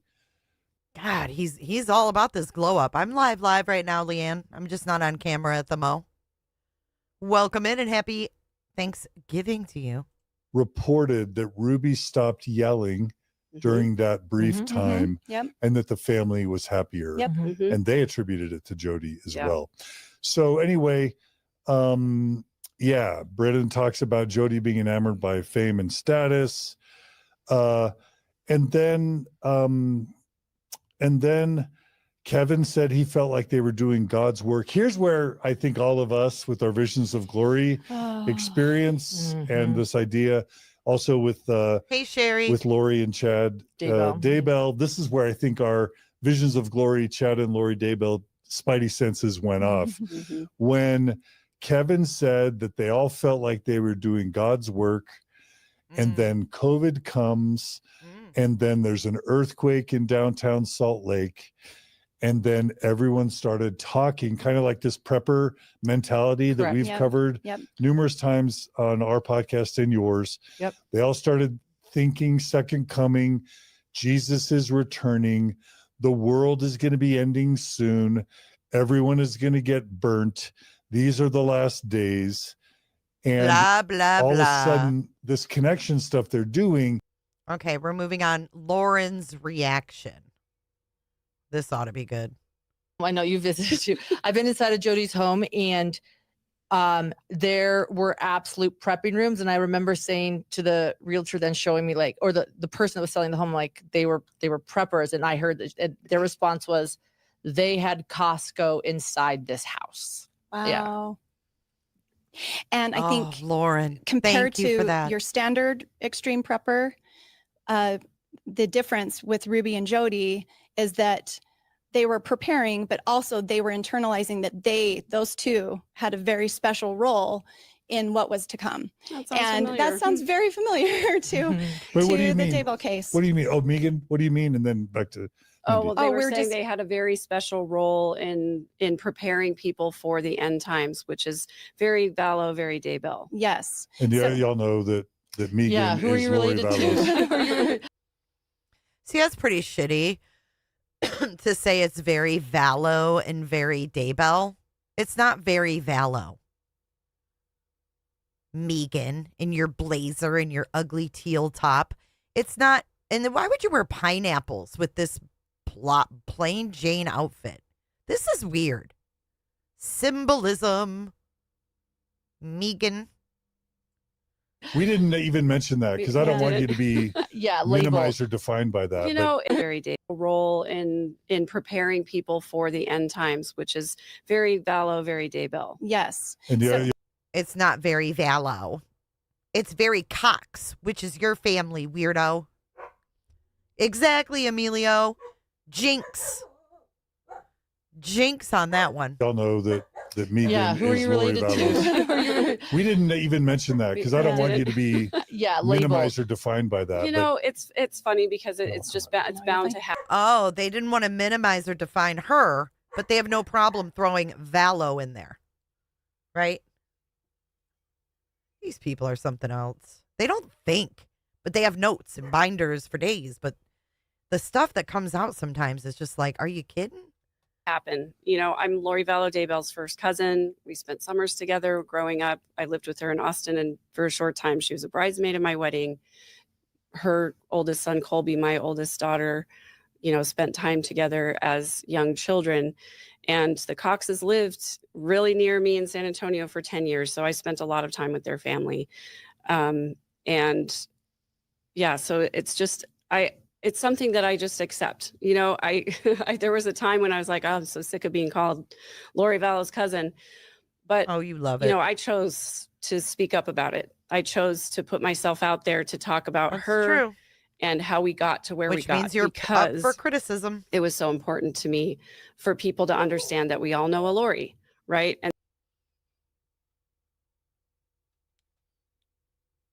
I thought somebody was at my door. Hold on. This is weird. And so I don't mind being referred to as Lori Vallow Daybell's cousin, because it is a part of my life in a way that I never thought it would be. But I have embraced it as an opportunity to talk about some really important things that are very, very valuable to me. So, yeah. Well said. Very good. Okay. Thank you, Megan. Mindy.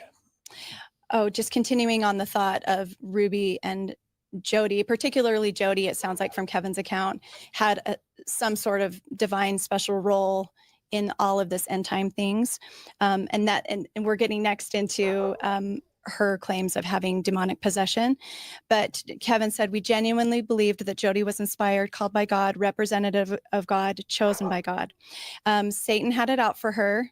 And we believe it. We wanted to believe it. And the interviewer asks why. And Okay, so this is going to be Lauren. I got to go let my dog in. The door shut on her. It's getting chilly down here in Florida. We're getting a cold front. Feels nice.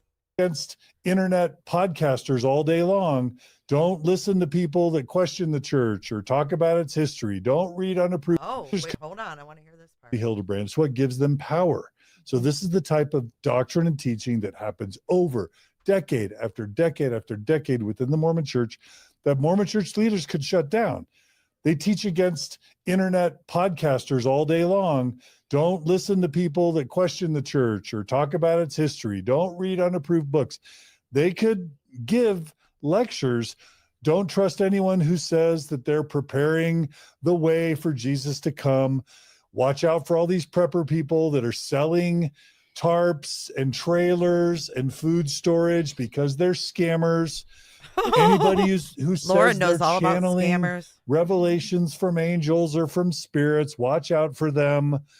Like the Mormon church could shut, I'll swear, all this shit down if they wanted to, but for some reason they don't want to. He cussed. And this is just yet. And I didn't know this. Again, I didn't know about the prepper stuff. I did not know that everyone around Jody was viewing her as like as a John the Baptist preparing the way for Jesus. Absolutely. Well, and she was in with Tom Harris. She was speaking at Tom Harrison's conferences with him. You know, like this is this crew.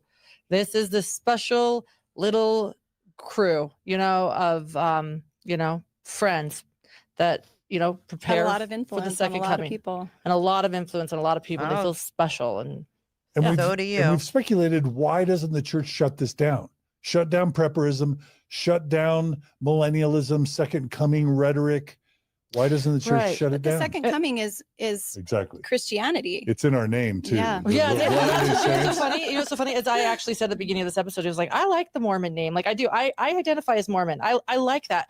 It's so funny that they are demanding that we sort of switch the name to the Church of Jesus Christ of Latter-day Saints so strongly. Like I actually see the latter day part of it is like kind of problematic. Like I get that has Christ's name in it, but like it's really emphasizing the prepper movement in my opinion. Yeah, And, that's a and good it's also point. not to mention it's just sort of exhausting to say over and over again. But you know, and then it gets shortened to LDS, which again is latter day. Like, Yep. okay, like I'm down with Mormon, but you know, but like Yep. okay, like I'm down with Mormon, but you know, latter day, like Yep.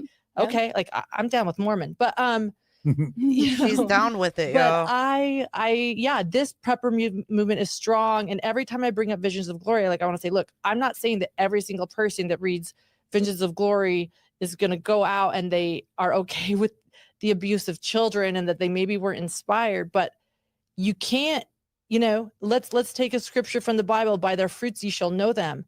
You can't disregard that this sort of community has produced criminal after criminal, and this isn't your average criminal. These are people harming children. Oh my goodness gracious. These aren't your average criminal like my family.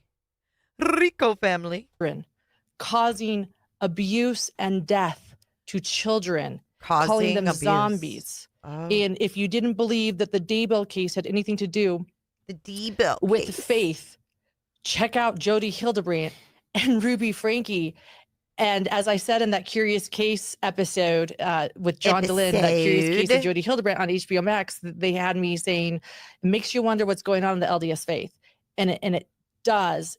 And it should be stopped and it should be looked into. And we're bringing it up right now. There is a subgroup of prepper extremists that have some strong beliefs. And in the book Visions of Glory, which Ruby read and Jody read and Chad Daybell read and Tim Ballard read, it says that in the last days, you're going to take it upon ourselves and you are going to release people from their mortal realm because they're going to have wicked spirits inside of them. And if they won't change, we can act as God and kill them. That's in this book. So whether you were inspired by this book or not, or you think it's metaphor or not, like this, these are some crazy beliefs. And I just, sorry, I'm going to get off, this is my thing. No, Sorry, I'll stop. It's important to talk about it. Christ. I did not realize, like you, John, I think I'd heard about the food storage in Jody's Ivan's home, but I did not realize that not only was she prepping, but that she was internalizing a special role for herself. It's a Messiah complex. It's a Messiah complex. Yeah. That's where things can get really dangerous and scary, as we saw. I just didn't realize that was part of it, so that was new to me as well. Yeah.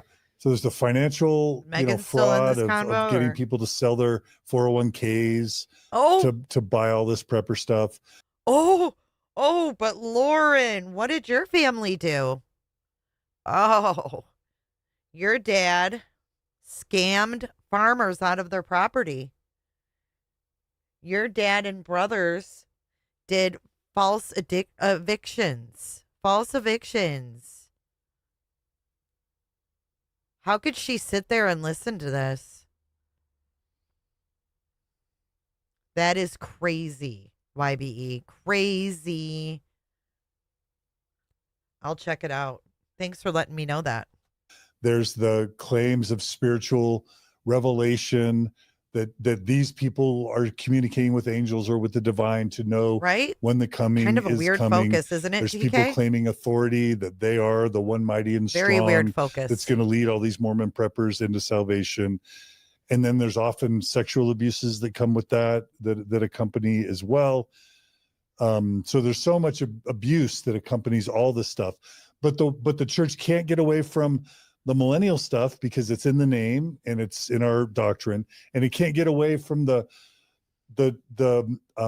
angelic visitations, from the divine revelation, from the spiritual experiences, because that's Joseph Smith. That's the founding of our church, that God and angels Talk about visit the elephant in humans the room. and give them revelation. So the church is stuck with all this, but we keep seeing this true crime. Why do we have this band? This band gets together whenever Mormon true crime happens. Isn't it fair to say that all of this is why Mormon true crime keeps happening? This is the recipe. Yes, that's why we thought let's just call ourselves all these names. Right. This is the recipe. This is why the band keeps getting back together. MTC, Mormon True Crime. Maybe that's the name of the band. I don't know if I like that. MTC. We talked about that earlier, Yeah. but yeah. I don't mean to keep I going. can't wait to review all the name suggestions. That will be great. Okay, sorry, I didn't mean to take over. So Mindy, were you saying? Well, we were go ahead, talking about the prepper, the movement that they were getting involved in this, and Kevin made some concerning comments that I want to make sure that we highlight and emphasize. Their concern was that it was a CVS or a Costco in their house. Okay. Did anyone else see the body cam of the boy who escaped and walked next door? I couldn't even watch that without crying. That brought that old man who lived next door to tears. They're worried about fucking cans of Campbell's soup. I can't. I'm sorry. I can't with these people. I can't relate. I can't get down with it. Kevin was Mindy saying may be a nice woman, that but I they just were so prepared can't for relate. this end times to happen. They wanted it to happen. Do you happen to have that? Okay. I'm sure I do. So why don't we move on? Can we move on to the signs of demonic or weird things that happened in the demonic? Ivan's home? Let's talk about those. Yeah. Let's talk. go for it. Yeah, Also, let's talk sorry, I don't want to. I don't mean to derail things, but Oh, yeah, but you this do. is just before the paranormal normal signs. Okay. Oh, When Lord. Jody is first being attacked by demons. We got to talk about that. Kevin believes it was the end times, and then I just have here that he quoted, "We wanted it to happen." He said we were ready for something big to happen. We were expecting it. That is important. Yeah. Yeah. And Yep. it reminded me when I heard that in the documentary, it reminded me, Lauren, of your interview with my cousin Braxton, who was an extreme prepper. Yes. And is an extreme prepper. Oh, we have a clip. Yes. Oh, And Lord. Braxton talked about the same We have a phenomenon clip, that by when you golly. spend so much time and money and effort and It's a energy sunk cost fallacy. getting ready for something, Yeah. you want to be tested. You want Yeah. to see, did I prepare well enough? You know, Mhm. did I do it well enough? I think So- they're almost excited. Don't Yeah. even say like I want to see. Like I think they like want it to happen. Like they're Yes. excited. They're pumped. Yeah. They're like, And let's do oftentimes this. their life sucks, and so they're There's looking my for email. to be They're rescued ready. from a sucky life. Yeah. Not I think- always. I've known sometimes. lots of preppers Sometimes. that seem to have their lives together, but I think it's an obedience test, and Yeah. it's a way that you Obedience, can yeah. be special. You Mhm. can just stand out and be special. But Listen, it's not every prepper is a Mormon. Stop it. You don't have to be Mormon to prep. That's weird. probably a variety of types of Yeah. people who are drawn to that. Do Yeah. we agree Lori's life was in the toilet? I mean, I would say it was, but you No, know, Lori's according life, to I Lori, wouldn't she say thought that. She was married to She an was married amazing to man. a great guy. She was married to a great guy. She had it was a blended family. I actually think she blew her life up. through Traveled this to Hawaii. all the prepping. I would time. agree. I would Interesting. agree. I don't Yeah. think her life was in the toilet until she got involved with this group of Yeah. people, and then she really, Oh, you know, BS. screwed it up. She was for a herself. weirdo. And she Oh. murdered the great guy and was like, Ugh. yeah. Lori was always you a wanna play the clip? weirdo. Yeah, so this clip is Lauren interviewing my cousin Braxton, who is an extreme prepper, and he is arguably the one who gave Lori her copy of Visions of Glory, or at least, at the very least, they read it together, they bonded over it. He likes You the know, book Visions he- of Glory. He likes the book. He thinks it's good fun, is what he said. Yeah, and he said he didn't take it literally like the scripture, but he thinks it's good fun. Right. And he has been featured on the National Geographic channel about preppers. He was like a Yes. season in it. So he has been highlighted as an An very extreme good, prepper. an extreme prepper, but a very good one. Yeah. I've even asked him for tips. I'll say that. I'm like, Braxton, give me some tips. I need to do some basic prepping. And I've actually reached out to him. He's giving me tips. So Oh, well. yeah, nothing I'd wrong. like no- to hear about nothing that wrong later. with Oh.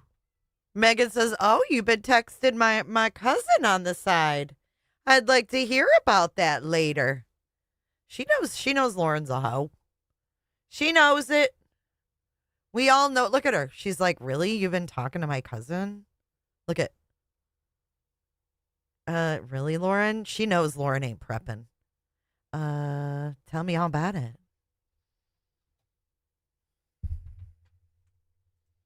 a An very extreme good, prepper. an extreme prepper, but a very good one. Yeah. I've even asked him for tips. I'll say that. I'm like, Braxton, give me some tips. I need to do some basic prepping.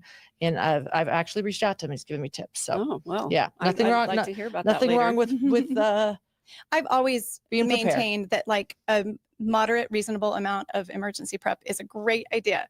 Mhm. It's just when people take it to the extreme and that can get dangerous. right. Yeah. So I was like, Braxton was my guy. I was like, I needed to know a few things. I'm like, if you just had a handful of You know, I can't with people that sit around talking about a religion that they supposedly left and focusing the rest of their life on focusing on why they left this religion, right? They spend the rest of their life trying to figure out.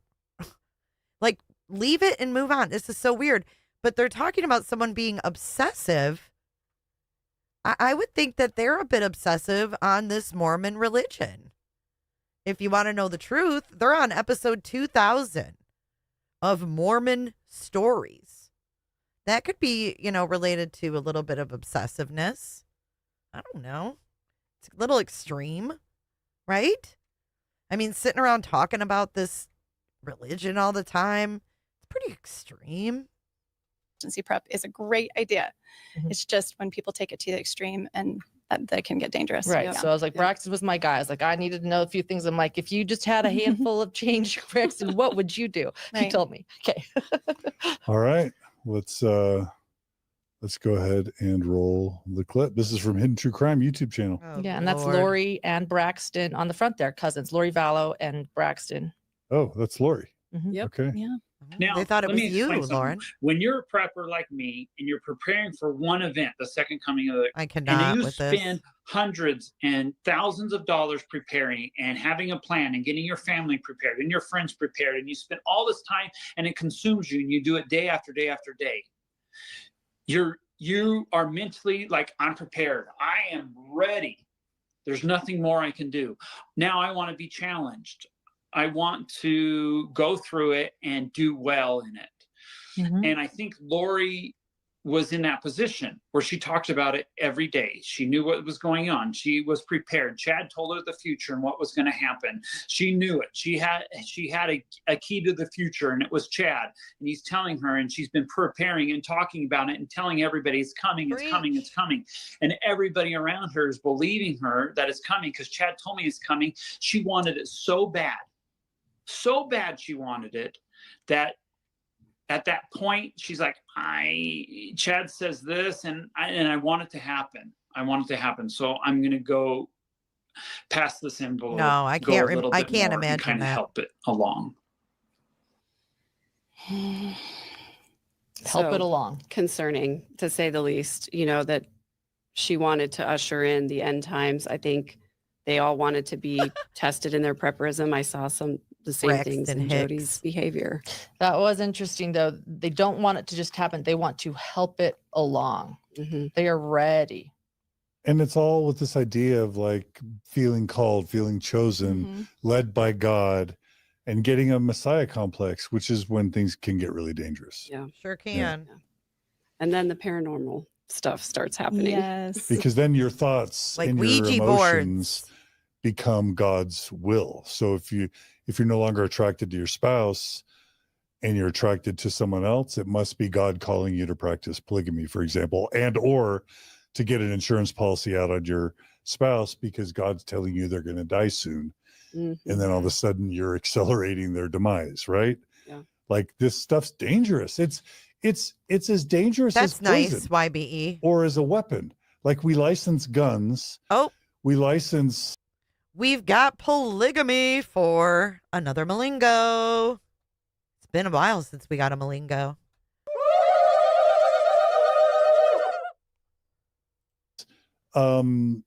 Heavy machinery.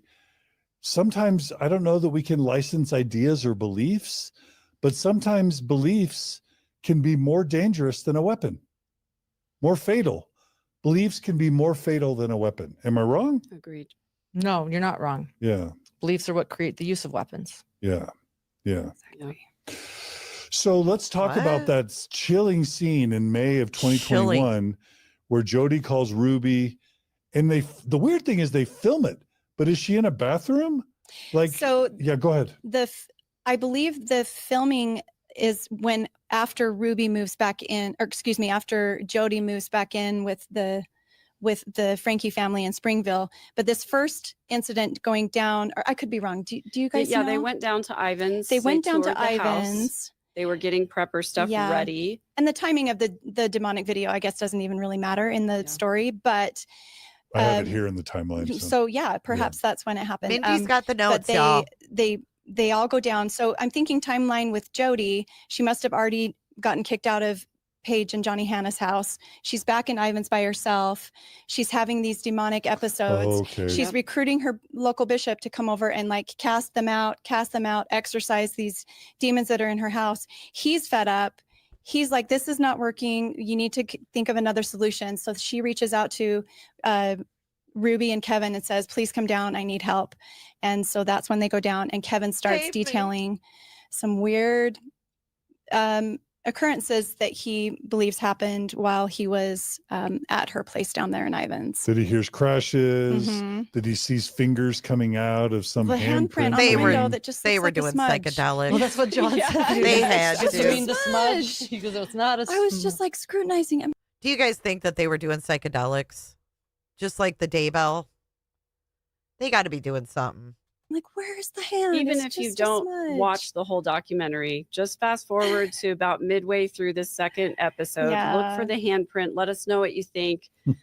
I personally, I paused it. Oh, I me was trying to too. make it bigger. It looked like a smudge. And the way Kevin described it was like a handprint with these long, bony extended fingers. hands. And I was like, well, couldn't you just do that if you put your hand on the window and sort of slid it you know, down? I- Yeah. But then when the producer said, "Do you have a picture of it?" He said, "Yeah, I do." And they showed it, and I was like, "That's not what he described at all." I No, thought that I was very agree. odd.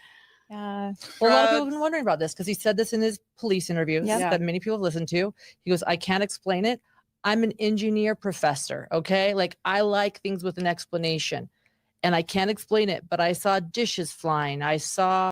So he was drugged, probably, huh? They were drugging Kevin. I feel like they were drugging him. Maybe probably smoothies or something weird. Things and I can't explain it. So to me, this was a very, very important part of the episode of the documentary because everyone has asked, what was he seeing? What was he seeing? So we're going to see Jody's trance. We're going to see a smudge that he said was a demonic handprint. We never see the flying dishes, but I think that now we're starting to learn that the things he believed he saw was because, as Dr. John says, he wanted to see them. He wanted to see them because they confirmed what Maybe was he in was his just brain. tripping. Bias. Confirmation Yeah. bias. He was So while we tripping. don't see any flying dishes, up. I think we can now start to see that a lot of these things were things he wanted to see. Yep. Right. I And don't Ruby believe that.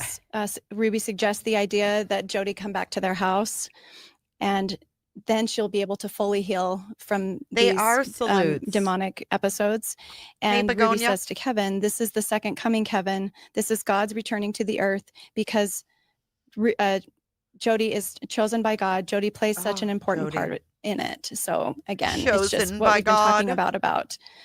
Clearly, they were believing that Jody had a higher purpose and role in ushering in the second coming. We have John for another Mlingo. I had a comment from and No, not listening to your. asked under the what believes it. yes, the sense that Kevin still believed he experienced paranormal I experiences. think he still believes it. Yeah, still now, right? So he As hasn't. far as the taping of the documentary, I got no indication that he was going back on any of that being real to him. Yeah, yeah. So Kevin's still got some processing to do. Yeah. What was going on with Jody though? Because I don't want to take the attention away from her. She's sobbing, she's wailing, she's in her hoodie, and she's claiming that Satan had it out for her, and she's basically convincing all the family members that like the fact that she's acting like a borderline personality disordered person with demonic possessions, she's using that to convince the family that she's special and that they need to give her support. And I'm curious if y'all have opinions, this would be speculation. Was she faking all that? Or did she really believe it and that was all part of the delusion, was that she believed it? Okay, I'll go first. This was to me the moment I was waiting for because I heard we get to see Jody's trances. And I was like, I've been waiting for this. Let me see this. And yeah, it created a self-importance for her too, because she's saying she's mine. She was saying that she was possessed. Yeah, because Satan was going, leave her alone. Yeah, she's mine. I Jody was possessed. Yeah, because Satan was going, leave her alone. Yeah, she's mine. I You own and Jody, her. right? So it not only I own her. Right. Yeah. She's my. Not only does it create Maybe like make it short.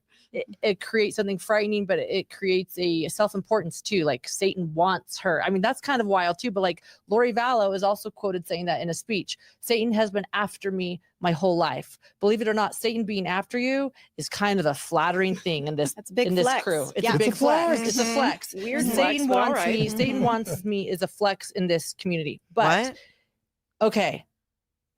Satan wants me is a flex. I don't know about you, but I've never heard anyone saying that.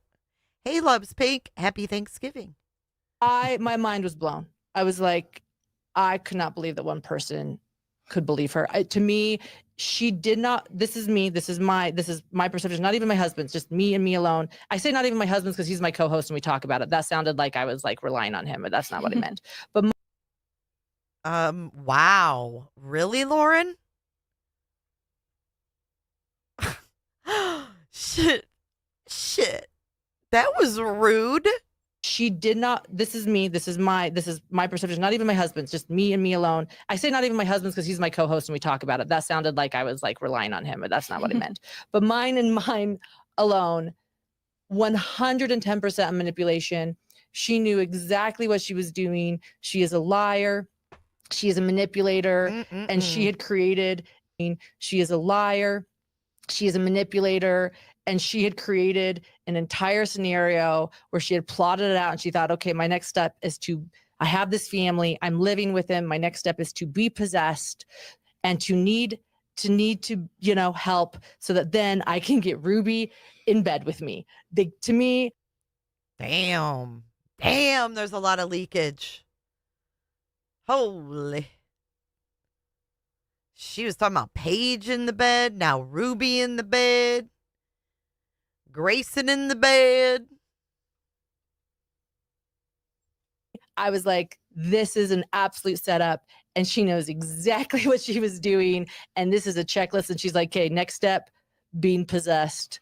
Hold my beer, watch this. So for you, it's premeditated manipulation. Absolutely. Possessed. Hold my beer, watch this. So for you, it's premeditated manipulation. Absolutely. Totally fake. Totally premeditated. Premeditated is an important part of this too. She plotted and planned. I wouldn't even be surprised now after watching this documentary that she had gotten influence from Chad Daybell. Not only was it a copycat crime, I'm now thinking that Chad Daybell influenced her. This was Daybell like influenced you, weirdo. Premeditated manipulation. She was like, this is my next step. Okay. And Megan, you're nodding. So are you agreeing with of course she Lauren? is. Really? Lauren is very smart. Oh, yeah, Agreeing with 100%. Lauren? Really? Lauren is very smart. Yeah, my big takeaway from especially the last episode of the documentary is that absolutely 100% Jody was taking pages out of Chad Daybell's playbook. 100%. And we'll get to some more of that evidence later. So Chad didn't believe that he had spiritual powers either. He was literally. I think Chad Daybell did believe some. Okay. That's where I think Jody's even more psychopathic than Chad Okay. Daybell, maybe. Yeah, I Okay. think Chad did believe that he had some powers. I think he did believe he has some special, he can download things from Chad's IQ was just a little heaven bit cloud. lower than Jody's. Oh, we're talking about IQs. Miss Smarty Pants here. Miss Blonde Hair, Blue Eye, High IQ. Saving sperm. Because we got the best genes. We're the best Johnson genes. We got the best genes in our Johnsons. He can download things from Chad's IQ was just a little heaven bit cloud. lower than Jody's. I would say Jody was smarter than Chad. So yeah, Chad was just like, Anyway, sorry, go ahead. Oh wait, Julie. Chad, you- and I you mean had a- Chad Daybell. I mean Chad Daybell and Daybell. Jody. And I think that's where we need to clarify. Right. When I say Chad right now, we're referring to Chad Daybell, not Chad Frankie. Right, Okay, right. go ahead. Yeah, so Chad's idea was, Julie Rowe had a near-death experience. She's filling the Rexburg Tabernacle. Oh, you guys, I guess what? Kidding. My books were actually real. They were actually near-death experiences. And so, he started to then gain some clout. So not very creative, stealing ideas from other people. Jody was a little bit smarter. But I do think that this idea of, I'm so special and important that I'm being attacked because I'm instrumental in helping people get ready for Jesus to come. And I do agree with you that it was a premeditated manipulation. I think she had tried it out on Paige Hannah. Mhm. She learned from her mistakes, if Mhm. any, that she made there. She wasn't Mhm. quite successful at getting Paige in the bed sack. with her all the way. And so Oh, she refined damn. her technique a little bit, full at getting Paige in the bed with her all the way. And so she refined her technique a little bit. And she said, okay, first I'm going to be possessed. So I'm going to need lots of care and lots of attention. And then I'm going to ask Kevin to cast these demons. Oh, that's kind of like Lauren. I'm going to be stalked and I'm going to need all this attention and I'm going to have all these health issues because I'm being stalked. out. And when they said casting, I just about fell off my chair, but I recovered. I was all right. And then Kevin's going to fail at casting the demons out. And so then I'm going to ask Kevin to leave because he's not helping. And then I'm going to ask Ruby to come check on me at night. And then I'm going to say, stay with me just till I fall asleep. And then I'm going to say, I need you here the whole night. They got it all figured out. Shit. Is this like in the Mormon handbook or something? Thank you for your super chat, Begonia. I appreciate your support. Happy Thanksgiving. I hadn't. Oh yeah, You hadn't yeah, thought and through I'm that like, process? hallelujah to what you said. Exactly, exactly. Right here. Oh, Lauren. What Megan is saying. Yes, it was to me. God, these two just feed off each other, don't they? What you said. Exactly, exactly. Right here. What Megan is saying. Yes, it was to me. I was like, Crusher. I have a It's weakness almost where I just always assume unwatchable. everybody's being sincere. It's because you're not a criminal. Still, John, still. I have a weakness where I just always assume everybody's being sincere. It's because you're not a criminal. Because you're not a criminal. Because you're not a criminal.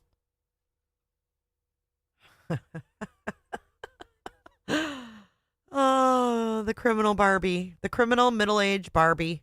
John, still. I know. I know. Because you're not, that's a flex. Take that flex. I wouldn't know that. You know, I wouldn't know how people manipulate. That's a It's flex. got me in a lot of trouble. So it's not a flex. You're not a criminal, and you know we cover true crime, so we're always analyzing. I came from, I've been surrounded by manipulators controlling people my entire life. So for Still me are. You now, can spot 'em. I cannot unsee it. I see it. Okay. All the Mindy, time. I want to know what do you Mindy think? So do we. thinks. I know. What do you I know think, what Mindy Yeah. thinks, even if she disagrees. Yeah. Not necessarily. So I approached the. I personally don't believe in demonic episode. And every time I looked at the. But I think it's probably my Let's move opinion to the is next segment. mostly. Let's go to the next segment. So I think some people could say, how could you say that Jody's 100% a manipulator and then give Chad Daybella, oh, he believes some of it pass. So like, I think that there's some truth. Like it could be, as you point out, she's not an emotionally healthy individual. And I agree. She's a closeted lesbian, right? Like that.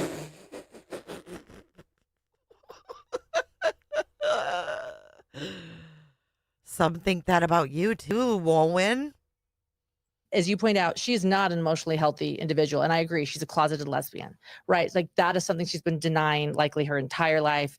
She has this insane belief about obedience. And so if Jody even remotely believes, and you know what? Let's listen actually to also, let's listen to Jessie Hildebrandt, who said, my Aunt Jody absolutely believes she is going to usher in the second coming of Christ. Right. That comes from Jessie Hildebrandt about Aunt Jody. So if Jody believes her beliefs, and that's what I give Chad Daybell, then it could be that like she is absolutely manipulating and she is deceptive, but in her brain, you know, this, I mean, I don't know. And this is where we need like, you know, my co-host here with us to like sort this out. But like in her brain, she's starting to believe herself, even though she knows this is absolutely a manipulation. She's believing that she is meant to usher in the second coming of Christ, and she needs Ruby to do it with her. And this is a means to an end. And if you take what Visions of Glory says, that like you can, you know, what take Spit it power out. over people and make choices because Okay. it's for the better good, then Okay. you know, maybe that's it too. But either way, I guess Okay, it's Lauren. still Shut up. Premeditated manipulation. But if she thought it was for the better good, you know what I mean? Yeah. Yeah. Is that what you did? Did you think it was for the better good? Is that why it's okay? The manipulation for a better good. Your hair looks kind of thin too. A little concerned. Manipulation, but if she thought it was for the better good, you know what I mean? Yeah, that's an interesting I don't know. point. And by the way, I just want to clarify, just in case anybody comes in the comments, she's mentally unhealthy.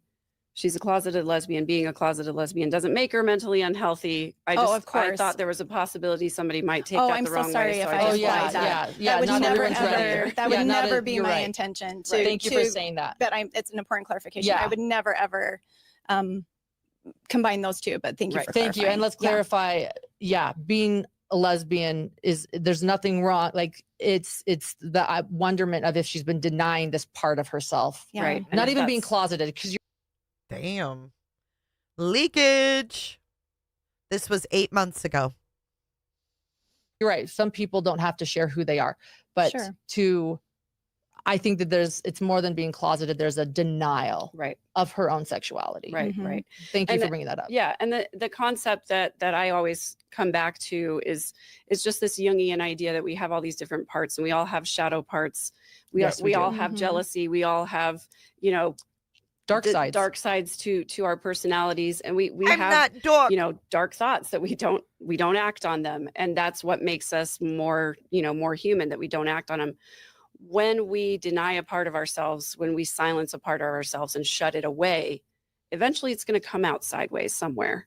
So I think the point and the idea is that if there's something that is as important to you as your sexuality, and you're not allowed a safe and healthy way to express it, and so therefore you shut it away and you deny it any air whatsoever, again, Hey, it's going to BJs. just sort of eat you from the inside, and it's going to come out in unhealthy ways. So that contributing factor to her poor mental health. Sure. Well, let's put into this perspective too, that Jody is to Chad Daybell Oh my God. as Ruby is to Lori Vallow. And I just want to point that out, as that's what we're saying, that No, they're not. It's not the same at all. What are you talking about? Ruby Frankie is to Chad Daybell as Chad Daybell is to Lori Daybell. that both Chad Daybell and Jody Hildebrandt's motive might have been exactly the same. Yep. And Ruby was Jody's Lori. And, I just want to point out this Yeah. really strange, that is the copycat of this crime. That is what's so bizarre about this crime, is that the motive, whatever their intentions, whatever was manipulation, because Chad Daybell was really manipulative too. So whatever they believed and whatever, was manipulation, the motive was so eerily I think the they same. got caught up in Power, it. money, Possessed. sex. Yeah. There you go. Yeah. Mm. Yeah. And just Oh, money and sex. Or money, sex. Sex. Yeah. There you go. yeah. How much sex were you having in the Daybell case? Yeah. And just a couple observations. First of all, there's a couple lesbians in the chat, including Julia, who say you don't have to worry. They didn't take offense. Okay. at what Oh, everyone said. thanks. Okay. So we're up. Oh my God, we got a couple lesbians in the chat, y'all. Don't worry, you didn't offend the couple lesbians we've got in the chat. This is so weird. This is so weird. Uncomfortable.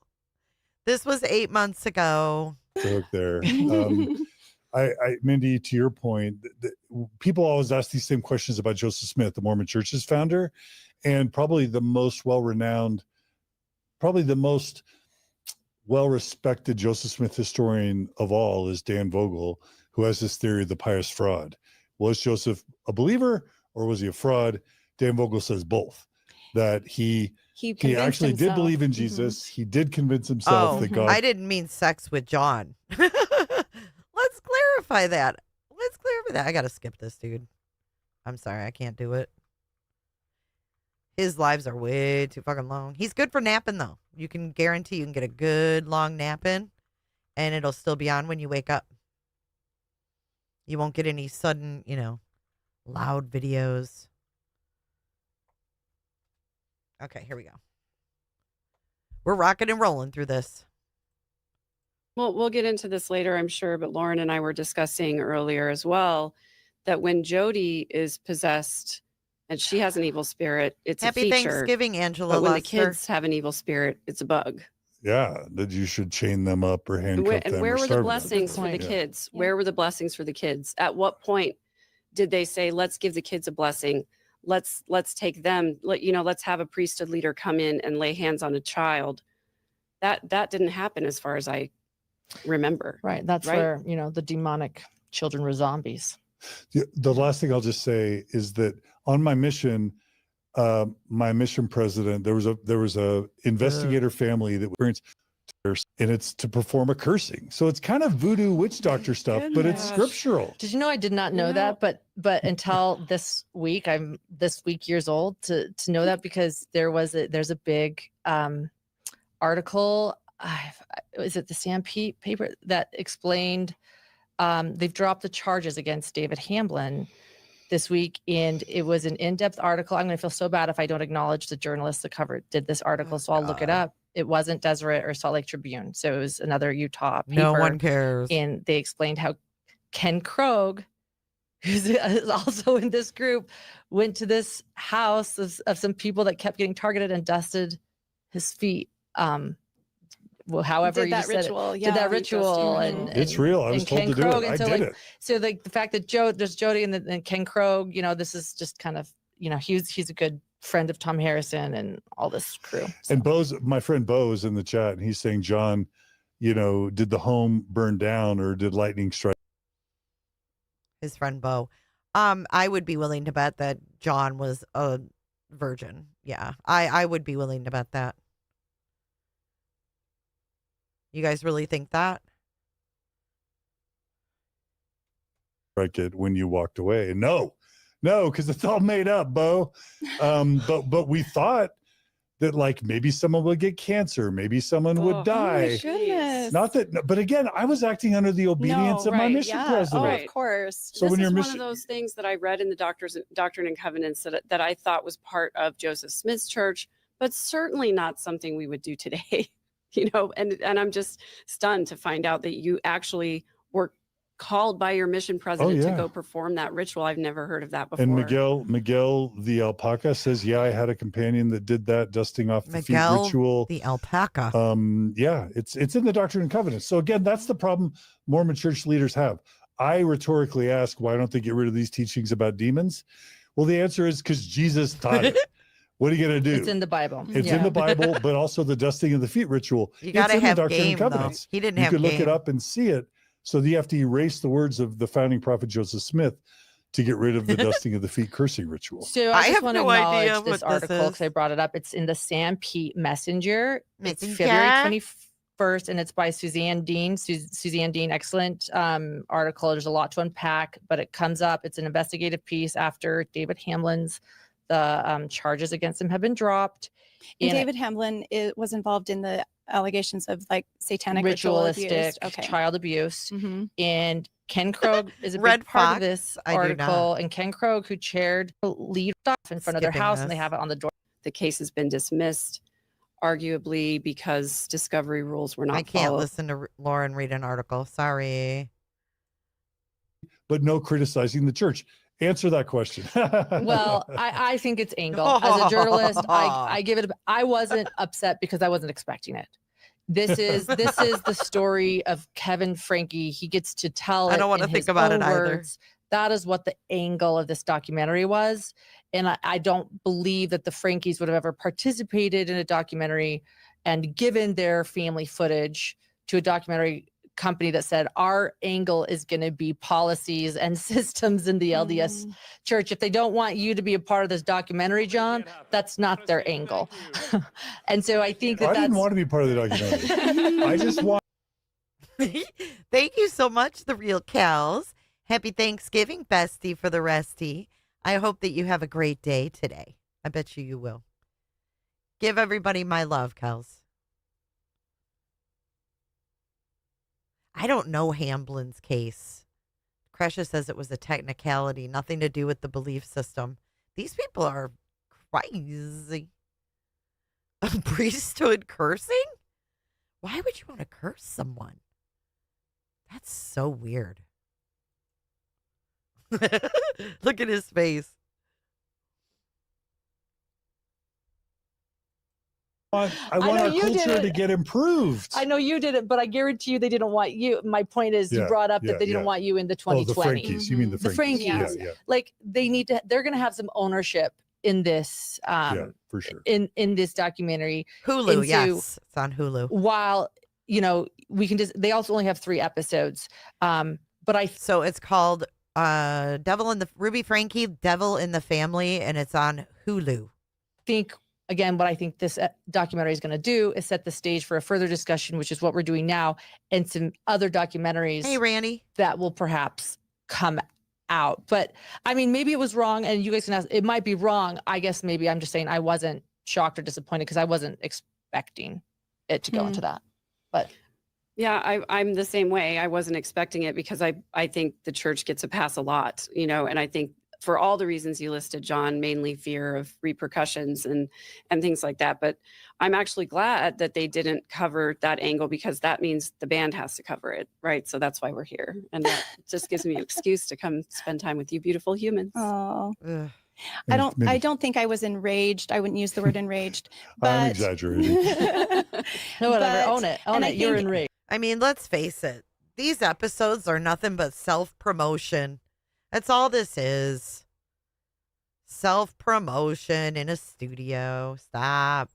right. I think as a believing Mormon my whole life, for 4 decades, like I could connect the dots between the fertile soil of mainstream Mormon teachings informing all of this stuff that's happening, but I could also see where, because I did this as a Mormon, you're living your life and you're doing your Mormon things and you're talking about Satan a lot, and Satan's a big part of Mormon doctrine. I remember sometimes coming home from church and thinking, God, I feel like on particular days, I feel like I learned more about Satan than I learned about Jesus today. No, I'm not every time, of course, but it's just a big part, right? And then, but I remember hearing That's stories disturbing. about these off. That's disturbing that a little kid comes home and thinks, oh, I learned more about the devil than I did God. Thank you, Begonia, again for your super sticker. Oh, I know. It's very infomercial like. Let's skip Mindy. I like you, Mindy, but just too much. All right, so here we go. We're going to talk to Lauren again. Caring when they're sobbing in front of me. What's going on with Ruby? Was she always that way? Or was she being changed by Jody, or changed by the trauma of the situation? Was she always a calloused, uncaring, psychopathic mom? I think it's what Sherry said. Sherry said early on, and you guys quoted her. Well, she went from abusive to psychopathic, and something else she said at the end of episode 1 or episode 2 that, and I'll just paraphrase it. This is what we say at Hidden True Crime. Jody gave Ruby permission to be that way. Mhm. This is who Ruby was, and Jody gave her the permission to do it. And I think that Sherry says as much at the end of episode 1 or episode 2. You quoted her, and that's exactly what Sherry says in a different term. But that's how we say it. Like, Jody gave Ruby permission to be the person she always was. Like, nobody can, if you feel like you want to hurt kids, you can't just do it. It's against the law. It's bad parenting. But here comes a guru who gives her permission to be who she's always really wanted to be, and then puts in her some really crazy beliefs about her children being evil. So you're saying Ruby never had that normal motherly empathy for her. Christine, I don't see that. And then Sherry's book doesn't say that. Sherry's book says that her mother always said, we can't be friends, that I'm in charge of you, that this was an authoritarian relationship. This is about obedience and obeying and doing what I say. I think that is Ruby's belief in parenting. Is it's about obedience and discipline, and not about being a friend. And no, I do doubt that she ever had intense empathy for her children. Mm-hmm. As mothers, I'm just wondering if y'all can relate to that. It's heartbreaking. Yeah, it's Megan? horrible. It's horrible to witness. You get the book. Yeah, so I have this in the book, but also I want to point out too that Kevin says this in the beginning of episode 1, is that love is obedience. Obedience is love, Was this right? girl And if in the you don't documentary obey, or then you're something? going to fear me. Right. He makes that distinction. Going to fear me. And he also says that the filmmaker asks, where did she get it from? And he says it was taught to her. It was modeled. It was modeled to her. Mhm. Yes, Right. I have a feeling that there's probably blanket training in the Griffith home. I'm going to be honest. I think A lot of this is. people- I have a feeling that there's probably blanket training in the Griffith home. I'm going to be honest. I think A this lot of is. people wonder whether Did you Ruby do was blanket abused. training, There was Lauren? obedience. Yeah, there was a lot of obedience training in the Griffith home. You know, so control. a lot of control. And so Who's Griffith? if you are taught, I think this is actually, honestly, if you want to look at it, this might be what happens to a child who is taught severe obedience. This is what you get. And she even said in that Thanks, Patrick. case by case thing of what she was looking for in a husband, she wanted a disciplinarian. Mhm. As you said, obedience was love, love was obedience. And if not, you're going to fear her. That is who Ruby is. And then she stated that in her call. This is one of those eerie moments on the jailhouse call. This isn't in the documentary. I'm surprised that a lot more people haven't put this out, but there's a jailhouse call when she was first arrested, and she starts crying to Kevin. She says, "I'm not a naughty girl. I'm not naughty. I'm not naughty." I It's really very think childlike. it's very Mhm. childlike, and I think that goes back to this, like, she has to be obedient. Why is she in jail? Excuse me, it was not a prison call, it was a jail call, excuse me. But like, this is about a child who was taught severe Ruby's parents. obedience Thank you, Callie. as a child, and this is what you get. Yeah. Yeah. So in Sherry's book, this is from page 107, where she's talking about Ruby and Jody kind of coming together. Revelation of good to be true science. Ruby, want to talk about generational. And Yeah. again, people may get bored with it, but Mormon It doctrine had and to, theology Kels. I had is to put it on obedience. there. Right. The first law of We heaven, got according to Mormonism, masturbation is on what? there and shit.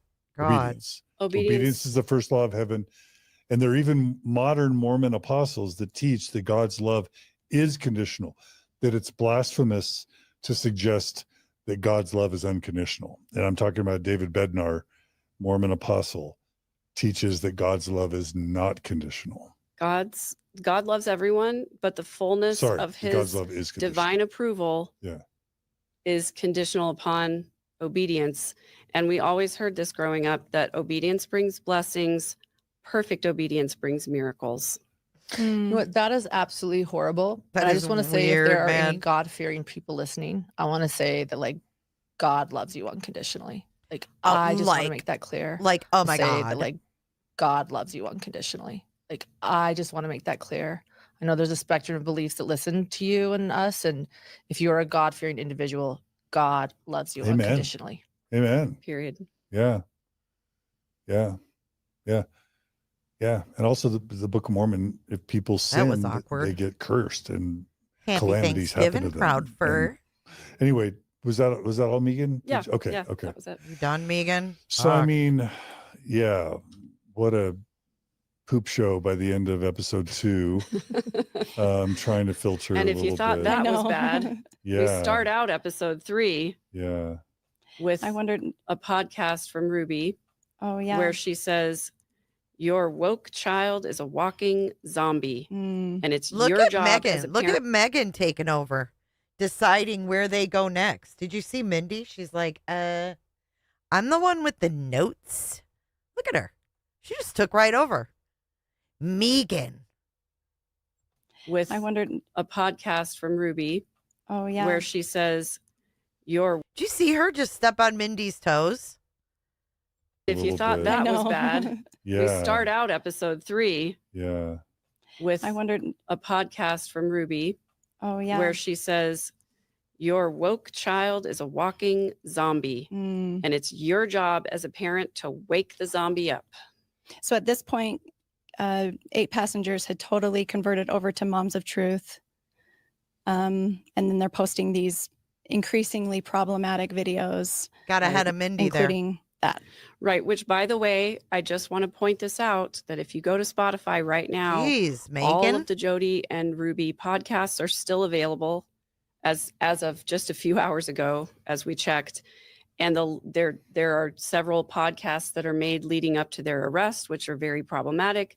I don't know how you get stuff like this removed from Spotify, but I think given the fact that Jody and Ruby have both been convicted and are now serving time for child abuse, I think it is time to take the podcast down. But someone grab them first. Well, I so was that gonna say, we have a I don't know record. about that actually. I like them. I want people to see exactly who they Their- are. their testimony, right? These are the basic beliefs that led to. I mean, I hear you. Maybe I'm wrong. Well, I just but I'm like, I don't know. Like for me, I'm just like, you want to listen to, but I don't know. I just Maybe I'm would wrong. hate for somebody to stumble across them unexpectedly. True. And not know who these people are. Oh, and try to yeah. find something redeemable Oh, in there and yeah. get led astray, Oh, right? So God. while I agree with you, yes, like expose them for who they are. I've got them Yeah. downloaded. I'm happy to unpack them on our Okay, channel, okay. the band, She's or got whatever. them downloaded. Okay, We I'm need gonna agree with you. historical record. They're all for Maybe that was totally exposure, selfish. Maybe guys. I was like, wait, I don't have them downloaded. Hold on, pause. I'll send them to you. All right. Well, I don't want to hear any bitching because you're just almost as scandalous. So I don't want to hear any bitching. No copyright strikes. You're downloading all of Ruby's content. Stop. Retract the strike and stop being a petty little puffy sleeved bitch. Lauren. Okay, if you have them downloaded, we're good. Yeah, take them down. What Megan said. Yeah, I agree. And when we heard this quote, "Your woke child is a walking zombie," are we projecting visions of glory into that, or do you really think? Because the zombie thing, I think that was Chad Daybell. It was Chad Daybell.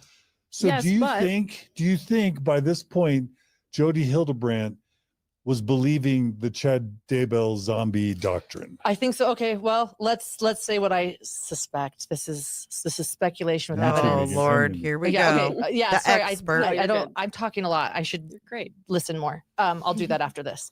Oh, God. But first, I'm going to talk. You are deplorable. Insufferable. With I'm going to share something that's a little bit of tea too that I've heard speculation. Oh, so we got tea. So this would be Chad Daybell doctrine calling children that are possessed zombies. It would also be a little bit of Julie Rowe doctrine. She has also referred to zombies in her podcast, about casting out zombies. So that's Chad Daybell, Julie Rowe. We do know from 3 separate, very, very good sources that Julie Rowe and Chad Daybell were meeting with Tom Harrison. We also know that Jody Hildebrandt was meeting with Tom Harrison because they actually appeared together in multiple times. We have video of those multiple times. Tom Harrison, again, is the she's figured it out, writer, y'all. or is his visions that are Hey, in Visions of Peg, Glory. happy Thanksgiving. John Pontius, the author, is dead. I also know that we know that Lori and Chad loved Visions of Glory. And Visions of Glory, I recently brought it out actually for Keith Morrison recently. I was reading Keith Morrison, some of Visions of Glory. I don't think it's going to make it into Dateline, but I tried. So, but I've read. Why'd you try to get Visions of Glory in Dateline, weirdo? She was reading Visions of Glory to Keith Morrison. Keith was probably like, can you get this bitch off my back, please? Talk about obsessive. Recently been looking over it, and it is about possessed spirits. It is about children being possessed. It's about there's definitely like some past life stuff and killing people. So where does the zombie thing come from? Zombies aren't necessarily mentioned in Visions of Glory. Portals are. But I also know, and here's the tea, I know from someone that has heard jailhouse phone calls with Lori Vallow in Idaho, things that will probably never, ever be released in FOIA documents, that they're consistently and constantly talking about Visions of Glory and how do you somebody know named this? Tom, whoever that might be. And I do wonder where are you getting this info from? See, this is what makes her sketch. How does she know that they're still talking about Visions of Glory? How does she know about some Tom guy? Who's Tom? What's going on here? They're consistently and constantly talking about Visions of Glory and somebody named Tom, whoever that might be. And I do wonder where this teaching of zombies comes from. No one's been able to pinpoint it. They don't, but it's a Chad Not Daybell. in Visions of Glory, right? Possessed spirits are. I haven't been able to see Not the the word word zombie, zombie. yeah. Not the word. Not the. Let me go back and play that again. I know from someone that has heard jailhouse phone calls with Lori Vallow in Idaho, things that will probably never, ever be released in FOIA documents, that they're consistently and constantly talking about Visions of Glory and somebody named Tom, whoever that might be. And how do you know this?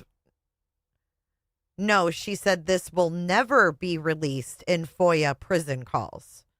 So she's saying she's got the tea.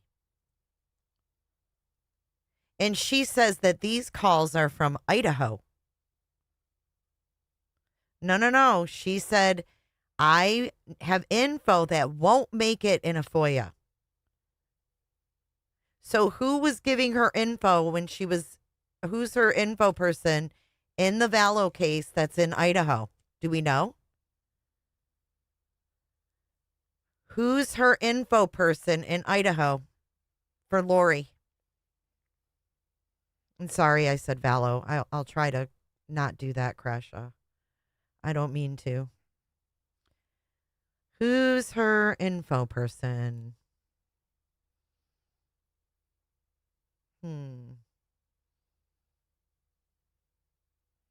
Would cops know this information?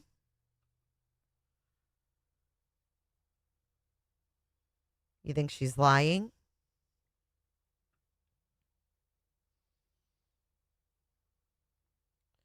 Well, if they're in FOIA docs, anybody can get those. So how would she know they're never released? I don't know. Emma? One of the detectives? I don't know. Someone named Brandon? Hobbs or something like that? I think it's Hobbs. That's the rumor. Brandon Hobbs or something? Documents that they're consistently and constantly talking about visions of glory. And I also know, and here's the tea, I know from someone that has heard jailhouse phone calls with Lori Vallow in Idaho, things that will probably never, ever be released in FOIA documents. See, I know someone who's heard the calls and that there's things that will never be released in FOIA documents. So where is she getting these private calls from? An investigator?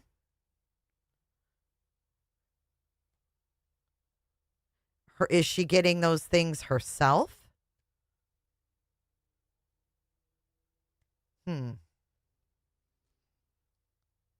Is she pretending to be someone she's not?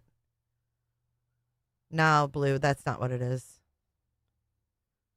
Right. I mean, who's allowed to hear calls? Detectives? Lawyers? The jail workers? Whoever's monitoring them? I don't know.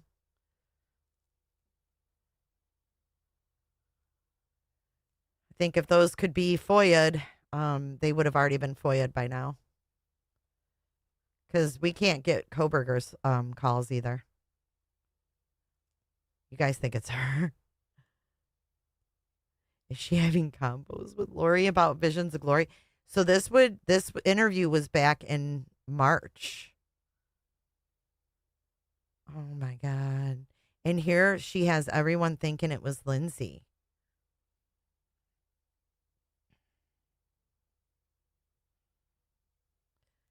Love redacted. Who heard Lori's jailhouse calls? How would they get their hands on those?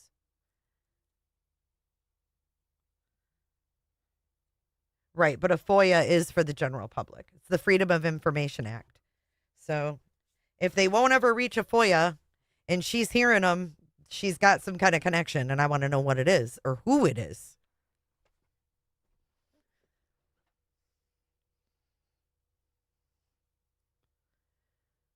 Maybe Brandon Hans.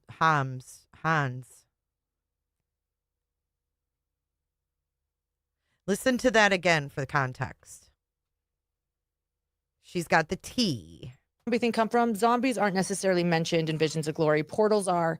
But I also know, and here's the tea, I know from someone that has heard jailhouse phone calls with Lori Vallow in Idaho, things that will probably never, ever be released in FOIA documents, that they're consistently and constantly talking about visions of glory and somebody named Tom, whoever that might be. And I want to know why she dropped Tom's name too. Who's Tom? I mean, who the hell is Tom, and why are you throwing that out there? You wonder where this teaching of zombies comes from. No one's been able to pinpoint it. They don't, but it's a Chad Not Daybell. in Visions of Glory, right? Possessed spirits are. I haven't been able to see Not the the word word zombie, zombie. yeah. Not the word, not the word. Yeah. But possessed spirits, what zombies are is in Visions of Yeah. Glory. That's what I just and said. so where is Krisha. this coming from? Chad Daybell has mentioned it. Julie Rowe has mentioned it. And Jody Hildebrandt has mentioned it. So where is it coming from? We don't know. But I have certainly wondered if there is, again, some sort of Wizard of Oz and some hidden teachings within a group that is talking about zombies. I'll leave it at that. If anyone has any information, like, let John know. But I guess I'm not going to like say exactly what I think, but I think I've given enough to infer some suspicions I have. And whether or not, Jody and Ruby were influenced by Chad Daybell's teaching of zombies, it's clear that by the time those kids are taken to St. George, they're being treated like they're possessed with demonic spirits, and that the demonic spirits have taken over the No, kids. Kresha's spot on. And that the children are being abused, and we'll get to this, with the belief that Ruby. No, Kresha's right, spot on. They blamed it on Lindsay. So what did they do? Use Lindsay's name or something? Like, what is going on here? Something is stinky here about this Lori Vallow Daybell thing.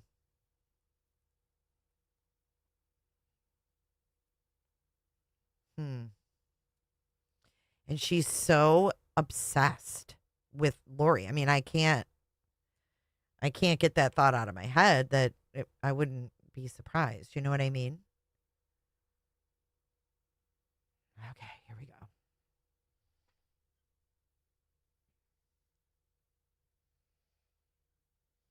Jessica Bate describes that she personally had never seen, some of the indications of abuse in her experience. Lori Cox. There you go.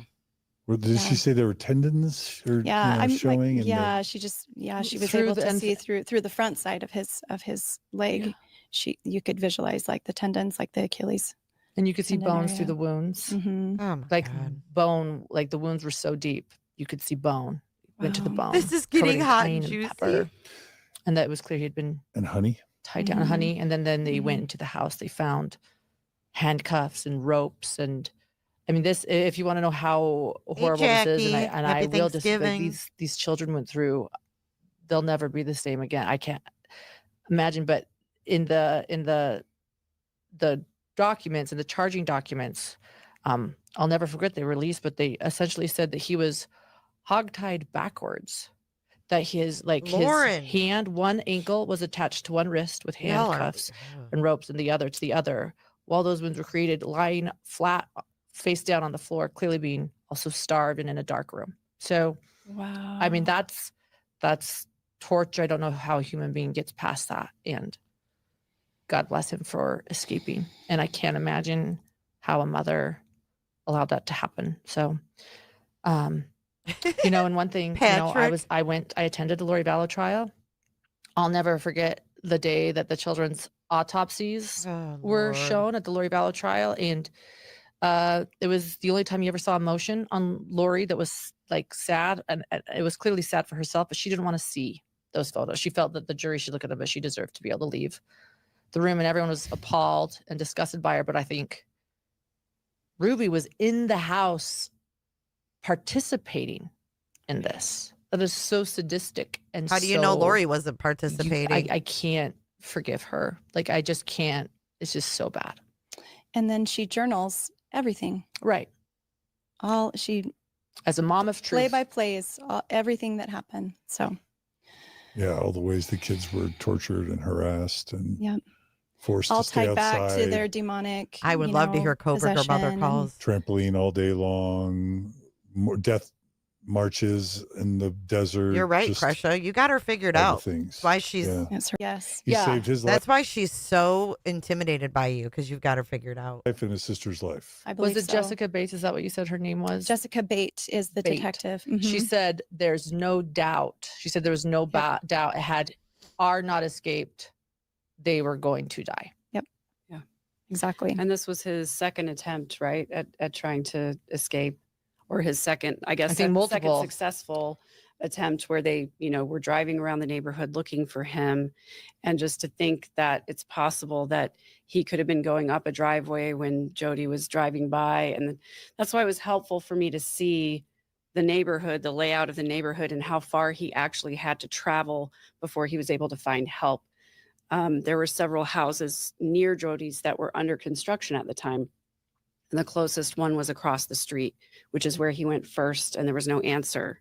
And then he had to go down the road quite a ways in stocking feet in very, very hot weather where the pavement would have been just burning, scorching hot. And I think what breaks my heart more than anything she's else obsessed with him in the entire thing is that he was asking to go to the police station because he believed he needed to turn himself in. Right. Not for help. Right. You just figured jail would be a better place than his current setup. So he's like, I want to go to jail. Yeah. Just take me to the police because I got to go to jail because it's so bad and my mother's home. Yeah. And I think Jody's he home. believed that he was so bad. Yeah. He did. I think he believed he was a danger. They had convinced him Yeah. that he was so bad that he wasn't a safe person. So I think Right. that was the turning yourself in. Like, I'm clearly an evil person, so I must Hey, I need to Molly. turn myself in. Yeah. So take me to the police station. Yeah, Hey, I just need to go to jail Australia. because jail, Mhm. I need to go there. I'm a bad person, but it's going to be better than Jody Hildebrandt's Right. house. I know. I So- can't forgive her. Like, Right. Can y'all share what you felt? I want to know if you felt something similar to what I felt when the policemen are going through Jody's house with their assault rifles and they stumble on the daughter whose head's been shaved. She's also emaciated, isolated, and just like huddled up in almost he like had a to fetal regroup position them in back that to the room. topic. And the officer decides to kind of sit down with her while she's just kid. She didn't even move or talk, like so psychologically Like your damaged. Like, I'm face. sure she was taught that if you move one thing, like Mhm. she didn't know whose side they were on. She didn't know if there even was a side. She was bad too, you know. If you look at that video closely, you can just see her tiny little chest just pulsing, Mhm. you know, just like breathing heavy, and maybe her heart's just pounding. Oh, my heart went out to her. But I thought that Sergeant Nick Tobler handled that situation really well. Yeah. From what we could see on the video, he goes in with her, he sits down, and I love when he tells her, I get it, if you're scared, I would be too, and just like sat with her. And if I recall, she didn't Those cops really were respond, good with her. or wasn't it like a 4 hours or so that she Yeah, was it was in the over closet? 4 hours. They Yeah. don't show that, but Yeah. the charging documents say over 4 Yeah. hours before she was even willing to get help and go to the hospital. They had Yeah. to. They brought her in sit there. at some pizza at one point, I recall. But yeah, it took a while to kind of coax her out of that, Yeah.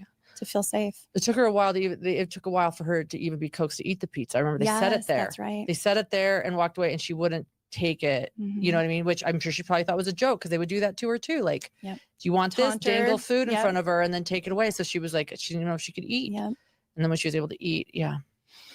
I'm seeing in the comments somebody saying that it's common in prepper culture to distrust police. Yes. Law enforcement. Oh, yes. 100%. Yeah. That's a great, that's a great great point. comment. Yep. Yep. Yeah, that is really important. That's the other thing And too. that plays into the next part of this story. She takes with over all the Kevin time. Poor going Mindy. down. Yeah. I just want to say, when I saw the little girl being found, No one it asked you, made me girl. think of Jesse and Jesse's description Hildebrand? of Yes. Jody's- of their head being shaved because maybe their hair made them feel beautiful, and Jody wanted to take that away. Yep. You know, and just the little boy saying that he hadn't seen his sister in over a month, and just the isolation, and that I'm it's escaping me, the cage phenomenon, the cage dog phenomenon, where you put a dog in a cage and you open the door and you shock them when they try to leave the cage. Learned Eventually, helplessness, that's learned called, helplessness. yeah. Yeah, Never you leave heard the of door that. open, eventually they're not going to leave. And I Never just- heard of that wild shit. They have such an incredibly hard road ahead of them to recover from this. It's heartbreaking. Check out Oh, the thanks Jesse for Hildebrand adding that in. episode Yes. that I did on Mormon Stories. There's actually 2, but the first one is definitely one of the most important episodes I've ever done. So check that out if you haven't seen I it. concur. Yeah. Should we talk about Kevin? So apparently, is that all right? So Ruby calls Kevin, and from what I remember, Ruby basically says, this is your chance to redeem yourself. Mhm. He's down, in Utah County, I assume. And she basically says, get down here to St. George, get those kids out of the police system. This is your chance to redeem yourself. She says, I can only imagine the lies they're telling the police. The children. The children. The children. Yeah. Did you want to add? Maybe we Mindy? should just read this Yeah, this little please, section. please. So it starts out where Kevin looks down at his phone and it shows Ruby's name with the heart next to it, and he's just elated because I think, other than, it sounds like very minor kind of procedural conversations, like they really hadn't talked in, Why in is a she long freezing? time. Year, he Yeah, said. that's what he Yeah. said. I was having a conversation with a That's woman that their I loved video, with my not wife. mine. She was talking to me again. She was in a panic and she said, I have some explaining to do. And she started to share with me that the 2 younger children were demonically possessed. I remember asking, how do you know? And she said he's gotten to our children, just took on that. What do y'all want to share about Kevin's behavior? To me, first of What? all, he had no clue what was going on. He hadn't seen his kids or talked to them in over Shut a up, year. Megan. And, you know, he doesn't really want to give up information. He doesn't want to say who called him. He shows up at the police station. That was sketchy. Margie like audibly gasped when he refused to tell the police who notified That was him. sketchy. But Why Megan's was that defending him. problematic? Protecting Ruby. Yeah, he doesn't want Ruby to get in trouble. Does Yeah. that put him in accomplice territory? You're nodding, Lauren. This was a really, I would have loved to watch this with you and Margie. That was a really interesting moment for me. This whole thing, like I just was screaming cult. Like the way he was acting in this whole thing was like, to me, I believe for the first time, he really didn't know what was going on. Do you guys at think all. Kevin is a And victim yes, here? you could say he was an accomplice. Like, you know, he said that Ruby He didn't had him, but small all children of he didn't his protect. reactions to me were Fuck screaming him. like cult member. Like he's in some cult, like, Yeah, like and he's you. protecting the cult leader. Ruby to him, you know, like is one of these cult leaders, his wife. But yeah, you could say it was an accomplice, but I think he doesn't know what's going on, and there's throw in the distrust of police, throw in that Ruby's pretty much saying you're going to redeem yourself, but he doesn't know if he can pull it off, doesn't know what's going on. I mean, I don't know. I felt like his reactions through this whole thing were really interesting, and to me showing that like he felt brainwashed to me. Yeah. But I don't want to be a Kevin apologist. That's what many people have called me up for. You guys share your thoughts. Yeah, it was bizarre, clearly. And I think He's he a truly pussy. believed That's what we call that pussies. maybe it was made up. You know, he was like, maybe that it all weaves into this like Jody's special, and this is just another way that they're going to try to take down Jody, and so they're going to frame Jody for abusing my kids. And they asked Kevin if he wanted to see photos of the kids, and he declined. He said no.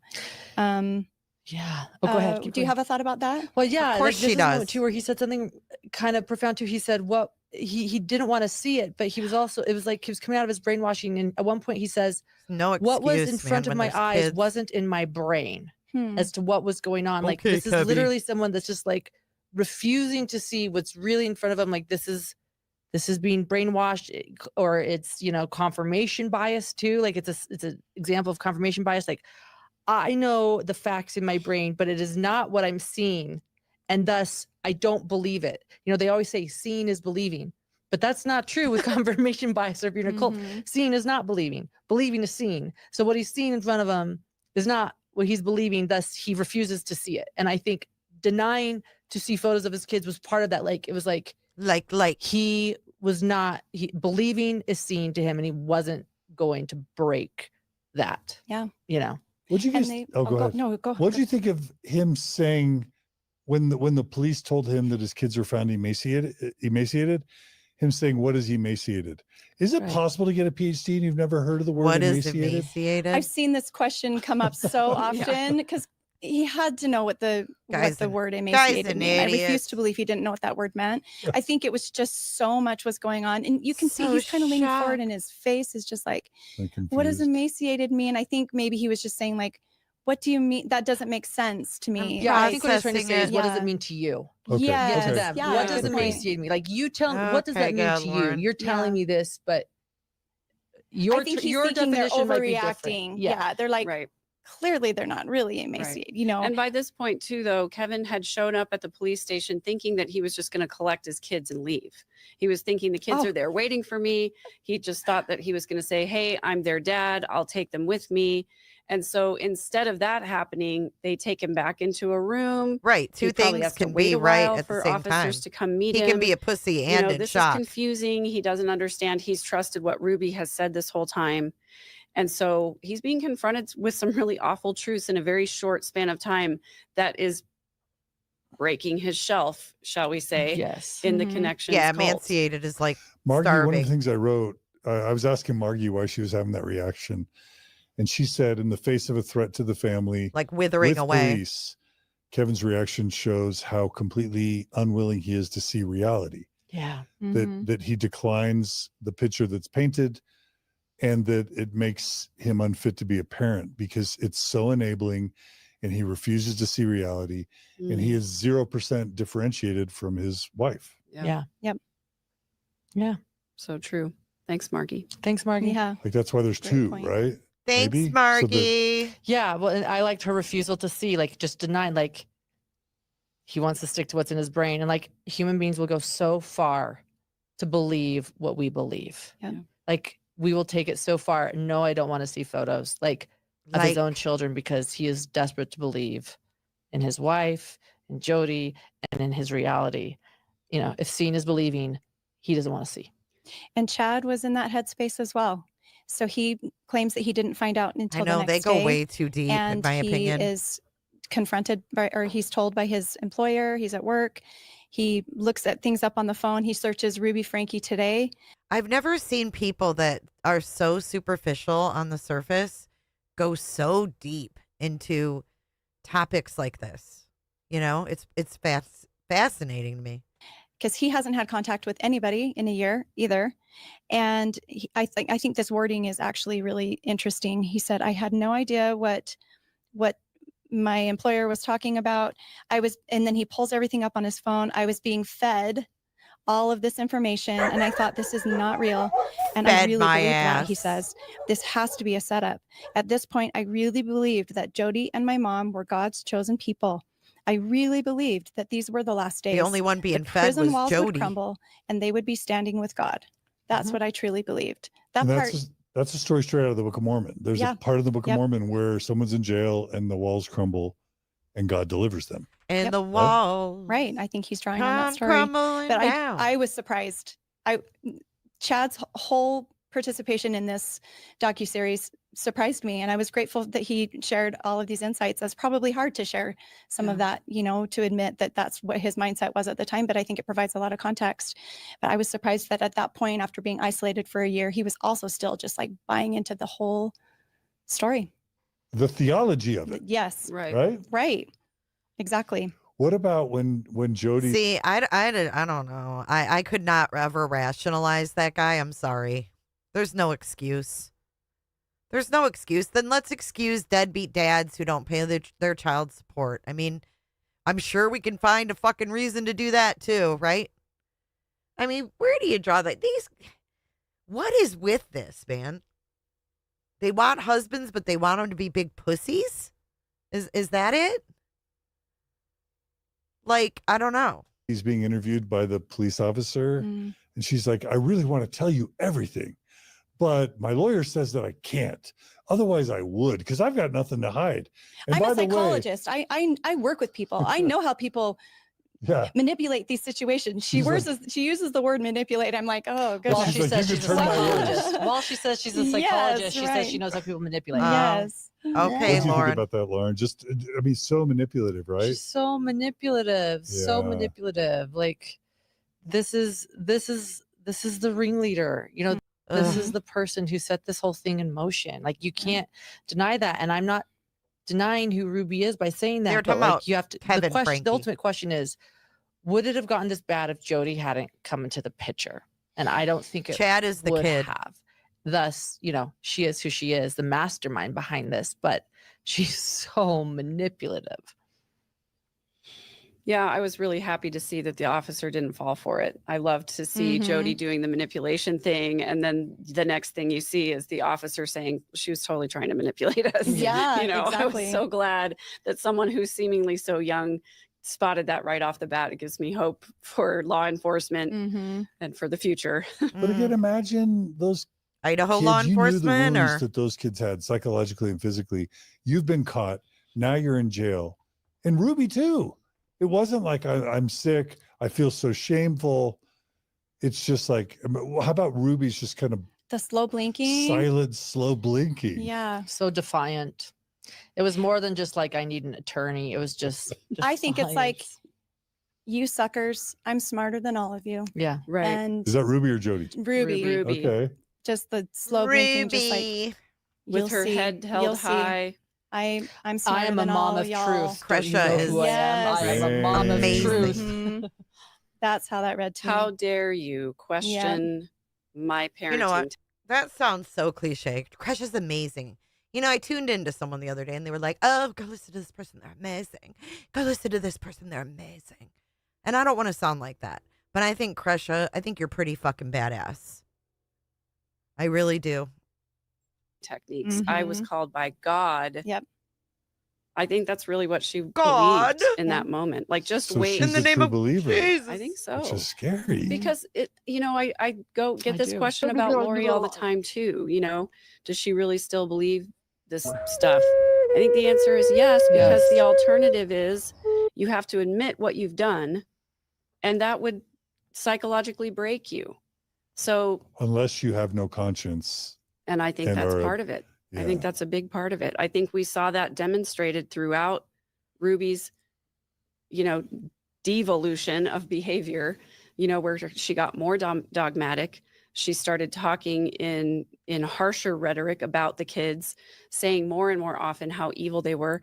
And by the way, after all of this goes down and we think, okay, they've been caught now, let's see if they show any kind of remorse.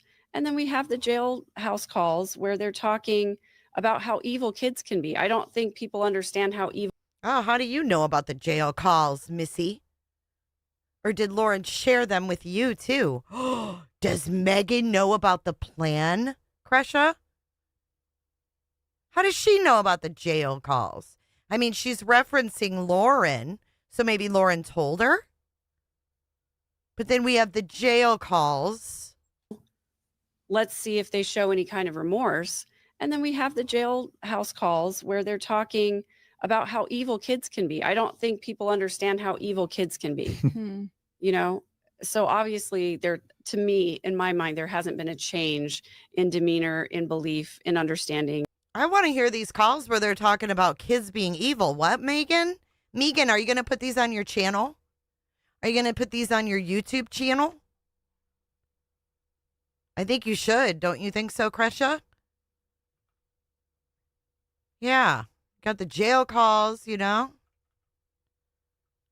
the jailhouse calls where they're talking. Oh, I thought she was talking about Chad and Lori. I'm sorry. I'm getting confused. I'm sorry. That was Ruby and Jody. You're right. You're right. I take that back. I take that back. That's my bad.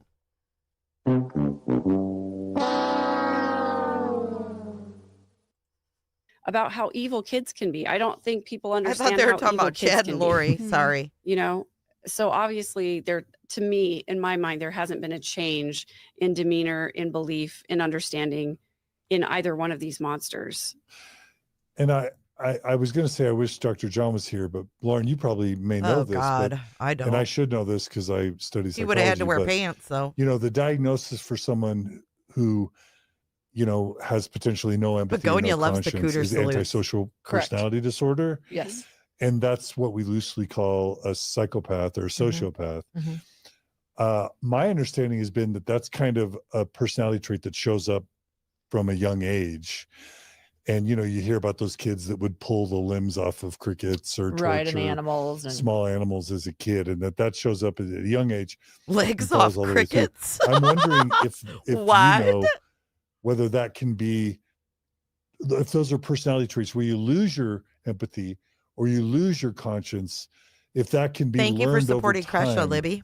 through certain exposures or certain practice or behaviors. Do you even know? Well, I definitely think it's nature and nurture combined. So you take someone that's susceptible to it, you know what I mean? But I think you definitely have to have some proclivity. Yeah, you have the nature. I mean, Disposition. you abuse a child, severely, and you can Jammers, happy create some Thanksgiving, antisocial hon. traits. But I think it is a myth that anyone that is a psychopath, as you say, right? That's not the official diagnosis. The official diagnosis is antisocial, but we'll call it psychopath right now. The Psychopathy? idea that all psychopaths are torturing and killing animals when they're younger, I think, is a bit of a myth, or that they're all murderers, or that they're all criminals. They're not. Like, as John points out, it's a personality disorder to be a sociopath, and a lot of them just sort of live a life that you wouldn't know if it's your next door neighbor or a politician, but they certainly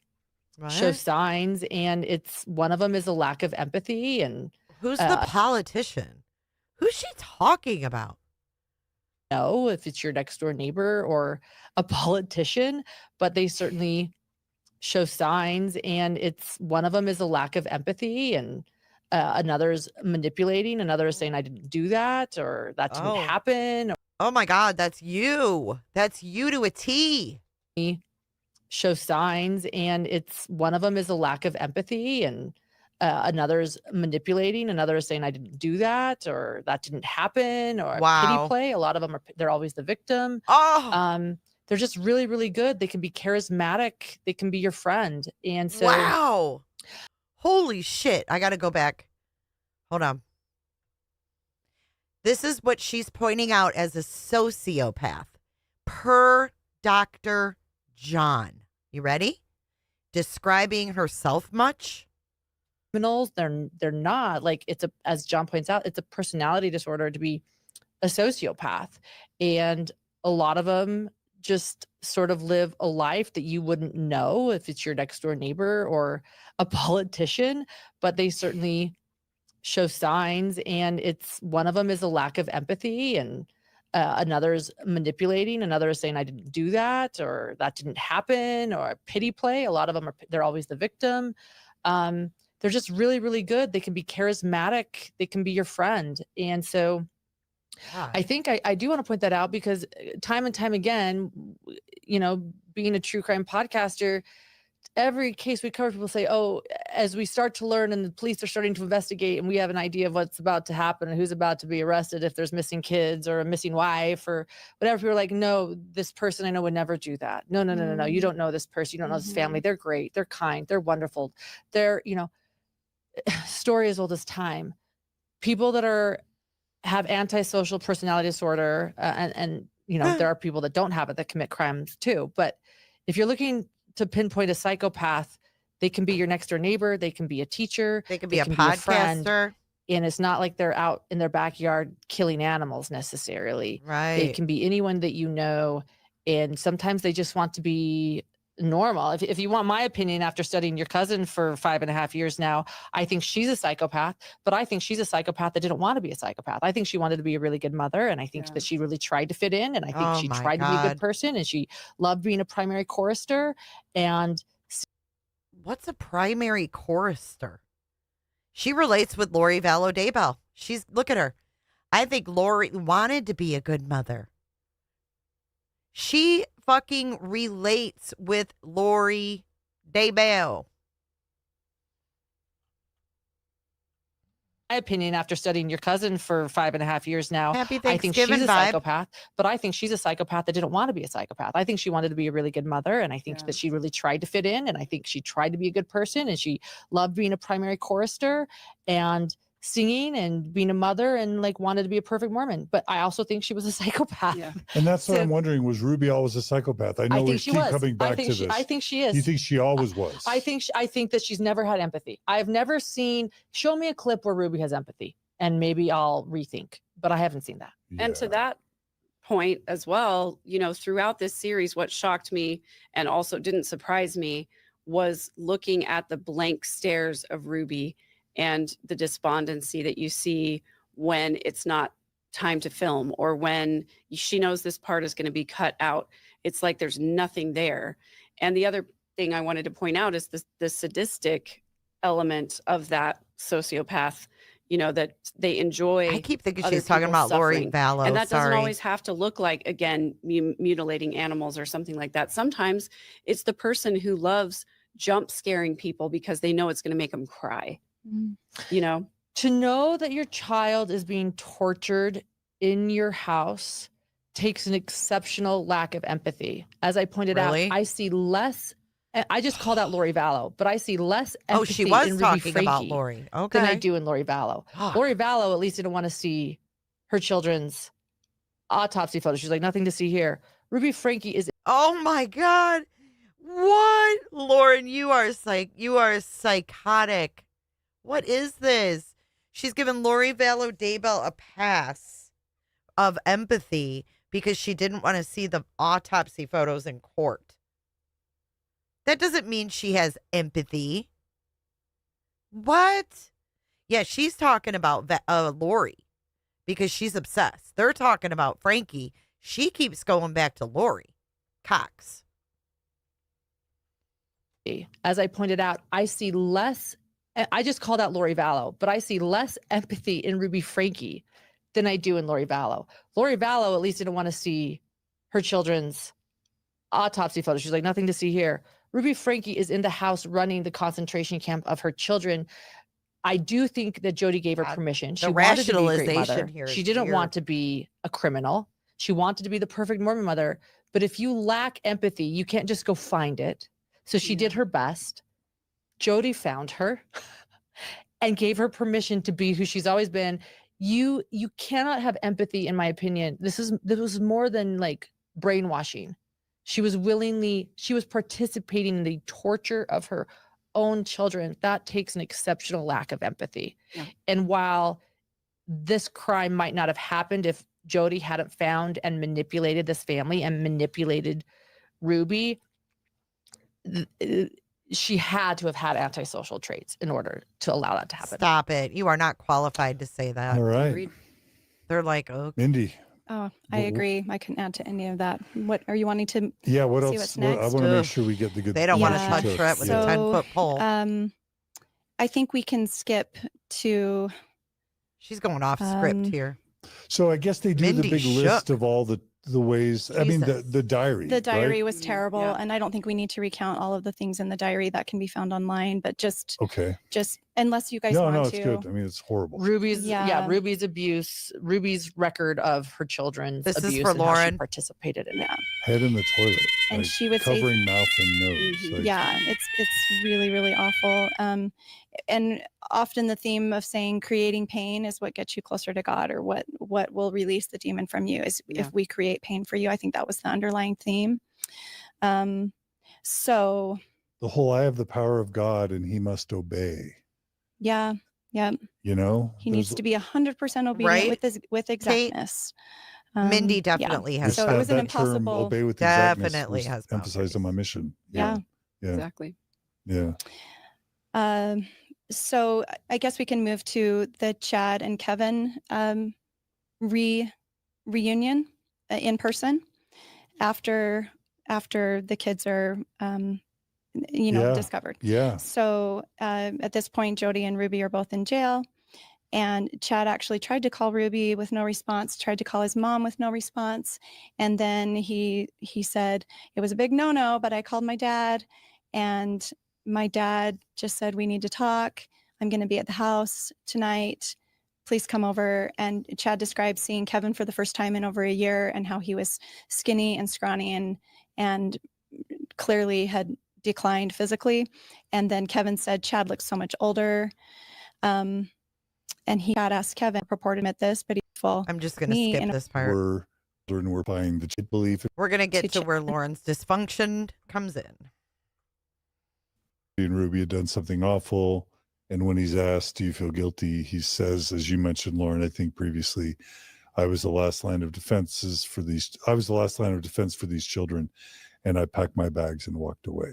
Sure Is that the right did. quote? Yep, exactly. Yeah. Yep. I don't feel You got sorry it. for him. Yeah.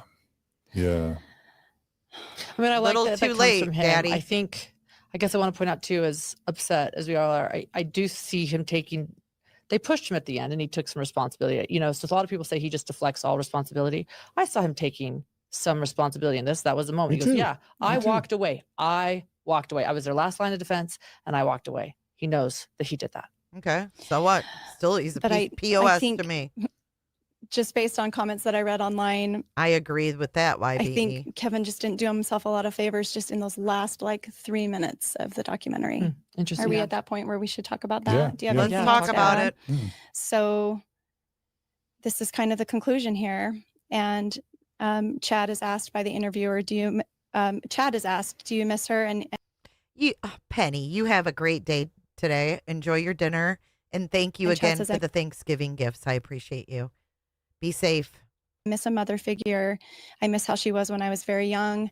I don't think she should have any contact with the younger kids until they're said a world that doesn't change it. And that definitely and he's for the world to and hope and to get through wrapped filming in those recent Wow. the Good Morning They're not documentary. interrupting her. It's crazy. A little bit it just felt a little bit too much like how he described earlier about just like hustling for her love and her devotion and stuff. That's how it felt to me in that I moment. agree. Yeah. I completely agree with you. This is not actually a story about family and I hope and know, faith at all. In yeah. fact, this is a story of a family being ripped apart, of bad parenting, Yep. of beliefs you shouldn't have had, if Yep. it comes to faith. And I respect that hope is a part of your process. Wow, I Kresha, respect that they that's have hope sick. still. That's good. But this is, those poor victims. I agree. I don't, they will never be the same again. To me, this is a story about cults, extreme beliefs, psychopaths, and how Manipulation and control. coercive control, abusive parenting, and How long till she's back on Daybell? I The agree. harms of family vlogging. Harms of family vlogging. I don't think there are many people that would have seen that documentary or this crime as a story of faith, hope, and family. But yeah. I think this is clearly why they probably did the documentary. It was Kevin's story. And Yeah. I'm going to speculate that's what he wanted it to be about. Right. I think throughout the entire documentary, what I see in Kevin is deep insecurity and Yeah. deep fear and guilt. And he admits and that. shame. He admits that he's insecure. Yeah. Yeah, he does. And I think when Megan, we come back Megan. around to it at the very end, after everything that he's been through and God, they don't have very high high expectations for men, do they? I mean, I can't. I don't understand it. I think Kevin is a very, very weak man and very, very responsible for what went on in his home. everything that he's seen the children have gone through, it bothered me too, Mindy, for him to say that he still loves her, that he longs for her. Yeah. That Sick. I hope that he's getting past that. And I know it. I I know hope it he's takes getting time. I know help. it takes Fuck. therapy. I know it takes a lot of really hard work Let's to let check go off of those group beliefs. therapy But I for guess that. that's what it comes down to is that almost every bad decision that was made in this series of horrific events was based in fear and guilt and shame and insecurity. And I think that is the root cause of a lot of suffering and a lot of harm. And it's not to come back and try to pin everything in this case on the church or the belief system. But, growing up as an LDS kid, we're not taught to self-validate. We're taught to seek external validation. We're taught to ask our bishop for Woe is worthiness, our stake me. president for worthiness. We have to carry a card that says that we're good enough to go into the house of the Lord. And when you don't learn to self-validate, to love yourself enough, you look for that external validation everywhere. And that's what I saw in Kevin. He's looking for remarried Ruby already? over and over and over Ew. again, even after she harmed the children, even after he witnessed hours and hours of abusive parenting on the other side of that camera. He still was longing for her. He was still reaching for her and trying to be worthy of her. When all Hey, along, Ruth Ann. she was the one who was the lesser partner, the less able to feel love and compassion and empathy, the less able parent, the less caring. And it broke my heart seeing it in Sherry's book, where she describes Kevin turning into a shell of his former self, really just devolving into I forget exactly the term that she used, but Good but he point, was, Kresha. he was there, but he wasn't there. Yeah. And I think it's so They do like to blame unfortunate the and church a sad, lot. that someone can desire the love of another person so much that they lose themselves so much Yes. that then they can't even show up for the children in their lives. And I unfortunately don't think that this is an Becca, isolated Bevan? incident. I think it's common for partners to Wild. lose themselves in a relationship to the point where they stop being able to show up as their authentic self and as the best. Of course he got parent married for again, their though. kids. He's like a little boy. And it's why I'm always an advocate. He needs of, someone to take putting care your of own him. oxygen mask on first. Dude ain't a man. Take care of yourself, love yourself, do the things that are the most loving things for yourself. And then you can show Shut up as the best up. version of yourself for the other people who need Dude, you. But you are so Kevin. awful. To move out of the house, and never contact my siblings, never go back home. Let me make sure. Is that actually, I think it's this one. View of the real story, but I cannot. even the documentary can only cover so much in 3 episodes. Future and They talk so slow. Choosing over and over to do whatever it took to keep Ruby. And so his priorities were clear. It was with Hey, Ruby. And Callie, he even welcome said back. it in the We're still documentary. He here. was 1,000% I ate supportive my of Thanksgiving Ruby dinner while and we that were he watching this. valued that over the kids. And I think he says it in an admission that he went the wrong way. But again, I look at all of the points at which he could have said more, done more, not left the house, not packed up and abandoned the kids, and ultimately said, look, Jody might be great, but I'm not leaving my family, Yeah. And if she thinks that I'm in distortion because I refuse to listen to what she says, that's fine. I'm staying. Again, hindsight is 2020. We can armchair quarterback. As an abuse survivor, I understand abused mentality, and I get how difficult it is to make good choices when you're in that space. I just hope that. Thank you for sharing, Megan. The attention life that coach. we're bringing to this, I hope that it makes people stop and pause and think. They get married because they want to before fuck. continuing to go Makes down sense. a road too far. Did you have a response to Welcome that back, Canvas. Oh, how nice.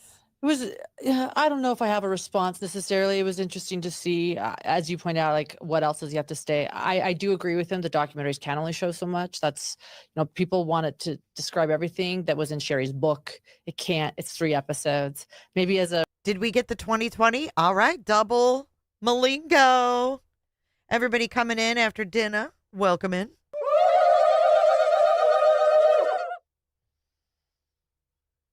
Double. Double. Look at that face. Gosh, dang. It's fascinating to look at.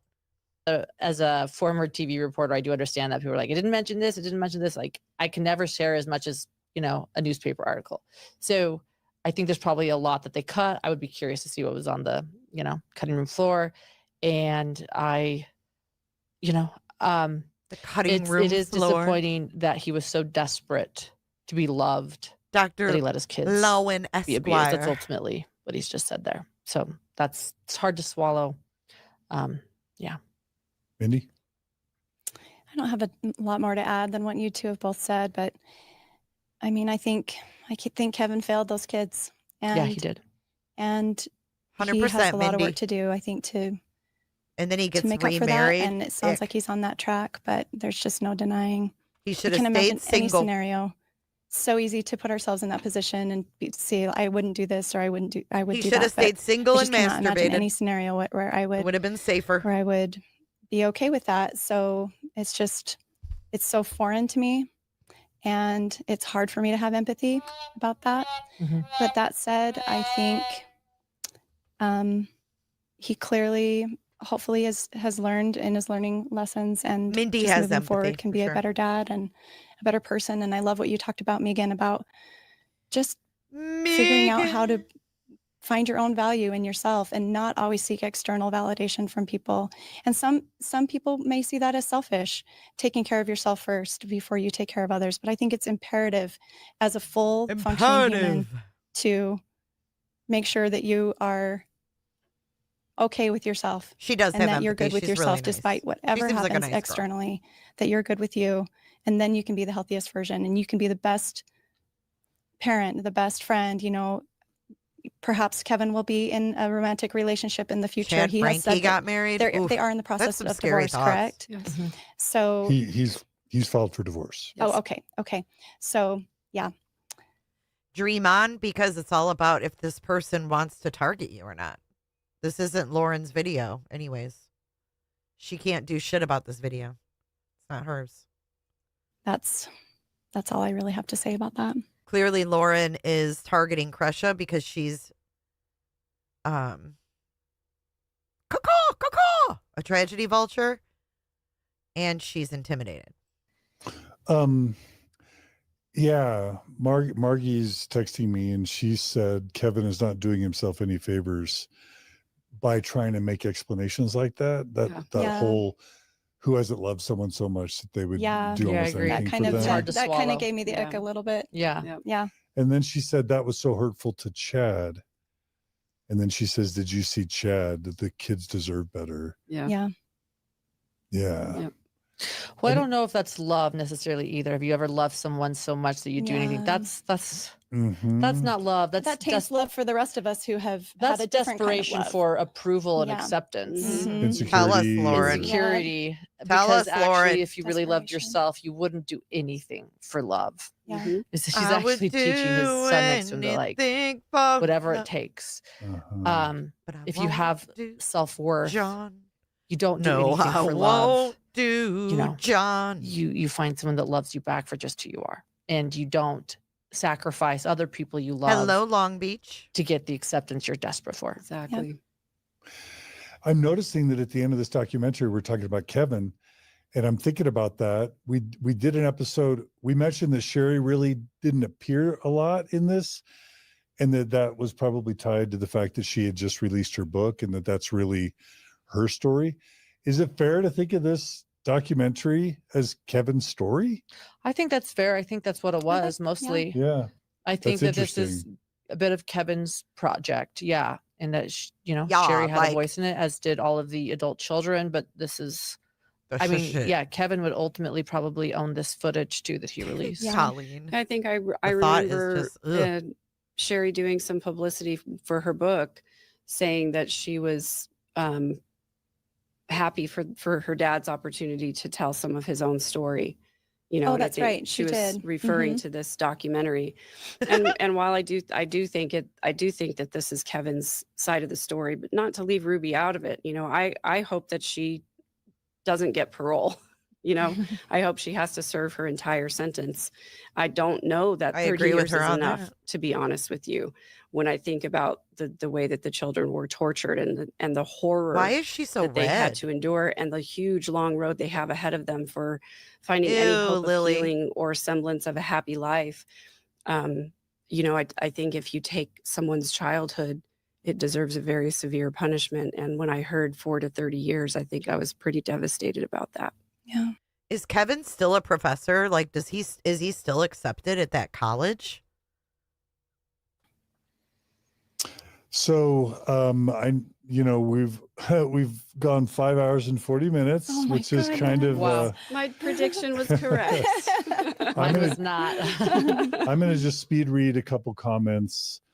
All right, we're gonna If speed it's past. okay. Joan says Kevin didn't have an identity. So I don't We're know if it was almost just done, and then I'm gonna sign off of here for a while. I might come back later. particular documentary. I would say Hey, as Meg. a whole, the publicity that this Oh, he the did get publicity that fired? this Good. case Good. has That's a garnered good. is That's a going good to thing. probably affect the sentencing, whether people want to admit that or not. So, what does he do for a living now? Like, how does he pay his bills? I think for both of them, I do think that Jody is being painted as, I said it myself, the ringleader. So maybe there might be more lenience on Ruby, but I think that this documentary and the charging docs will certainly show the worst of it. I agree. Yeah, I do too. I hope that's the outcome. Maybe he's selling You know, Melaleuca. it's the reason why we're talking about this. Or maybe raising he's awareness, doing and stamping getting parties. people to realize, how horrific. should make him all of do this Stampin' was, Up parties. and the idea that they Shut just up, need to Megan. be there for. What matters are like letters of recommend and letters with character. And I would say that Ruby probably has a better chance of that, especially if her, let's say this, there could go two ways. If some of her children write, and I have no clue. This is me just using this as an example. Chad writes and says she was a great mom, but then you have a victim write and say, I don't want her out. Like that's going to play a part in the parole board in the process. So I think a lot of it, I want to point out, it'll also matter what her victims state and what they want. And I think they're going to listen, the parole board. Yeah. This is just hearsay, but Sacred Llama writes, having worked with Sacred Kevin, Llama. Don't buy the beaten puppy dog act. Ooh. Ooh, this person said they worked at BYU with Kevy. They don't buy the beaten puppy dog act. Ooh, read it, John. Read it. Very smart and knows what he's doing. He's manipulative. Boom. But he always thought he was the smartest guy in the Oh, room. I could see that. Have y'all heard that about Kevin? Nope. Bing Doesn't mean it's Look at them. Look at them trying to do damage control for Kevin. They're like, no, never heard that about him. Shit, I can look at him and pick up that vibe. Come on. Lorna Dune coming in hot with a $10 super sticker. Thank you, Lorna. Oh, jammers, it's been a long stream. In the room. Have y'all heard that about Kevin? Nope. Look at, no, not me. Doesn't mean it's not true. But His rate the professor ratings were really interesting. We read them when the case first broke. I think those are probably down now, but a lot of students complaining that he knew all, but that they also mentioned that he felt that Jody Hildebrandt, had all the answers. So his rate the professor reviews were quite telling. I don't know Long Beach. When at the point where Ruby was arrested. So he kind of had all the answers. I read a Reddit post from a former student of his who said of all of their professors. I love how these Mormons are all on Reddit. They all go on Reddit. I'm shocked. I've been on Reddit more since all of this happened than I've been in years. At BYU, he injected like religious themes more than any other professor, and that this student's interpretation was that he favored students that kind of kissed up to him a little bit, and this student refused to do that and didn't have a real fond Was this student male or female, Mindy? view of Kevin. He liked obedience. So yeah, that would go with what the reviews I read too. Yeah. Obedience. Well, as long as we're on the subject, I'll But go ahead and mention that about 2/3 of the way through the Clueless, second huh? episode, I started to feel like Kevin's, I don't know any other way to say it than to say that it started to sound a little scripted and it started to look a little performative. Just from Oh. the standpoint of he We always see that in seemed you and to Lauren, too. pause at the right times. He seemed to be just emotional enough at the right times. I'm glad, Bert and I Ernie. made a note of it. I didn't want to make a big deal of it, but since we're on the subject of maybe a different point of view, I just want to say that. And then immediately after I wrote that note in there, I said, maybe it's just because I've been up since 3:30 this morning and maybe it's late at night. But I just started to see it in that way the first time that I went through it. Now, the second time, it didn't seem that way as much to me, but maybe, who knows, different circumstances. So just in case anyone else out there was able to see that or had that opinion as well. Thank you. Lauren going to get the last Kristen Paul word. makes an interesting point. She says Alyssa Grunfeld this. Please say YouTube ad, Mormon themed ad. Mormon Church is so wanting to dominate all YouTube ads relative to Mormonism that they pay top dollar to dominate Mormon themed ads. Wow. Which then spikes up the I had no idea. Did you guys know this? revenue that Mormon YouTubers get paid. And in that sense, they're funding partly you, Lauren. Ironically, Mormon Church paid ads are funding Mormon stories. But she's trying to say that a lot of this Mormon mother influencer stuff is driven, ironically, by the Mormon Church buying YouTube ads. Interesting. To dominate the term Mormon. So that's interesting. Thanks, C. Charles, also for your super chat. We're almost done. Just a few more coming in. To be I agree with that. That a lot of I think women in history have probably tried to find power through, bullying or gossiping know, or Cindy, it's talking too because much. we don't have brute strength maybe like the average man. God But that's how we almighty. can exert power. Yeah. Sarah O'Connor writes, Ruby is a victim of sexual coercion by a woman. God, she being, is not. She is not a hard, victim. I think assaulted, raped, sexually abused by someone of the same sex does not change her sexuality. Speculating about Ruby being gay implies she was indulging, not a victim. I'm speculating about her being gay because Sherry speculated about it in her book, and I think it's. And she mentioned it on the docuseries. And she mentioned as well. the docuseries. She did. Mhm. So, I feel okay speculating on it. Not for good or for bad. Just wondering. Yeah, me maybe she's too. bi, maybe she's straight. I'm wondering it doesn't too, Lauren. change, what she did or what Jody did to her. Right.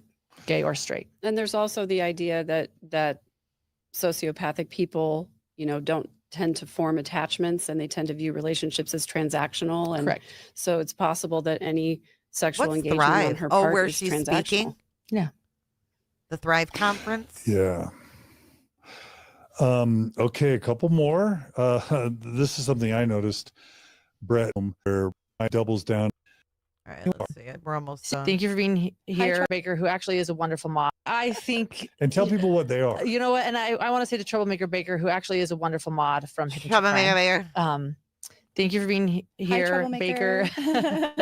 But so we know. What is it called? We know We'll look it that up, Young Black. the pen papers are a big deal. Kevin Frankie told us much in his police interview. Mhm. Get the pen papers, you'll know everything. They're They're different than prophecies. the journal. Different They're than the Isn't journal. it Jody's prophecies? Yes. Jody's prophecies, but Pam wrote in Visions. it, and The Kevin was lion, like, Charles the Lion. yeah, Charles the Lion, and Kevin was Viewers saying, are like, what are you?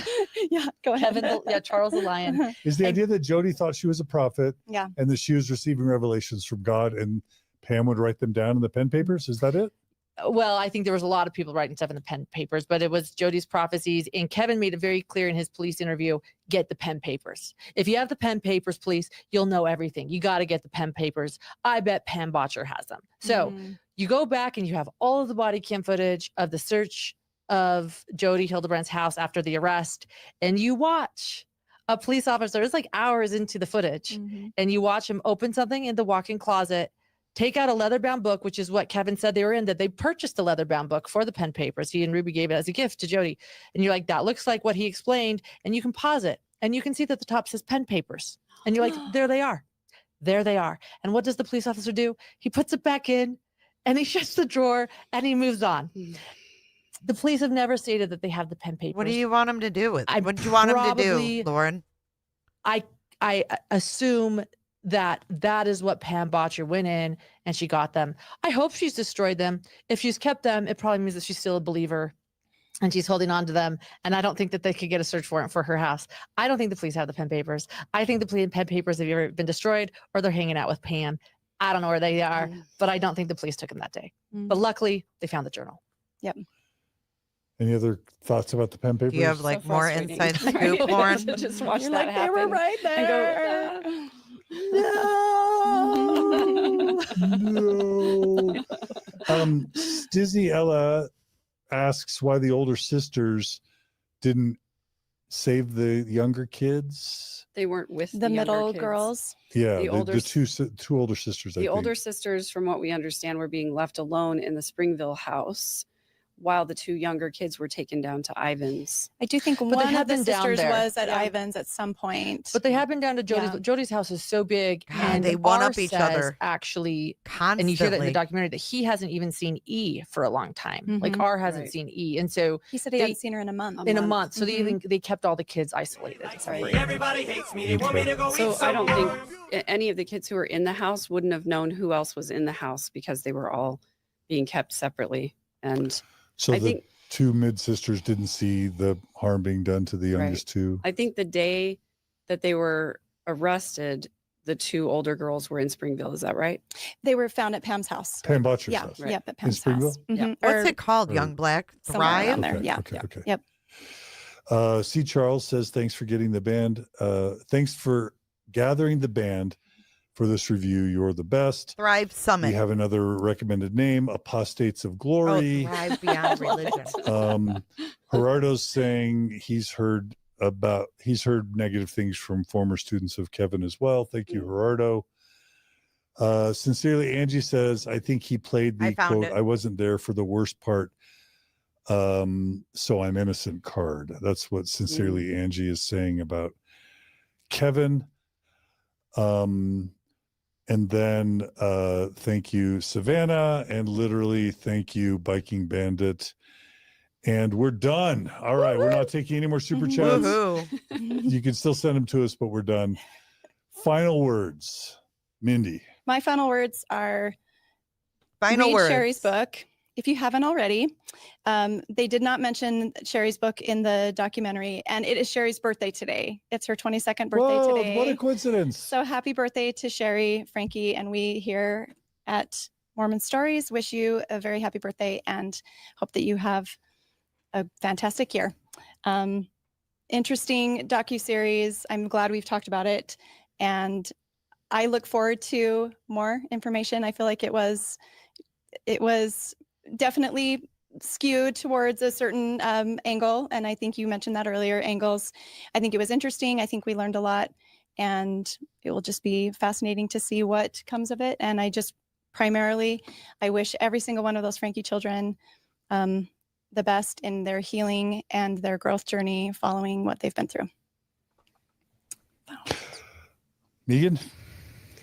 I don't think I have much more to say about the documentary or the crimes. I can't believe it. I concur. Go buy Sherry's book and go read it. I guess what I want to say is if anybody out there has experienced anything close to what we've been talking about today, you didn't deserve it. It's not your fault. This is and Lauren's it is possible Thrive. to heal and move on and have a happy life.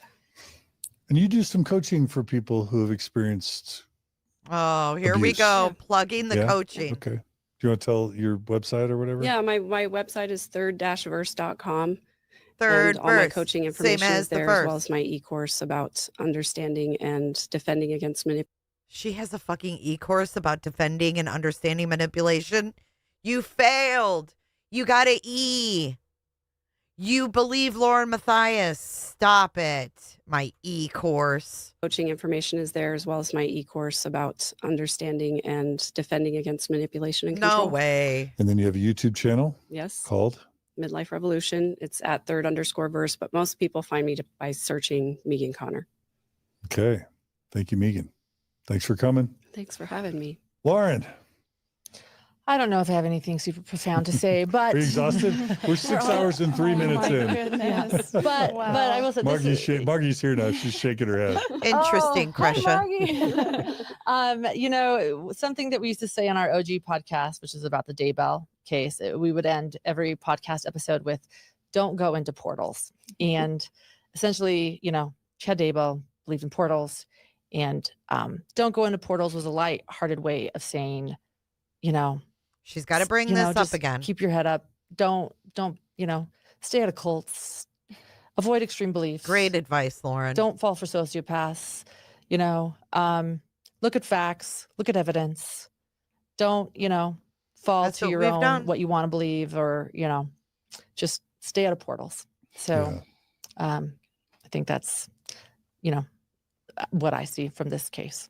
Yeah, thank you. And I'm going to just piggyback and say I was going to recommend the book Combating Cult Mind Control by Stephen Hassan, or Recovering Agency by Luna Lindsay Corbden.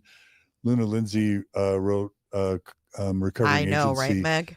as someone who studied cults in depth and then applied it to the Mormon paradigm. A lot of people mentioned that Jody Hildebrandt, from their perspective, was a cult within a cult. But I don't care. Stay in the LDS church, leave it. Stay in Christianity, leave it. I don't care what religion or how secular you are. Secular people can be as vulnerable to cults as religious people, sometimes more. So we all need to get educated on undue influence, on cults, on cult leaders, on the characteristics of. Well, this isn't Lauren's Mormon Stories. We haven't gone over that yet. This is just the one she did with Megan on Ruby and Jody. But tomorrow we are going to start reading Lauren's book on overcoming emotional abuse. Thank you, Belinda. Undue influence. And Stephen Hassan is a world expert in that. Luna Lindsay's book is great. But become cult informed. Even if you stay faithful, active, believing Mormon, bless you. We support you. Learn about cults. There can be yoga cults. There can be MLM cults. There can be marriage, marital partners that act like cult leaders. Podcasters can be cults. Yes. There could be political cults, right? Podcasters can be cults. Yes. There could be political cults, act like cult leaders. Podcasters can be cults. Lauren says yes. Yes. There could be political cults, right? There are all sorts of Vision of ways glory. that people can wield undue influence. So please become cult aware by a good Be book or two. cultalicious. Go ahead, Lauren. No, I was gonna say there. No, were you finished? I didn't want to interrupt No, you. go ahead. I did. You just helped me realize there is one more thing I want to You say. and interrupted I the whole think time, This bitch. whole seeing is believing thing. I've seen less of that in this day and age. That people will see something and they don't believe themselves, or they'll talk to someone else, so they'll doubt themselves, and like, you know, and we always talk about confirmation bias, and I thought that was such an interesting quote again from Kevin when he said, I can't. "What was in my review brain, the Megan. facts in my brain were not matching what was in front of me, and I wouldn't believe it." And I think more than ever in this world, like, see what you believe. That's what the saying is: believing or seeing is believing. And so often it feels like now it's believing is seeing. But I think put that aside and believe what you see in front of you. And I just think that's so important this day and age. Yeah. And again, this is repeating what we've already covered, but like Kevin called it, as soon as he went to Connections and saw Jody, his immediate reaction was, this is a cult. And I think that's Kevin's an call it idiot. being born again. If you want to say Christian, call it being born again. If you've left a religion, then think of it as your awakening. Part of the maturation of life is to move from extrinsic sources of authority. I and can't do it no control more. to I'm done. I can't. I can't do it. It's got my brain going. I can't do it. I can't do it. Let's take a look at the Thrive thing, though. Let's look at this really quick. This is where Lauren was supposed to speak and she canceled, but I guess she's supposed to be doing it in the spring. But it says Thrive is a nonprofit movement founded to help people as they transition away from religion. Thrive counts on volunteers to help deliver the knowledge and community that people desperately need after leaving religion. Thrive is LGBTQ plus affirming and strives to create a culture of acceptance and unconditional love.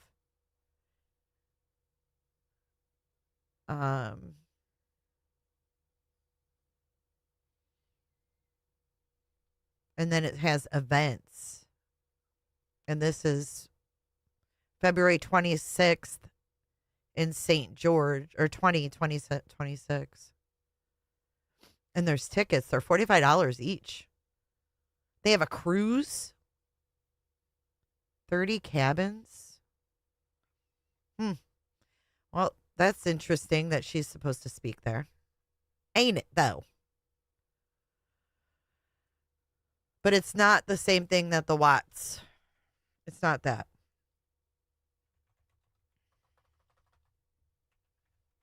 So I hope you guys had fun today. It was nice spending Thanksgiving with you guys. I felt a little less lonely. It's an orgy. Oh, okay. Okay, it's an orgy, says Amelia. It wouldn't surprise me with these peeps, man. Grayson, she had a girlfriend? Oh. Oh, does she have one now? That's the question. Let's get in the Cooter DeVille, guys. Thank you so much. Hold on, let's get our little Cooter DeVille song. Whoops, that's Lauren.